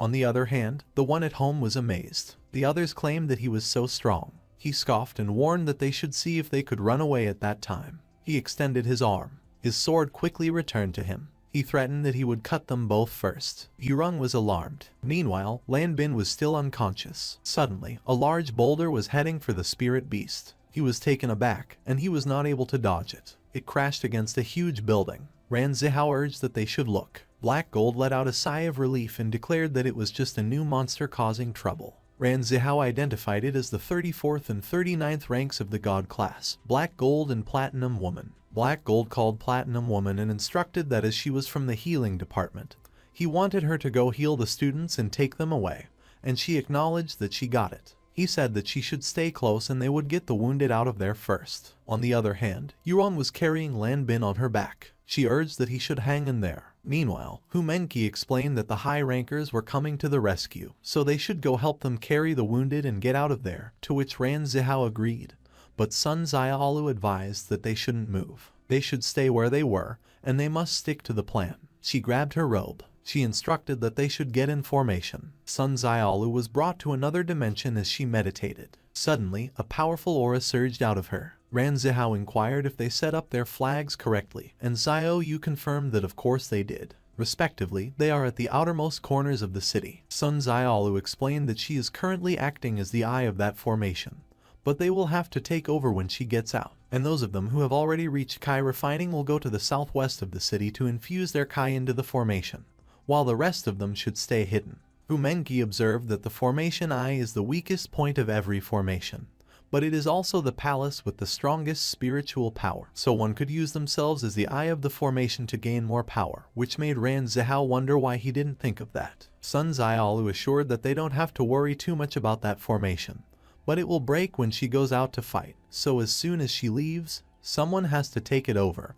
and she is counting on their help to keep the formation going. On the other hand, the blonde reporter and the mechanic eye were surprised. The huge boulder turned into smaller pieces and was sent flying. The spirit beast chuckled. Black Gold mentioned that it was the first time since the monster surrendered that he had seen such a resilient one. The little kitty shouldn't even think about hurting any of the students with him around. The spirit beast was enraged. One of the audience affirmed that it was right and it was what a high-ranking hero should be like, while another urged that Black Gold should defeat that new breed and show them who's boss. He should whoop his ass. Meanwhile, the red monster cursed the humans. The black monster questioned what was wrong with him, and he confessed that he didn't know. Back at the fight, the spirit beast used his demonic arts. Black Gold was wary of it. He used his skill, Slaughtering Blade. Black Gold was taken aback. He released a powerful beam. The blonde reporter wondered what it was. The attack created a huge hole in Black Gold's torso. Platinum Woman was worried for him. Black Gold coughed up blood. He shrank. The spirit beast claimed that he was a bastard and his whole family were cats. The monsters declared that it was Bullseye and that the arrogant bastard should take that.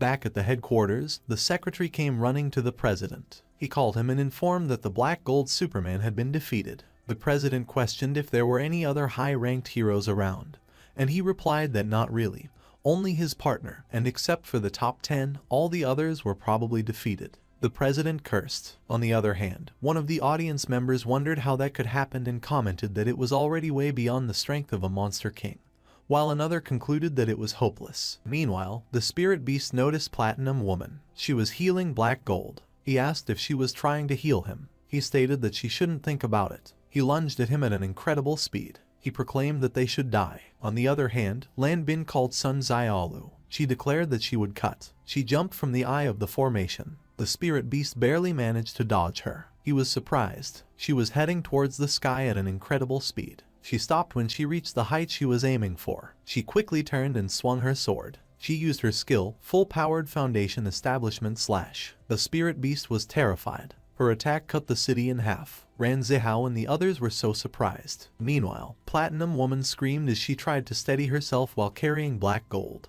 On the other hand, the audience was so surprised that they couldn't help but curse. The cut extended outside the city and reached the mountain ranges. The blonde reporter called for his mommy. Ran Zihao wondered if it was the true strength of the foundation establishment realm, while Lan Bin observed that the city was cleaved in half and even the seal was broken. Even Sun Xiaolu was shocked by the devastating power. Suddenly, the spirit beast cleared his throat and coughed. She questioned if he was still alive. He inquired if it was foundation establishment and commented that it was interesting. One of the audience urged that they should look because he was bleeding. He guessed it was time to get serious. She insisted that she was not afraid of him. He wondered why she was running before and if she wasn't going to come out until she successfully reached the foundation establishment. He remarked that the cultivators were still the same sly dogs as ever. She demanded that he cut the bullcrap and fight and that he should come on. He warned that she shouldn't regret it. Two heroes traveled to the northern hemisphere. One of them mentioned that the heat signature came from there, while the other inquired if there wasn't a huge amusement park there. He suddenly proposed that they should look over there. They cursed when they saw the huge hole in the ground. One of them observed that it was one huge and deep hole, and the other declared that it was certainly made by Gyuguos, no doubt about it. Suddenly, they heard coughing, and they noted that someone was still alive. They quickly went down the hole. Steel Beetle was lying on the ground. He admitted that he lost. The heroes recognized him and inquired if he was okay. He confirmed that he was fine, and one of the heroes questioned if he got in a fight with Gyuguos. He explained that it wasn't him and they are far more powerful than any monster king. The two heroes were puzzled. One of them questioned if it was the new breed and mentioned that the message from the contest stated that there was a new breed of monster, so that could have been their king. And the other agreed that it was very likely. As long as they all team up, no monster is their match, so they should go. Suddenly, one of them inquired about Steel Beetle. They were surprised when they saw that he was still lying on the ground. He expressed that he would pass and wished them good luck. The heroes were speechless. He warned that they shouldn't try to talk him into it either, and if they wanted to fight, they should go because he would go back to HQ. He considered that the world would never be peaceful again. Meanwhile, Anon and Ling Ling were traveling with the monsters. Anon questioned why she didn't finish him off earlier, and she revealed that seeing as he was quite handsome, she figured that it wouldn't hurt to let him live. The monsters stated that their Lord Gyuguos should rest in peace. Suddenly, Ling Ling called them, and as they responded affirmatively, they immediately swore that they were not ugly. But she clarified that she was asking them if there were any righteous people in their world who wore those clothes. One of them replied there were not really, and as far as he knew, they all wear that attire. She stated that it was perfect because no one in that world could beat them then. One of the monsters questioned who the person she just showed them was, and Anon revealed that it was an archenemy. They should go because there was nothing interesting there anymore. He asked where they were going, and Ling Ling explained that they were going to subvert their world. Also, they should check how well their kings are fighting at the moment. The monsters were nervous. On the other hand, the spirit beast and Sun Xiaolu lunged towards each other. They punched each other in the face at the same time. Their movements were so fast that they were barely visible in the sky. Platinum Woman couldn't believe it. Ran Zihao and the others were amused. Meanwhile, the leader of the Superman and Ninja Academy questioned if they were kidding him. Sun Xiaolu cursed the spirit beast. He scoffed and warned that she shouldn't get cocky. Their fists clashed, and their power was even. The audience couldn't believe it. One of them wondered if she was on steroids and commented that she was at least as powerful as the top 10 of God class. But another remarked that she was even stronger. Ling Ling was taken aback when she looked at the broadcasts. On the other hand, Sun Xiaolu's power kept oozing out. She reached the stabilized foundation establishment realm, and she questioned how it felt. He was at the Kai blood transformation realm, and he compared it to a mosquito bite, so they should go again. He was taken aback when she charged at him without any warning. She punched him across the face. Sun Xiaolu disappeared while the spirit beast fell on his back. She immediately appeared behind him, ready to give him an axe kick. He was hit on the back of his head. He cursed her. Before she crashed on the ground, she appeared again. She kicked him on the face. She sent him flying, and he pierced through a building. He screamed in pain. He used his force to stop himself midair. He remarked that she shouldn't think she could rely on her formation forever. But he inquired where she was. She was in outer space. She held her breath. She scoffed. She released an aura orb on her right hand. She also did it on her left hand. She used her skill, Kai Dragon Transformation Technique, second form. Ran Zihao was so surprised. 2 dragons appeared, and they moved around the huge orb of energy. Ran Zihao and the others wondered if she did it instantly. He observed that it turned out that when one reaches foundation establishment, they enter easy mode, and even though they were only 1 realm away, the difference is heavens high.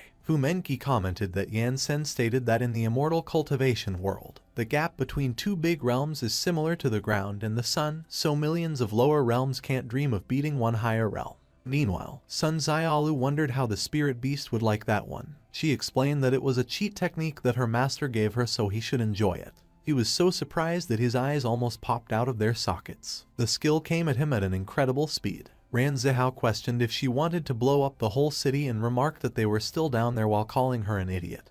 But Fu Menqi advised that he should stop shouting because she knew what she was doing. Back at the fight, the spirit beast cursed. He insisted that she shouldn't look down on him. He raised his arm and prepared to attack her skill. He demanded that it should get away. He deflected the skill. It changed its direction towards the mountains. But the explosion was so powerful that he was still pushed back by its pressure. The heroes were speechless. Her classmates were speechless. The other academies were also speechless. The explosion created a loud booming sound and illuminated the area. The audience fell silent. Meanwhile, Anon and Ling Ling acknowledged that there were immortal cultivators. They questioned why those bastards were there too. Ling Ling wondered if they didn't claim that there were no cultivators in that world, and they admitted that they didn't know. She suggested that she and Anon should run away, but Anon insisted that she should wait a minute and check their realms because there was 1 peak Kai refining, 1 mid Kai refining, 2 early stage, and the rest were mere martial artists. Ling Ling questioned why they should run and insisted that they should kill them, as they must avenge the destruction of their clan.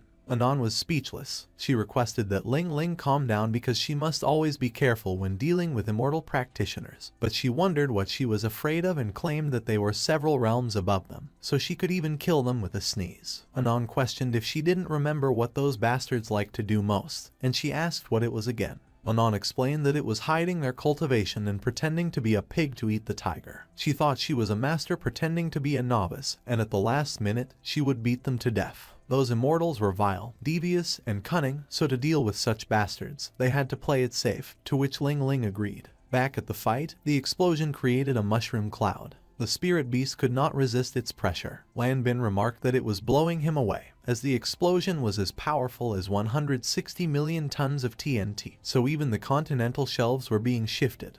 And Ran Zihao observed that it was the first time he had seen someone get blasted off like that.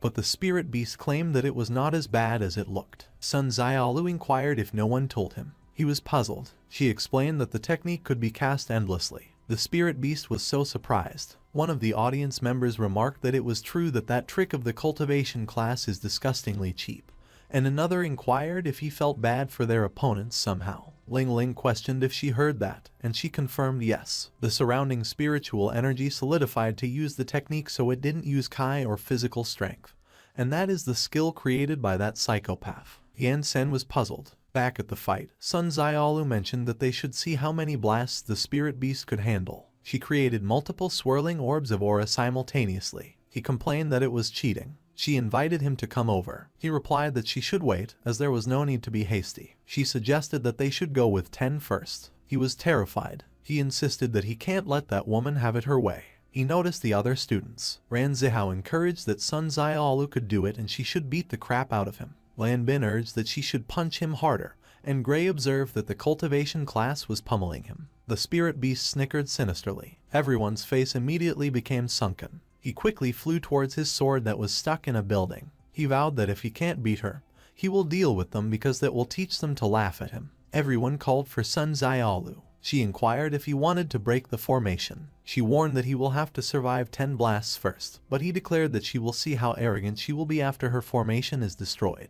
The students screamed. Sun Xiaolu quickly flew towards her sword. A huge explosion occurred in the middle of the city. The dust settled, and the students were in awe. The spirit beast wondered if it was so satisfying firing it that she wanted to clash again.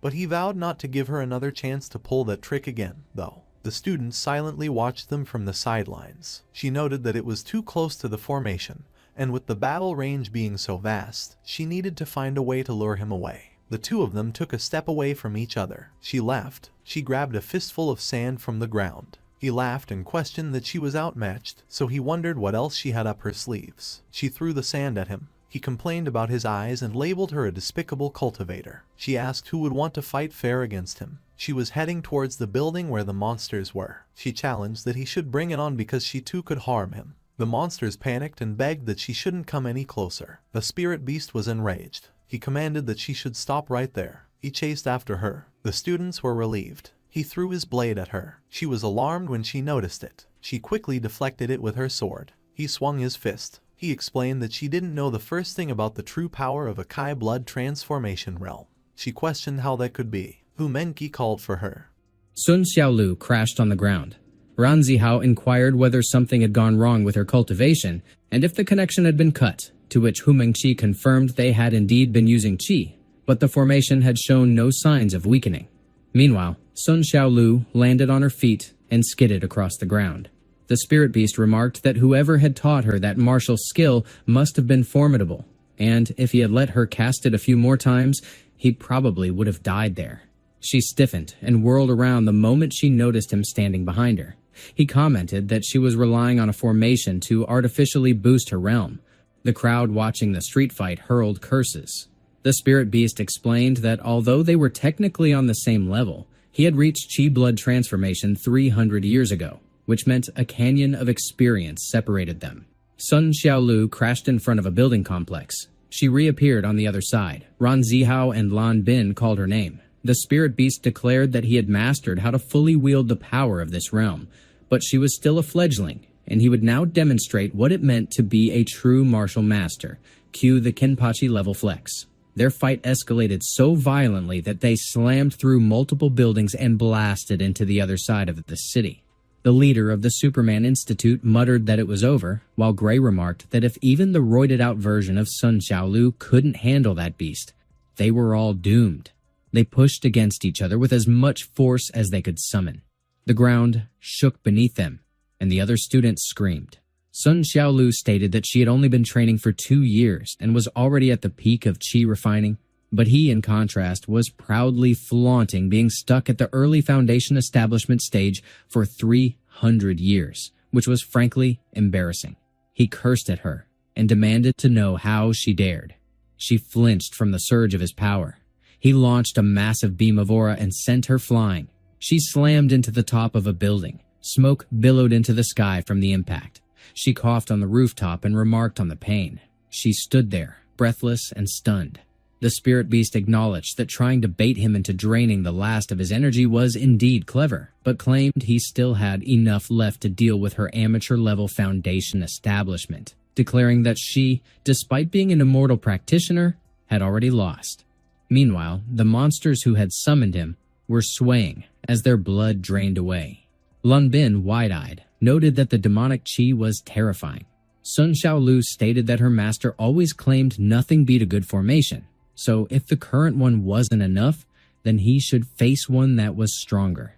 The spirit beast asked what formation she meant. Ran Zihao echoed the question, inquiring if it was something stronger. Anan and Ling Ling also joined in, asking about this other formation. Sun Xiaolu admitted she wasn't sure she could pull it off, but she wouldn't know unless she tried. Ran Zihao and Lan Bin immediately recognized her stance. They identified it as the giant spirit summoning formation.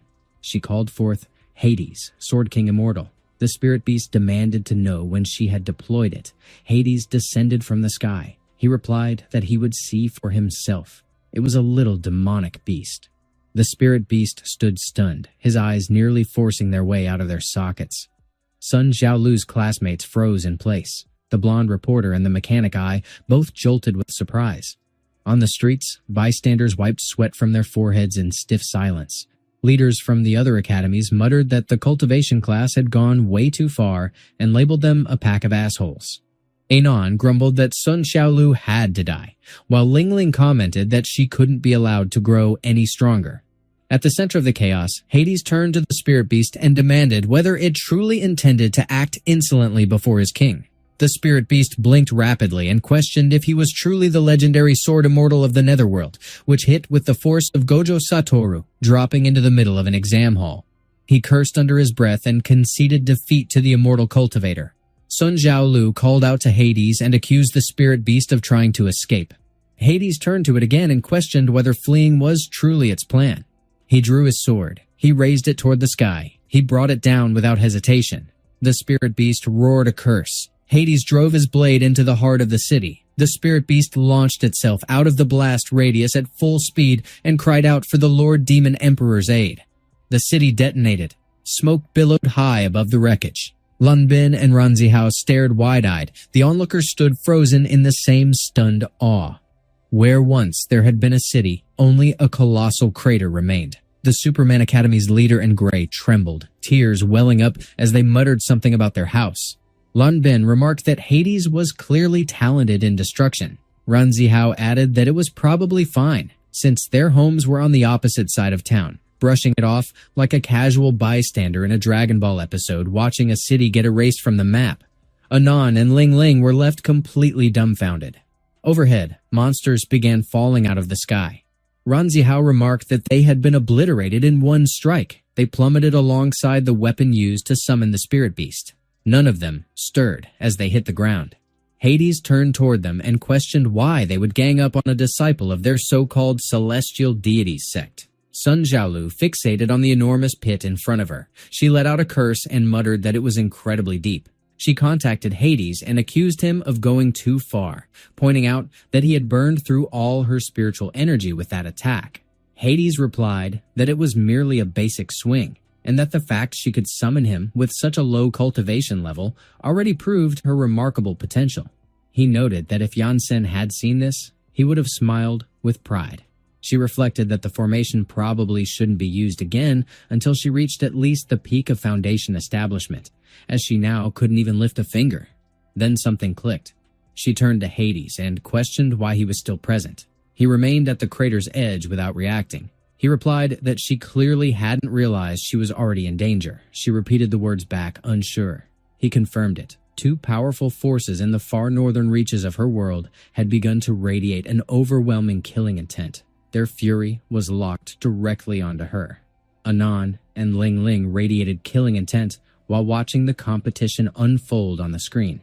Sun Xiaolu turned to Hades and pressed if he meant they were demons too, and if they had already taken one down, then it shouldn't be an issue to eliminate the rest.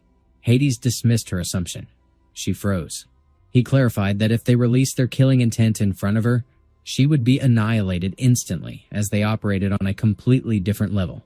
He didn't need to explain their strength, since she barely registered as a speck of dust in their perception. She inquired whether the gap was truly that vast, but he chuckled and remarked that she need not worry, since he was still there to shield her. She admitted she had regressed to the chi refinement realm and could no longer provide him with enough chi for another strike, nor did she possess the strength to escape. Still, she sensed the formation remained active, feeding her spiritual energy. Recognition struck. Hades remained solidly in place and showed no sign of fading. She questioned whether he was sacrificing his lifespan to maintain the formation. He confirmed it, adding that he still had several thousand years left to burn through, and if anything befell her, Yansen would flay him alive. As long as he kept her safe, he could beg for 1,000,000 years of vitality, and Yansen would gladly hand it over. She started to argue, but he brushed it aside and asked if she had a better solution. She wondered if he could break through the spatial seals ahead. He plunged his sword into the ground. He commented that it was elementary, manageable with his pinky finger, while juggling a Sudoku and an episode of One Piece. She asked if he could extract Yansen from it. He replied that it probably wouldn't work. She pressed him for a reason, and he countered by asking if she really believed Yansen needed rescuing. He figured the guy was likely enjoying himself inside. A reverse spatial seal had been placed on the outside, one only he could bypass. She then asked what their next move should be. He instructed her to leave it to him. Her master would likely emerge soon, already aware that he couldn't win as things stood, so until then, he would need assistance. She prompted him for the source. He revealed that the help was sealed inside one of the spatial prisons. Meanwhile, 001 crashed to the ground, battered and gasping. Gugudas cackled at the sight. He called on his father, mother, grandparents, great-grandfathers, and ancestors, asking if they could witness the scene. After all these centuries, watching a hero brought so low would have delighted them had they still been alive. The Rainbow Rangers remained stunned. 001 muttered that he had been crying for nearly 30 minutes, and as he asked if Gugudas was finished, Gugudas apologized mockingly, claiming that years of torment made the moment of redemption overwhelming.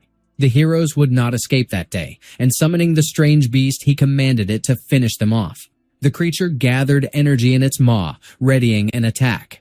001 told them to bring it on and urged the others to leave. But the system flagged an alert that it could not absorb solar radiation and energy reserves were depleted. Gugudas burst out laughing and declared the heroes doomed. Hades suddenly burst onto the battlefield. Gugudas swore. Smirking with renewed confidence, he lunged at him. The strange beast howled in agony as Hades kicked it in the face. Addressing 001 as his brother, he remarked that he had grown soft. The strange beast's face had twisted grotesquely after Hades broke through the space seal and kicked it. The Rainbow Rangers demanded how the bastard managed to get in. Hades soared towards 001. 001 blinked in confusion. They had broken through the space seal. As they returned to the real world, Hades landed on his feet, while 001 slammed into the ground face first. 001 cursed and snapped that he didn't need help. Hades remarked that without him, he'd already be dead. Meanwhile, Ranzihao squinted and wondered if it was Master Hades, while Gray tilted his head and noted the presence of the ancient Super Mecha 001. On the other side, the people stood frozen, and not in the sanitized award show type of stunned. Meanwhile, the blonde reporter couldn't even form words. In outer space, the strange beast emerged from the space seal. Ranzihao questioned what that thing was, while Gray speculated whether it counted as a monster. On the other side, the blonde reporter turned to the Mechanici and inquired whether it belonged to its species. Meanwhile, Hades mocked that his brother was pitifully weak and wondered aloud if he couldn't even handle that runt. But 001 retorted with a dry inquiry about who this so-called brother was and remarked that if solar radiation weren't blocked, he would have flattened it already. Once they dealt with the beast, they could settle things between themselves, and Hades muttered that he was ready whenever. Meanwhile, elsewhere, Yansen brawled with Gugukas and Gugunaka. The pair hovered at the edge of the sealed space. Gugunaka shouted for help, and as Gugukas cried out for his mother and pleaded to go home, Gugunaka yelled over the chaos to ask what kind of spatial seal this was and how he had managed to trap them inside, but Gugukas stammered that he had no clue. On the other side, the spirit of a demon emperor's weapon begged Yansen to back off and insisted that he genuinely had no idea where the heavenly domain was. He bolted at full speed and zipped through the sealed space. Lan Chi-Chi stayed silent, dangling in Yansen's grasp. She dryly commented that he kept maiming the guy, healing him, and doing it again, and asked if he didn't think that was a bit much. He deflected with a rhetorical jab and explained that back in the heavenly domain as a kid, he never killed anyone in battle, just left them permanently broken. She replied that he was right, clearly the living portrait of compassion, but privately wondered if he was completely deranged, and maybe those poor bastards would have preferred dying. Yansen narrowed his eyes and challenged the spirit again, accusing him of reeking with guilt while still pretending not to know.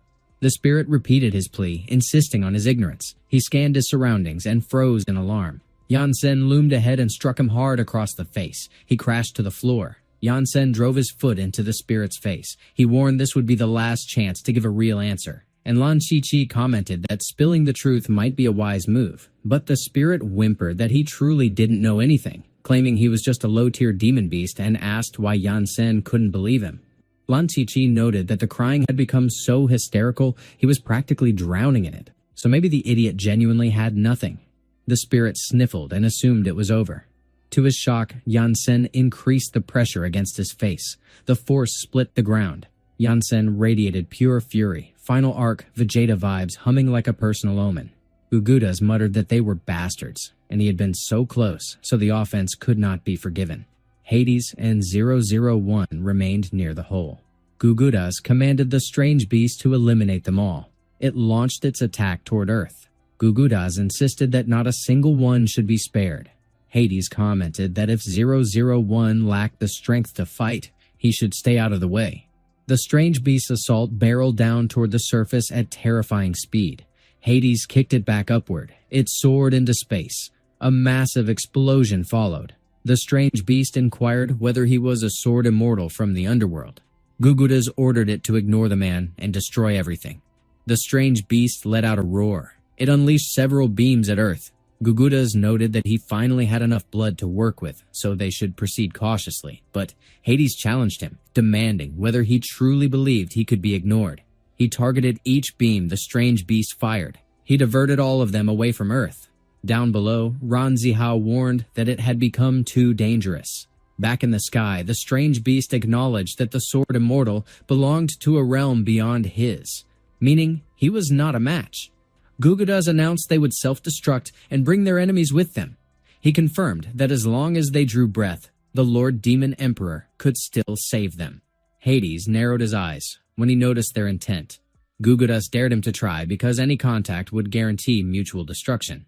The students below remarked that they were cowards, but the strange beast was already overwhelmed by the energy it had consumed. Meanwhile, 001 reported that the core replenishment process had finished. It was finally complete. A surge of energy erupted from him, splitting the ground with raw force. The students flinched at the sudden shockwave. Civilians were also stunned. Even the strange beast took notice. Gugudas turned toward him. Hades, too, fixed his gaze on the figure. His body now radiated electric energy so fierce it resembled Super Saiyan Blue taken to a violent extreme. The strange beast observed his ascension. Gugudas proclaimed he had reached full power. He ordered their erasure. The blonde reporter and Mechanic Eye froze in awe. The students reacted the same way. The strange beast howled. Hades responded that he would not allow it, but 001 unleashed a devastating beam. Hades twisted aside just in time. The blast shot skyward at blinding speed. The strange beast let out a pained cry as it took the hit. Gugudas screamed and hurled curses at the heroes. The strange beast vanished into nothingness. The beam remained visible, still searing through outer space. 001 scoffed. Gugudas plummeted back toward Earth. 001 remarked that this was payback for the earlier beating. Hades remained frozen. Sun Xiaolu mirrored his silence. Hades concluded that maybe 001 was not so bad after all. 001 replied that he earned a pass too, so they might as well settle their scores. But Hades waved it off, remarking that there were bigger threats to handle. Elsewhere, Anon and Ling Ling were still in the northern hemisphere with the two monsters. They stood in silence. Anon drew her sword, prepared for whatever final boss idiocy was coming next. The people celebrated. They laughed and declared that they won. One of them remarked that it was awesome because he truly believed they were going to die, to which another agreed. They cheered for the Ninja Academy and the Immortal School. Sun Xiaolu frowned at them in exasperation. On the other hand, the sky remained clear in the northern hemisphere. Anon unsheathed her sword. The two monsters flinched in alarm. They were blown away as she leapt into the sky. In an instant, she appeared behind Hades with her sword fully drawn. Hades groaned in pain as a fresh cut opened across his body. Sun Xiaolu reacted. No. 001 failed to register what just happened. Hades coughed up blood. The students all froze in shock. The people stood with mouths hanging open. The blonde reporter and Mechanic Eye mirrored the same reaction, synchronized like two background NPCs witnessing Saitama punch a god. Sun Xiaolu called out to Hades. She demanded to know what just happened. 001 checked if he was okay. He supported his weight and helped him stay upright. He blinked in surprise. He spotted Anon and Ling Ling standing in the distance. The people began asking who they were. The kid watching on TV blinked in disbelief. They asked who they were and where they came from. And another commented that they had never seen them before. The people marveled at their strength. Another blurted out gibberish from sheer shock. 001 cursed and declared that they were definitely not human. And as he demanded to know what they were, Hades muttered that they were greater demonic beasts. He coughed, and Sun Xiaolu asked if he was all right. He replied that he was fine, so she should just stay put. She muttered that they were bastards and declared that she was about to release the formation, but Hades told her to stop it, because lifting the spell would get her killed instantly. She tried to reason with him, but he argued that they came for her, and they couldn't let them succeed. So she should stop worrying and stay back. Ling Ling asked if they were playing hide-and-seek, channeling chaotic toddler energy with the power level of a final boss. The four of them stood in a face-off. Suddenly, Anon launched forward. A dark look clouded her face as she flew at Hades. Sun Xiaolu shouted a warning. 001 challenged Anon, accusing her of still trying to harm Hades. There was no way she would get past him. But Ling Ling suddenly lifted her index finger. She gestured and pulled it downward through the air. 0001 groaned in pain. A crushing force slammed him into the ground. Ranzihao blinked in surprise. Dust across the city scattered in gusts. Hu Mengqi struggled to keep her footing. Meanwhile, the leader of the Superman Academy and Gray were hurled back. On the other hand, the force pinning 001 was so powerful that it cracked the ground beneath him. The crowd watching the live footage gawked in shock. Their eyes bulged out anime style, complete with imaginary sound effects and a reaction cut in. 001 lay immobilized, Bamboo Red called out to him. Meanwhile, one of the people questioned how that could be. Another pointed out that she didn't even touch him. Another commented on how effortlessly she did it. As someone cursed and demanded if they were monsters, another countered that he didn't think so. Back at the fight, Anon laughed and glanced over at Ling Ling. She charged again at Hades. Sun Xiaolu cried out for Hades, but he remained doubled over, coughing up blood. Suddenly, photogenic Astroman cut in and declared that it was enough. Anon veered away just in time to avoid his strike. She turned her gaze toward him. He flew at her at breakneck speed. He told her that she should quit it. Sun Xiaolu inquired whether the injuries had recovered and what the deal was with that light. Hades replied it wasn't a light, it was chi. Photogenic Astroman hovered in the sky with practiced ease. The potent beam he launched earlier had been restoring Hades and 001. The crowd commented that it was the world's #1 god class, Photogenic Astroman, which meant the world had been saved, and amid their cheering, one of them suggested he should go ahead and vaporize the enemies. 001 remarked that the bastard had finally bothered to show up. Bamboo Black commented that he didn't remember that jerk having any healing powers. Meanwhile, one of the monsters checked whether Gugudos was alright, while the other mentioned they had brought the Lord Demon Emperor to rescue him. Back at the clash, Photogenic Astroman considered that, with Anon's expression, she seemed to be underestimating him. Meanwhile, Anon figured it was yet another exhibitionist. A gun barrel emerged from his index finger. He unleashed a powerful beam at her. The blast was strong enough to shoot into outer space. She grew intrigued once she noticed the bruise forming on her face.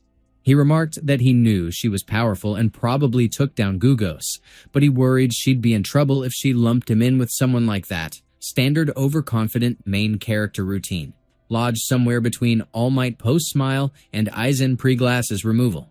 Anon's bruise healed. She replied that it was fascinating and that he was an amusing one. She called out to Ling Ling and told her to wait a minute and keep an eye on the pair on the ground because she wanted to fight him one-on-one.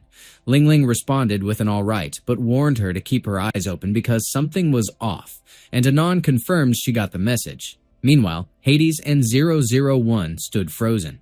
Back in the battle, Anon commented that he was a pervert and told him to bring it on.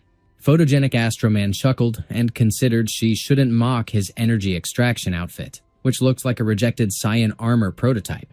He activated his skill, full-powered blast. 001 remarked that he had gone straight for the kill.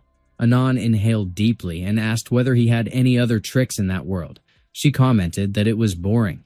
Photogenic Astroman moved swiftly to dodge his own attack being hurled back at him. He asked her what she made of his other technique. She had no response. She was flipped upside down. She quickly noticed he had shifted behind her. He explained that this was his full power, and he could maintain it for a full year if necessary.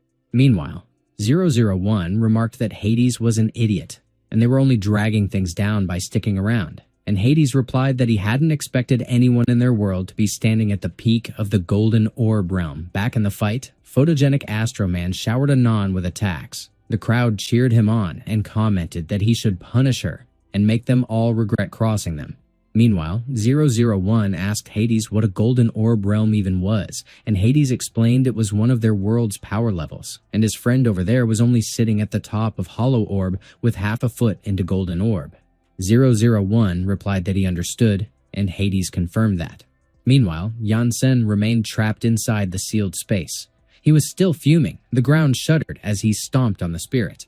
Lan Shiqi noted that he should probably stop because the spirit had been completely reduced to dust, and they couldn't even interrogate him anymore. So she asked what they were supposed to do next. He replied that they should leave. The sound of the fight carried with such intensity that it echoed through outer space. Photogenic Astro Man landed a punch on Anon.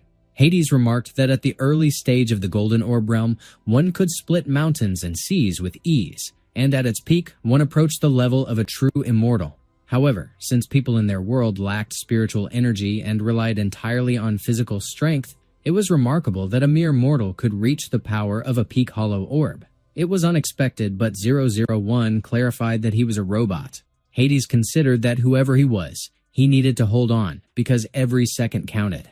Back at the fight, Photogenic Astroman kicked Anon's body. The people cheered him on, but he questioned why it felt so strange. Anon commented that he could hit harder because she could handle it. He froze in astonishment. He immediately created a wide distance between them. He was already drenched in sweat from the strain. He remarked that it had to be a joke and insisted that it was absolutely impossible. The little girl's strength exceeded everything known in their world. Back then, when Gugos cheated against him, he had been injured while protecting the Earth's core and had no choice but to let him escape. But he reflected that after countless repairs and upgrades over the years, he could now kill him in seconds if he reappeared. Yet he had never expected to face anything that strong. That girl stood far beyond any monster king. He kept his distance from her and refrained from attacking. She provoked him, accusing him of chickening out. He fired back by demanding to know who the real chicken was. He declared that he would show her that in that world, heroes only grew stronger through adversity. His chamber at the superhero headquarters activated. He triggered the emergency power unit. Ranzihao cursed and commented that an earthquake was happening. Anon was amused. Photogenic Astroman used his skill, Intense Eradicating Flashbang, a move loaded with enough self-sabotage to resemble a discarded shonen power-up gone wrong. Hades and 001 were blinded by the light. The people were affected too, so were the blonde reporter and the mechanic eye. Anon remarked that it looked interesting. He should give it a try. Photogenic Astroman groaned in pain as the attack turned on him. He plummeted from the sky. Gray questioned what was happening. His body was wrecked and he struggled to breathe. He inquired whether it had worked. He landed on a rooftop. The students called out to him. Anon noted that it seemed she had gone a little overboard, but she had to acknowledge him as the strongest opponent she had faced on that version of Earth. Though it was a shame. Back at headquarters, his system issued repeated warnings that the core was damaged beyond repair. His vital signs dropped rapidly. His vitals flatlined. He lay still, lifeless. Ranzihao called out to him while the leader of the Superman Academy inquired if he had died. The people watching the broadcast fell silent. They were all struck dumb. Anon remarked that it appeared she was not the only one left disappointed. Photogenic Astroman bragged with absolute confidence that he couldn't die, and he couldn't possibly fall there because he was the #1 in the world, and if he did fall, everything would collapse into ruin. He couldn't afford to lose. Not now, not ever. He gave him his word, solid and unshakable. He begged him, poured every ounce of his will, his strength, urging him to share just a little more, even a single drop. He pressed that he should come on already. A raw, overwhelming surge of energy burst out of him like a tidal wave. Anon watched, genuinely amused by the spectacle. The people observing all around were thrown into confusion. One of the monsters yelled that it was happening, the so-called Tears of Hope and Light of Justice. But the other scoffed, declaring he was already dead and called it pure bullcrap. They both insisted it was absurd, that none of it made any sense at all. Number 001 muttered that those monsters were unbelievable. And as he questioned what nonsense this Light of Justice and Tears of Hope even meant, he remarked they should just call it having faith instead. But Hades snapped back, warning him to stay put if he didn't want to die. Meanwhile, Photogenic Astroman declared that they should move out. Anon cursed under his breath, frustration bleeding through. Across the earth, people poured their energy forward, fueled by desperate hope, determined to defeat her. chanting that heroes were the ones who always pulled through impossible situations. Hades demanded to know what the hell was going on and whether he should jump in. Photogenic Astroman warned that it was coming. The energy he unleashed kept swelling, growing heavier and stronger with every passing moment. Anon started to worry, tension creeping in. Photogenic Astroman finally turned to his friends, his voice steady despite his exhaustion. He declared that giving up wasn't an option. Never. He unleashed a colossal, devastating beam straight at Anon. The blast was so massive that she looked like nothing more than a tiny speck against its brilliance. Ling Ling shouted for her to be careful. Anon's eyes widened as panic surged. There was no way she could dodge in time. Photogenic Astroman roared that she should die. She took the full brunt of his attack head on. Everything around them dissolved into blinding white from the force of the explosion. The sky itself turned pitch dark as the beam ripped across it. Then, just as suddenly, the beam vanished, and the heavens slowly brightened again. Gray hesitantly asked if it was finally over, while Ranzi Hao muttered if they had actually won. Meanwhile, Photogenic Astroman stood there, completely out of breath, shoulders heaving. But Anon? She was only mildly injured and exhaled a deep sigh of relief. Everyone froze, stunned beyond belief. She laughed, exhilarated, admitting it was incredible because that strike had reached at least the true immortal level. And if it weren't for her protective artifacts, she'd probably be shredded and barely clinging to life. It fascinated her endlessly. He wasn't just pushing immortal level power while still being mortal, but he had actually clawed his way back from death itself. So no wonder those little creatures were frantic, because with that monster around, there was no way in hell they could ever hope to win. Photogenic Astroman cursed bitterly, admitting that was everything he had left. She smirked faintly and told him that in her world there was a saying, if one can't beat someone, they shouldn't fight them. It was known as the Immortal's Law. Anon gathered her energy with a wild surge and spun it fiercely around her torso. It spiraled downward, wrapping tightly around her legs in restless motion. She unleashed her immortal arts, Rising Phoenix, without a hint of hesitation. She grinned wickedly as she stretched her arms wide, commanding the fiery phoenix with precision. Ranzi Hao and Gray pressed her about what it was. Yurong spat a curse while Gray blurted out if it was some kind of bird. Ranzi Hao declared sharply that it was the Immortal's way. The phoenix flared magnificently, wings beating like thunder and its tail cutting arcs of light. Photogenic Astroman snapped that Anon was a bastard. His strength was nearly drained to the brink. She mocked him coolly, telling him to let her send him off properly. She thrust the phoenix forward, aiming it straight at him. It launched like a blazing spear, ripping through the air at terrifying speed. Number 001 cried out that he was doomed, insisting he wouldn't recover from the injuries and that they should save him now. But Ling Ling shot back coldly that they had no luxury to waste worrying about others. She detonated her own overwhelming energy and hurled an attack at them. Ranzi Hao and Lan Bin's nerves spiked as they panicked over Sun Xiaolu. Sun Xiaolu screamed, bracing herself against the incoming force. The audience muttered that this was the end, utterly convinced of it. Meanwhile, the phoenix bore down on Photogenic Astroman without slowing. He groaned through clenched teeth, frozen in place, unable to evade. Out of nowhere, a colossal sword plummeted from the heavens. It slammed into the heart of the city with earth-shattering force. It landed right in front of Number 001 and Hades, shielding them from Ling Ling's deadly strike. Number 001 shouted, demanding to know what that monstrous sword was. At the same time, the phoenix was about to annihilate Photogenic Astroman. Yansen abruptly appeared before him without warning. He fixed his sharp gaze on the phoenix, unblinking and calm. With a single contemptuous strike, he slapped the phoenix square across the face, stunning it instantly. He scoffed under his breath and dismissed it as boring. The phoenix lost consciousness and crashed violently at the city's outskirts. Anon stood there in pure shock, her eyes bulging as if ready to pop. Ling Ling muttered in disbelief, questioning how such a thing was possible. Ranzi Hao broke into a relieved laugh, declaring that it was their master. Yansen remarked flatly that even after ascending to immortality, they were still as cheeky as ever. There was a heavy silence hanging up in the sky. Photogenic Astroman just stood there, utterly floored, staring blankly at Yansen right in front of him. He blurted out, asking if he was actually black-robed Superman Yansen, and when Yansen confirmed with a casual closeness, he quickly muttered a thanks, earning a flat, "You're welcome" in return. Someone nearby whispered in awe about him being the world's second rank,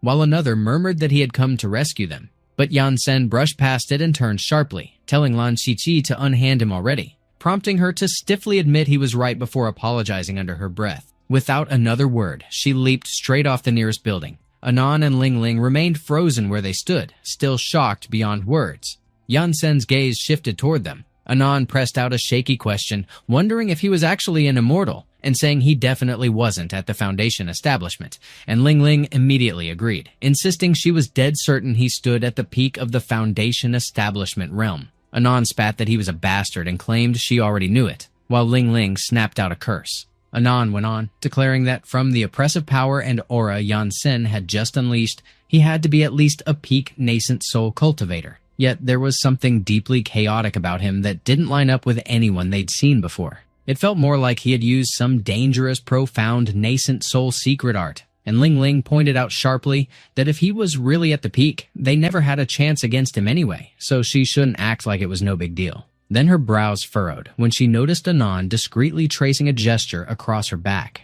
Meanwhile, one of the bystanders shouted that the world's second rank was there to save them, and another urged everyone to send him their energy. Yan Sen grimaced, disgust flashing across his face, and with a swift motion he smacked away the so-called light of justice without a hint of hesitation. The crowd gasped in disbelief. Yan Sen finally snarled, demanding that the demons cough up the location of the heavenly domain because he was in a hurry to take revenge on those old bastards, warning them that if they dared dump him anywhere else, he'd string them up naked when he got back. Ling Ling muttered that they had no idea. Anan, keeping her voice low, warned Ling Ling that if she told him now, he'd definitely try to kill them on the spot. And since the two of them were only early nascent soul cultivators, there was no way they could take on someone at peak nascent soul. She suggested a safer play. He should let them go, and she'd send him a letter later via demonic pigeon with the information. Yan Sen immediately rejected that outright.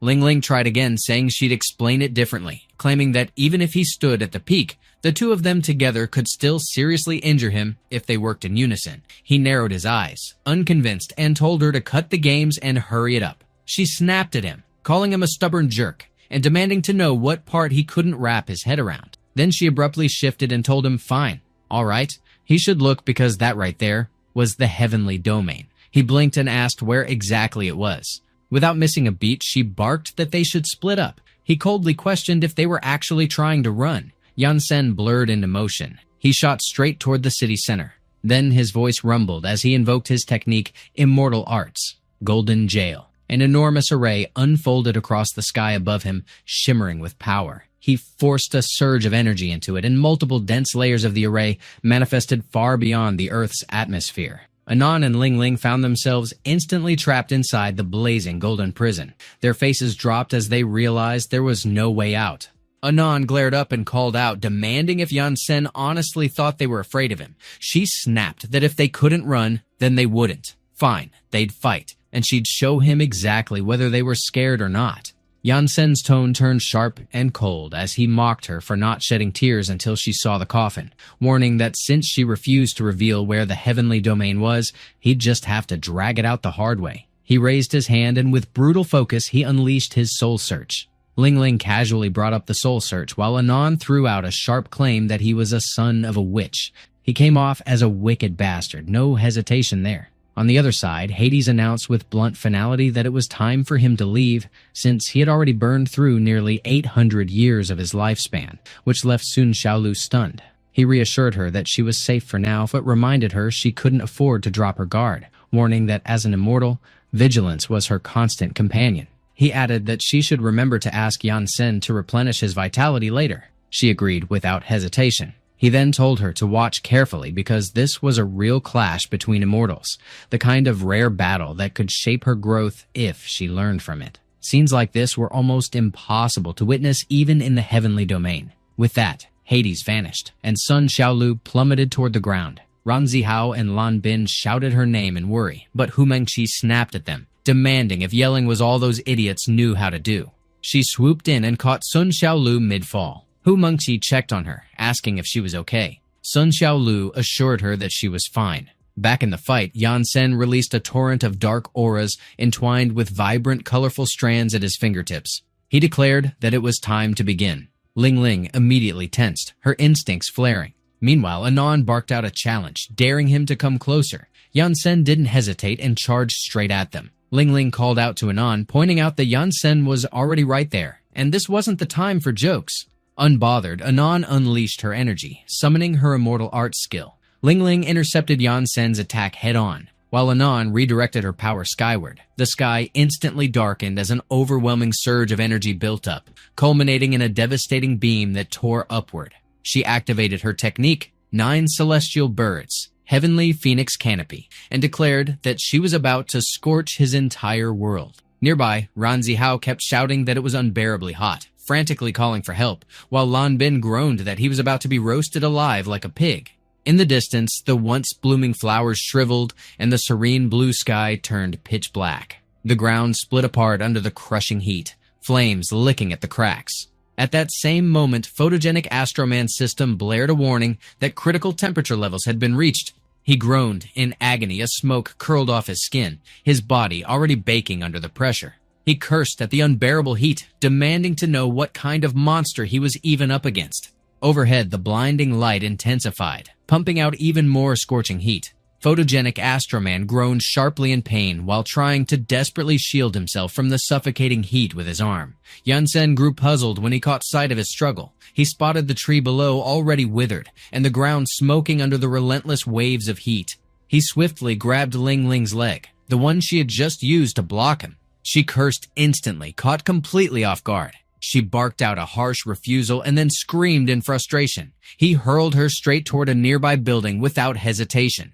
She smashed through it and burst out from the other side in a violent crash. He rushed over to where she landed and snatched her leg again. She was so dizzy now that incoherent noises spilled from her lips. She demanded that he put her down, but he retorted that a naughty child deserved proper punishment. She lashed out, calling him an immortal cultivator bastard, pig, smelly idiot, and rascal, and he warned that every swear word meant an extra spank.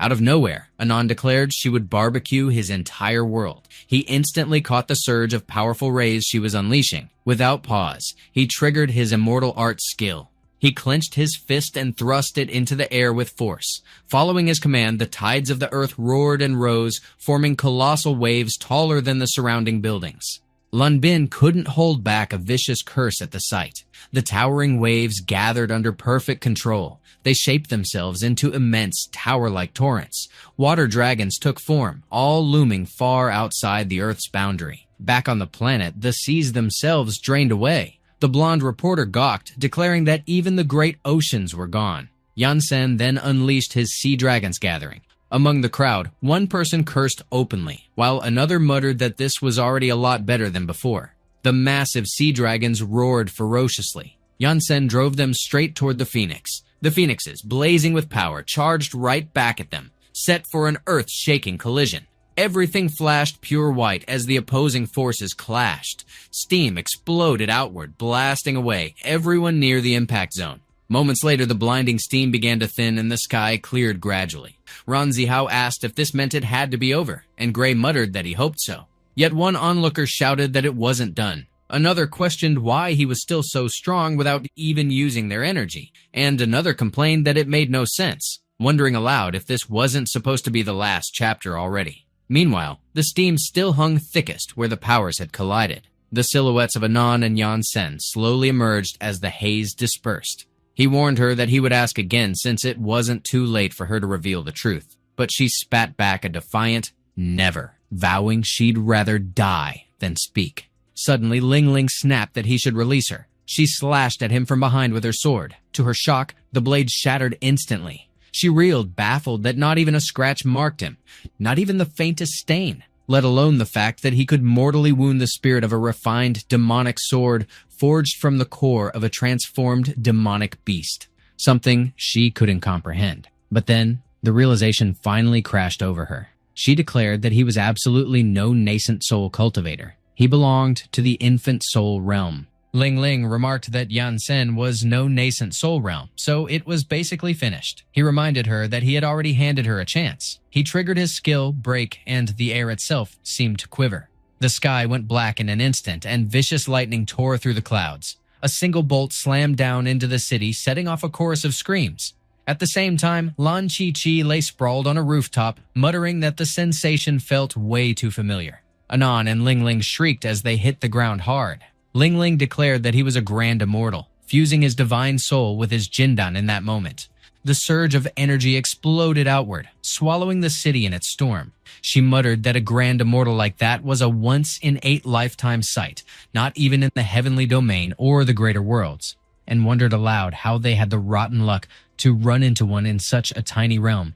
She demanded to know how fate could treat them that miserably. Tears streaked her cheeks as she tried to hurl curses at him. Meanwhile, Lan Chi snapped at everyone to listen, warning that if they didn't want to end up hospitalized, they'd better not look up or stand. Otherwise, they'd be heading straight for the ICU. Ran Zihao retorted that they weren't idiots, and she didn't need to spell it out, but Gray muttered that he'd still see if he could get up. Down on the street, a spectator yelled to ask how far they were from Yansen, and another hollered it was half a planet away, prompting someone else to swear about how terrifying that was, while another wailed for his mommy. Back in the battle, Anon struggled to push herself upright. Ling Ling urged that it was too dangerous and she should stay put, but Anon gritted that she wouldn't bow down. Yansen coldly pressed if she intended to resist. Ling Ling urged her once more to stop. Yansen snapped his fingers and the pressure around Anon multiplied until her tears burned red. She slammed into the ground, crushed beneath the force.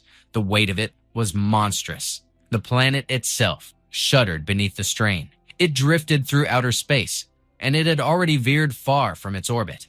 Mechanic Eye cursed that the Earth had slipped off its path, and the blonde reporter burst out swearing too. He muttered that, scientifically, if the Earth left its orbit, sea levels would rise, the planet would freeze into a massive ice sphere, and the other planets would get knocked off balance from gravity. Because of the gravitational mess, the rest of the solar system might start slipping out of orbit and crashing into one another. Ran Zihao addressed Yansen as an old man, then quickly corrected himself, calling him master instead, and complaining that he was being way too overkill. Yansen hovered silent in the sky, unmoved.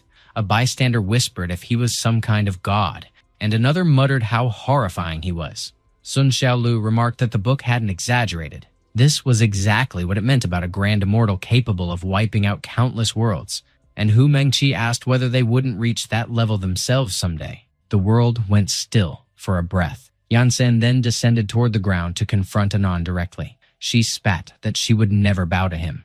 Ling Ling turned to Anon, her tone clipped but weary, saying that it was enough, and she had already given everything she could. But he replied that it wasn't over yet.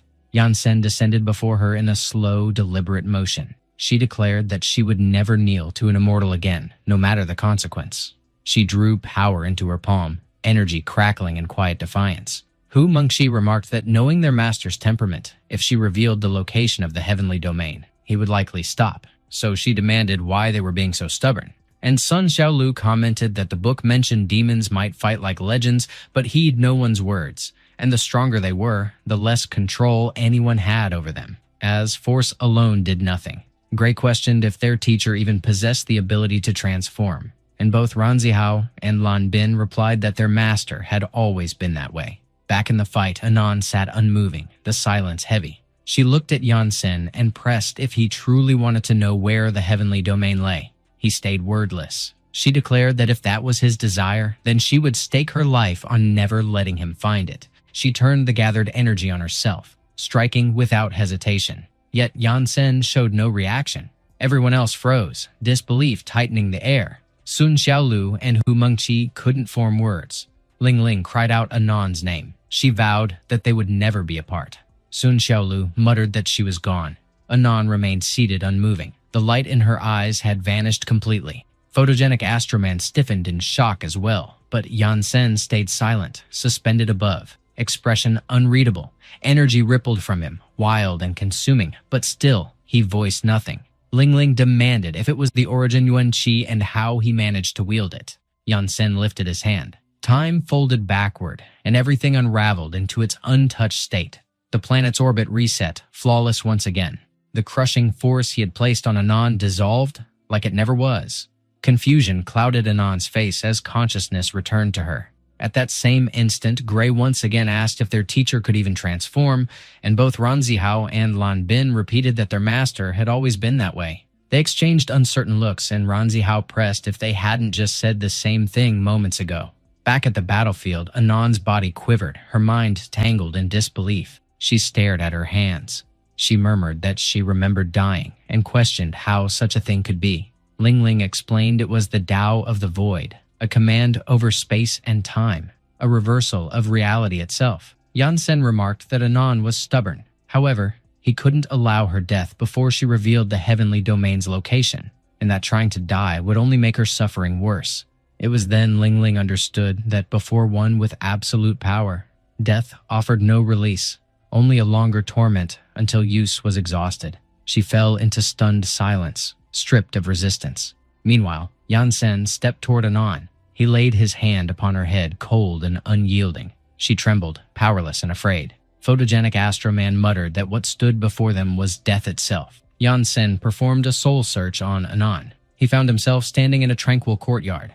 Ling Ling and Anon appeared as children. They were with their parents, and their home radiated warmth and joy. Her mother laughed brightly as Anon stumbled toward her with wobbly steps. Moments later, Yansen drifted into an inn where one man mentioned hearing that 2 princesses had been born in the northern demon tribe, already in human form, demonic immortals from the start, and another man cheered that it was glorious news for them. But the first one muttered that the demon race could soon eclipse the human race, while the other murmured that 2 such immortals could flatten the entire mortal realm with ease. Someone else added that all the sects and local cultivators had banded together to kill those demon girls before they matured, though truthfully, they just wanted to seize the girls' inner cores to forge their own immortality. Back in the demon tribe, a cultivator grumbled that no one should blame them for cruelty. It was simply the cost of being weak. The tribe burned in roaring flames. The head magistrate and the 2 princesses fled toward a bridge by a cliff. Suddenly, Anon stumbled and fell. The head magistrate barked that he had no time left to live, ordering the general to save the young misses. He snapped, demanding why the man hesitated, warning that if either mistress lost her inner core, he'd bear the blame, so he should move fast. Yansen hovered above, watching the general dash frantically through the inferno with the princesses in tow. He observed the desperate escape with sharp focus. Anon cried out, calling for her father and mother. Out of nowhere, countless immortal teleportation arrays flared to life and immortals descended from the skies. They announced that the greater demon stood before them. The general told the princesses to keep running and never look back, but Anon begged him not to leave. He confessed that he couldn't go any farther and urged them to stay safe. He set them by the bridge and charged at the immortals. He shouted for them to come at him. An immortal struck him down instantly without lifting a hand. He fell lifeless. Meanwhile, Anon and Ling Ling tried to cross the bridge, but the immortals shattered it. They plunged into the rushing river below. Yansen muttered that it was no wonder they were so stubborn. That was how Anon and Ling Ling's bright world crumbled apart. They were hurled onto another planet, where Ling Ling trembled and said it was frightening. She asked Anon where they were, but Anon admitted she didn't know, and Ling Ling whimpered that she wanted to go home. The 2 screamed and ran as a beast tore after them. Later, they wandered through a vast desert alone. Ling Ling crafted 102 dolls while Anon forged weapons beside her. Again, the beast found them and gave chase. Years slipped by, and when the 2 grew stronger, they finally struck down the monster that had stalked them for so long. Together, they departed that forsaken world. Back in the present, Yansen ended the soul search. He swore bitterly in frustration. Ling Ling demanded how that could even be real. The other students stood frozen. The audience stayed silent in disbelief. Photogenic Astro Man mirrored their stunned reaction. Ling Ling questioned if it had been a soul search, with no damage to the soul at all. Yansen retorted that if she didn't understand, she should admit it, and demanded why she would endure such torment. He ordered them to leave, declaring that he never wanted to see them again. Anon froze, startled. He warned them to vanish before he regretted sparing them. Yansen turned his back against Anon with an easy air, as though the whole mess bored him beyond words. Ling Ling tossed a sharp look his way and pressed if he was honestly planning to let them walk free. Just like that. He fired back with a lazy tone, asking why, and whether she actually wanted to stay forever instead. She froze, her pulse thudding because his question landed like a stone. He remarked that they shouldn't forget to make up for all the wreckage they had caused. One of the monsters piped up, claiming he'd cover the cost and that they could take everything, while another muttered about another truck waiting behind. One of the judges insisted that was plenty, but they still urged to take it all, saying they'd keep pushing till they did. Meanwhile, photogenic Astroman barked that they couldn't let them slip away. Ling Ling clutched Anon's arm and urged him to move fast. They grabbed the monsters near the judge's table with wild energy. In a flash, they soared beyond the city limits. They leapt from rooftop to rooftop in quick bursts, like sparks across the skyline. Photogenic Astroman snapped that Yansen shouldn't just stand there and demanded if he understood the fallout of his actions. He warned that they were far too powerful, stronger than even the King of Kings, and if left unchecked, they'd bring ruin on everyone. As far as he could see, they could crush the entire planet without breaking a sweat. Yansen answered with calm confidence that he supposed he could do the same, and if the time ever came, he'd take care of it himself. Photogenic Astroman admitted he knew Yansen was strong, but he pressed about what came next. He questioned what would happen when they returned long after this generation faded, pointing out that they looked younger than their own students and would surely surpass the next line. But Yansen replied that he trusted his disciples and planned to outlive them all anyway. Photogenic Astroman demanded to know how that was even possible. Yansen replied simply that it was because he was an immortal emperor. Photogenic Astroman stood speechless, completely thrown. Ling Ling and Anon, on the other hand, went wide-eyed when the words hit. The students nearby gaped in the same stunned silence. Ling Ling and Anon were so rattled they both smashed straight into a rooftop. Anon groaned, calling for Ling Ling and urging her to help because she felt her legs give out beneath her. To her shock, Ling Ling lay knocked out cold right beside her. Meanwhile, Yansen gazed up at the endless sky with a faint ache of homesickness clinging to him. And so, the monster hunting competition came to its close. And thanks to Yansen's final act, tilting the planet's course, twisting time's stream, and reshaping fate itself, the Alliance swore to skip the event for at least the next decade. Even though the various academies carried their monsters back home, no victor could be named because of the demon's interference. A month later, the world had shifted beyond recognition. Photogenic Astroman statue had been swapped out for Yansen's. Since that day, his hero ranking climbed from second to first, and soon the markets overflowed with his figures and toys, pulling the immortal class out of poverty. But the story didn't stop there. Ranzihao nudged Sun Xiaolu, wondering if she'd spotted their master, and she replied no, not in the last few days, which left him curious about his whereabouts.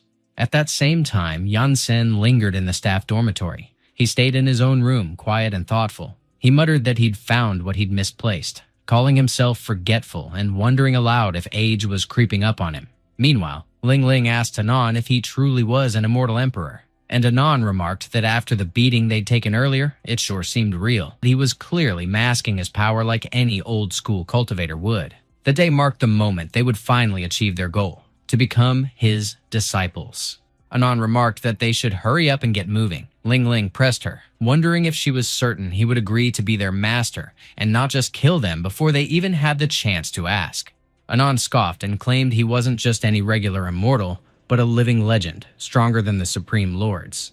Ling Ling questioned if hiding there was pointless if he was really that powerful, and Anon explained that since they were no match for him, he wouldn't bother using his divine sense to notice and destroy them. Ling Ling conceded and asked what they should do now, and Anon proposed that they just go straight up and kneel before him as their teacher. Ling Ling murmured that he was an emperor and admitted she was terrified. Anon teased her, asking what she was scared of, saying he doesn't eat demons anyway. By then, Yansen had already caught their presence. They were crouching quietly on a rooftop nearby. Anon nudged her and asked if she wanted to count to 3, and Ling Ling agreed. They counted to 3 and declared it was time to go. In a blink, both appeared inside Yansen's room. Anon opened her mouth to make their request, but before she could finish, they were hurled straight out the window. They landed right in a garbage truck. The truck rolled off down the street.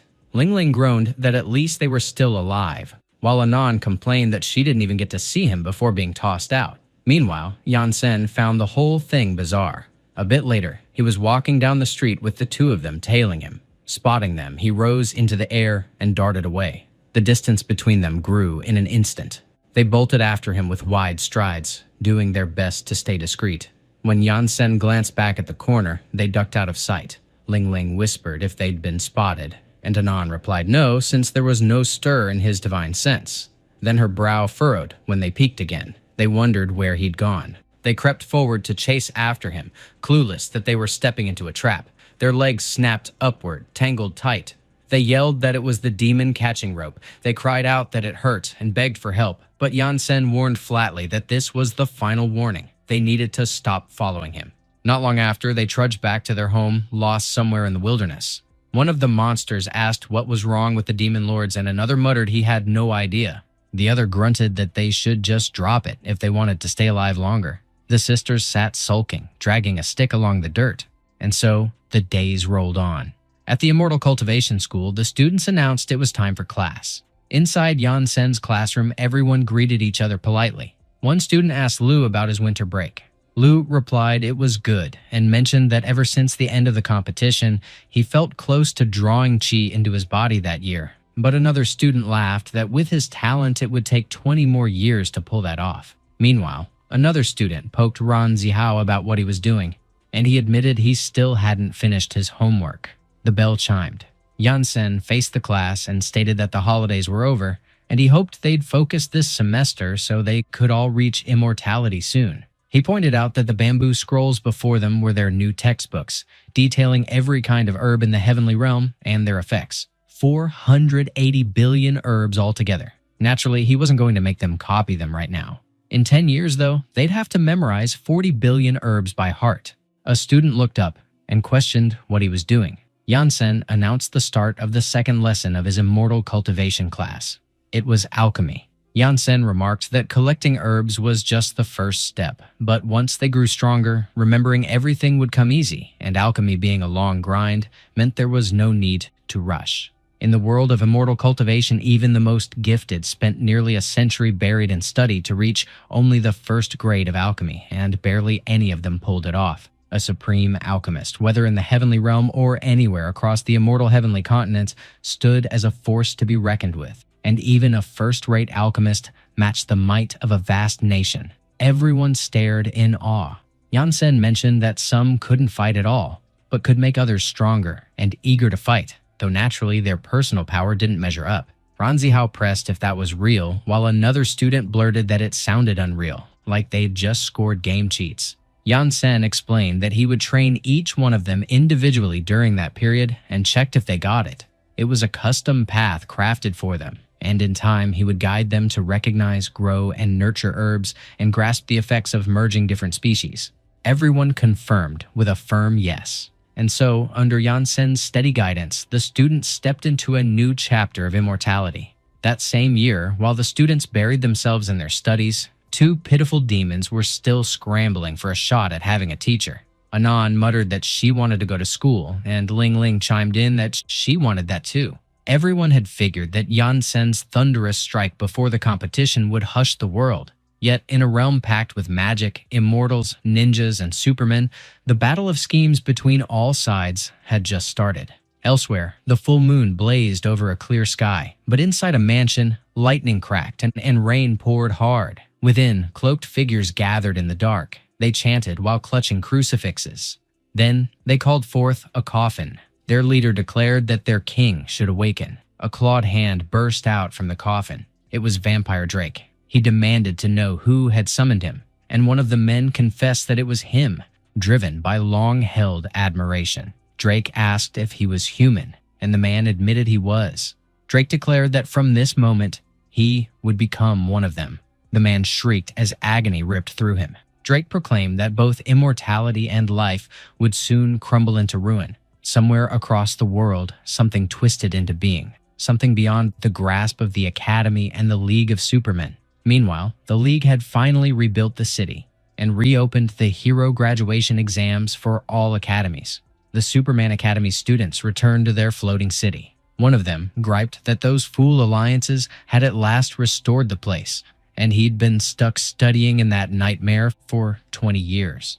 Another declared that after all those years of training, they were no longer weak, and nothing could hold them back from graduation. But one of them muttered that their invigilator this time was the black-robed Yansen of the immortal class, and the rest broke into curses. Graduation exams were about to kick off. The crowd packed the arena again, buzzing with that same old excitement. Everything looked the same. Place, faces, and that familiar hum in the air. Yansen's students stood at the center, while waves of cheers rolled over them. Hu Mengqi remarked that she was curious who'd handle their exam this time, and Sun Xiaolu tossed back that if it wasn't Yan Sen, they'd pass anyway. They'd been hyped for this day for what felt like forever. Then Lan Qiqi dropped in out of nowhere. She greeted them with a casual reminder that it had been ages since she'd seen everyone from the Immortal Training class. Ran Zihao greeted her as Sister Blue. She nodded and announced that she'd be their examiner this round. By union tradition, every academy's graduation exam got held in different parts of the city. The Ninja Academy had photogenic Astroman from Superman Academy as its examiner. The Magic Academy got the Rainbow Warriors from the Ninja Academy. And the Superman Academy pulled the short straw. Its examiner was none other than the Black Robe hero and #1 hero himself, Yan Sen of Immortal Academy. No one could figure out what kind of twisted logic the Union used, throwing the world's top 10 heroes into examiner roles when the academies were supposed to be rivals. Everyone agreed that setup was downright insane. Meanwhile, one of Yan Sen's students nudged him, wondering why he wasn't over at Superman Academy proctoring and what brought him back. Yan Sen replied that he'd left a doppelganger there to handle it. The student blinked and questioned the doppelganger part. Elsewhere, Ran Zihao and Lan Bin were practically celebrating over having Lan Qiqi as their examiner. But Sun Xiaolu didn't look thrilled. She asked Lan Qiqi what the rules were this time. Lan Qiqi explained that after their monster-catching contest win, they were already recognized as the world's top academy. So the deal was simple. If they could touch her face within 10 minutes, they'd all graduate. Sun Xiaolu asked if that meant they could start. Lan Qiqi gave an easy sure and waved for them to go.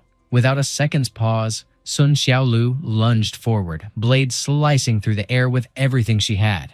Lan Qiqi caught the sword mid-swing, barehanded. Sun Xiaolu froze, stunned. Lan Qiqi chuckled that Yan Sen's student lived up to the hype. Tough as expected. It was just a warm-up, she added.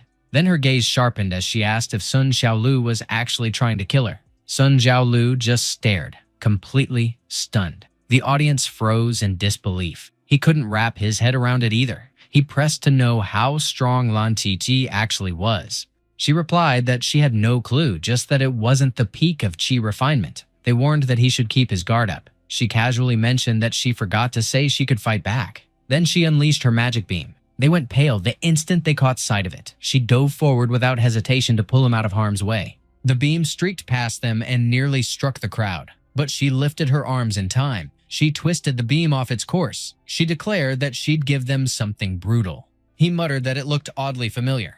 A massive explosion ripped through the arena. The audience flinched as the blast almost tore into them. Smoke swallowed the entire field, blurring every outline. When it cleared, they spotted him standing firm behind a wall of layered seals. He grumbled that not even a mage had shown up, and that he'd take it up with the education board.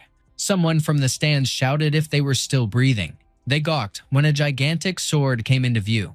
The swords anchored themselves at every corner of the arena. He had summoned them.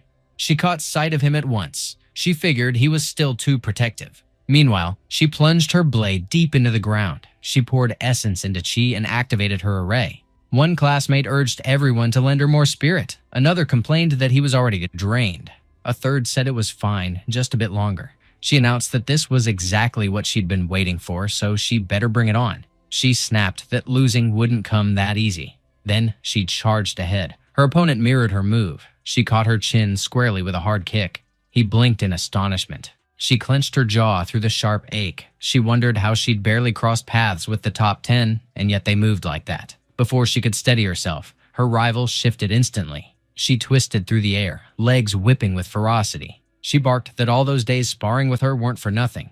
Now, she'd feel it firsthand. But her target slipped away clean. Only a few strands of hair caught the blow. She quipped that it was a close one. That's when she stiffened in alarm. At that moment, students across every college were fighting toward graduation. Elsewhere, across the world, hooded figures arrived at a grand estate. One asked if this was the right place, and another confirmed. It was the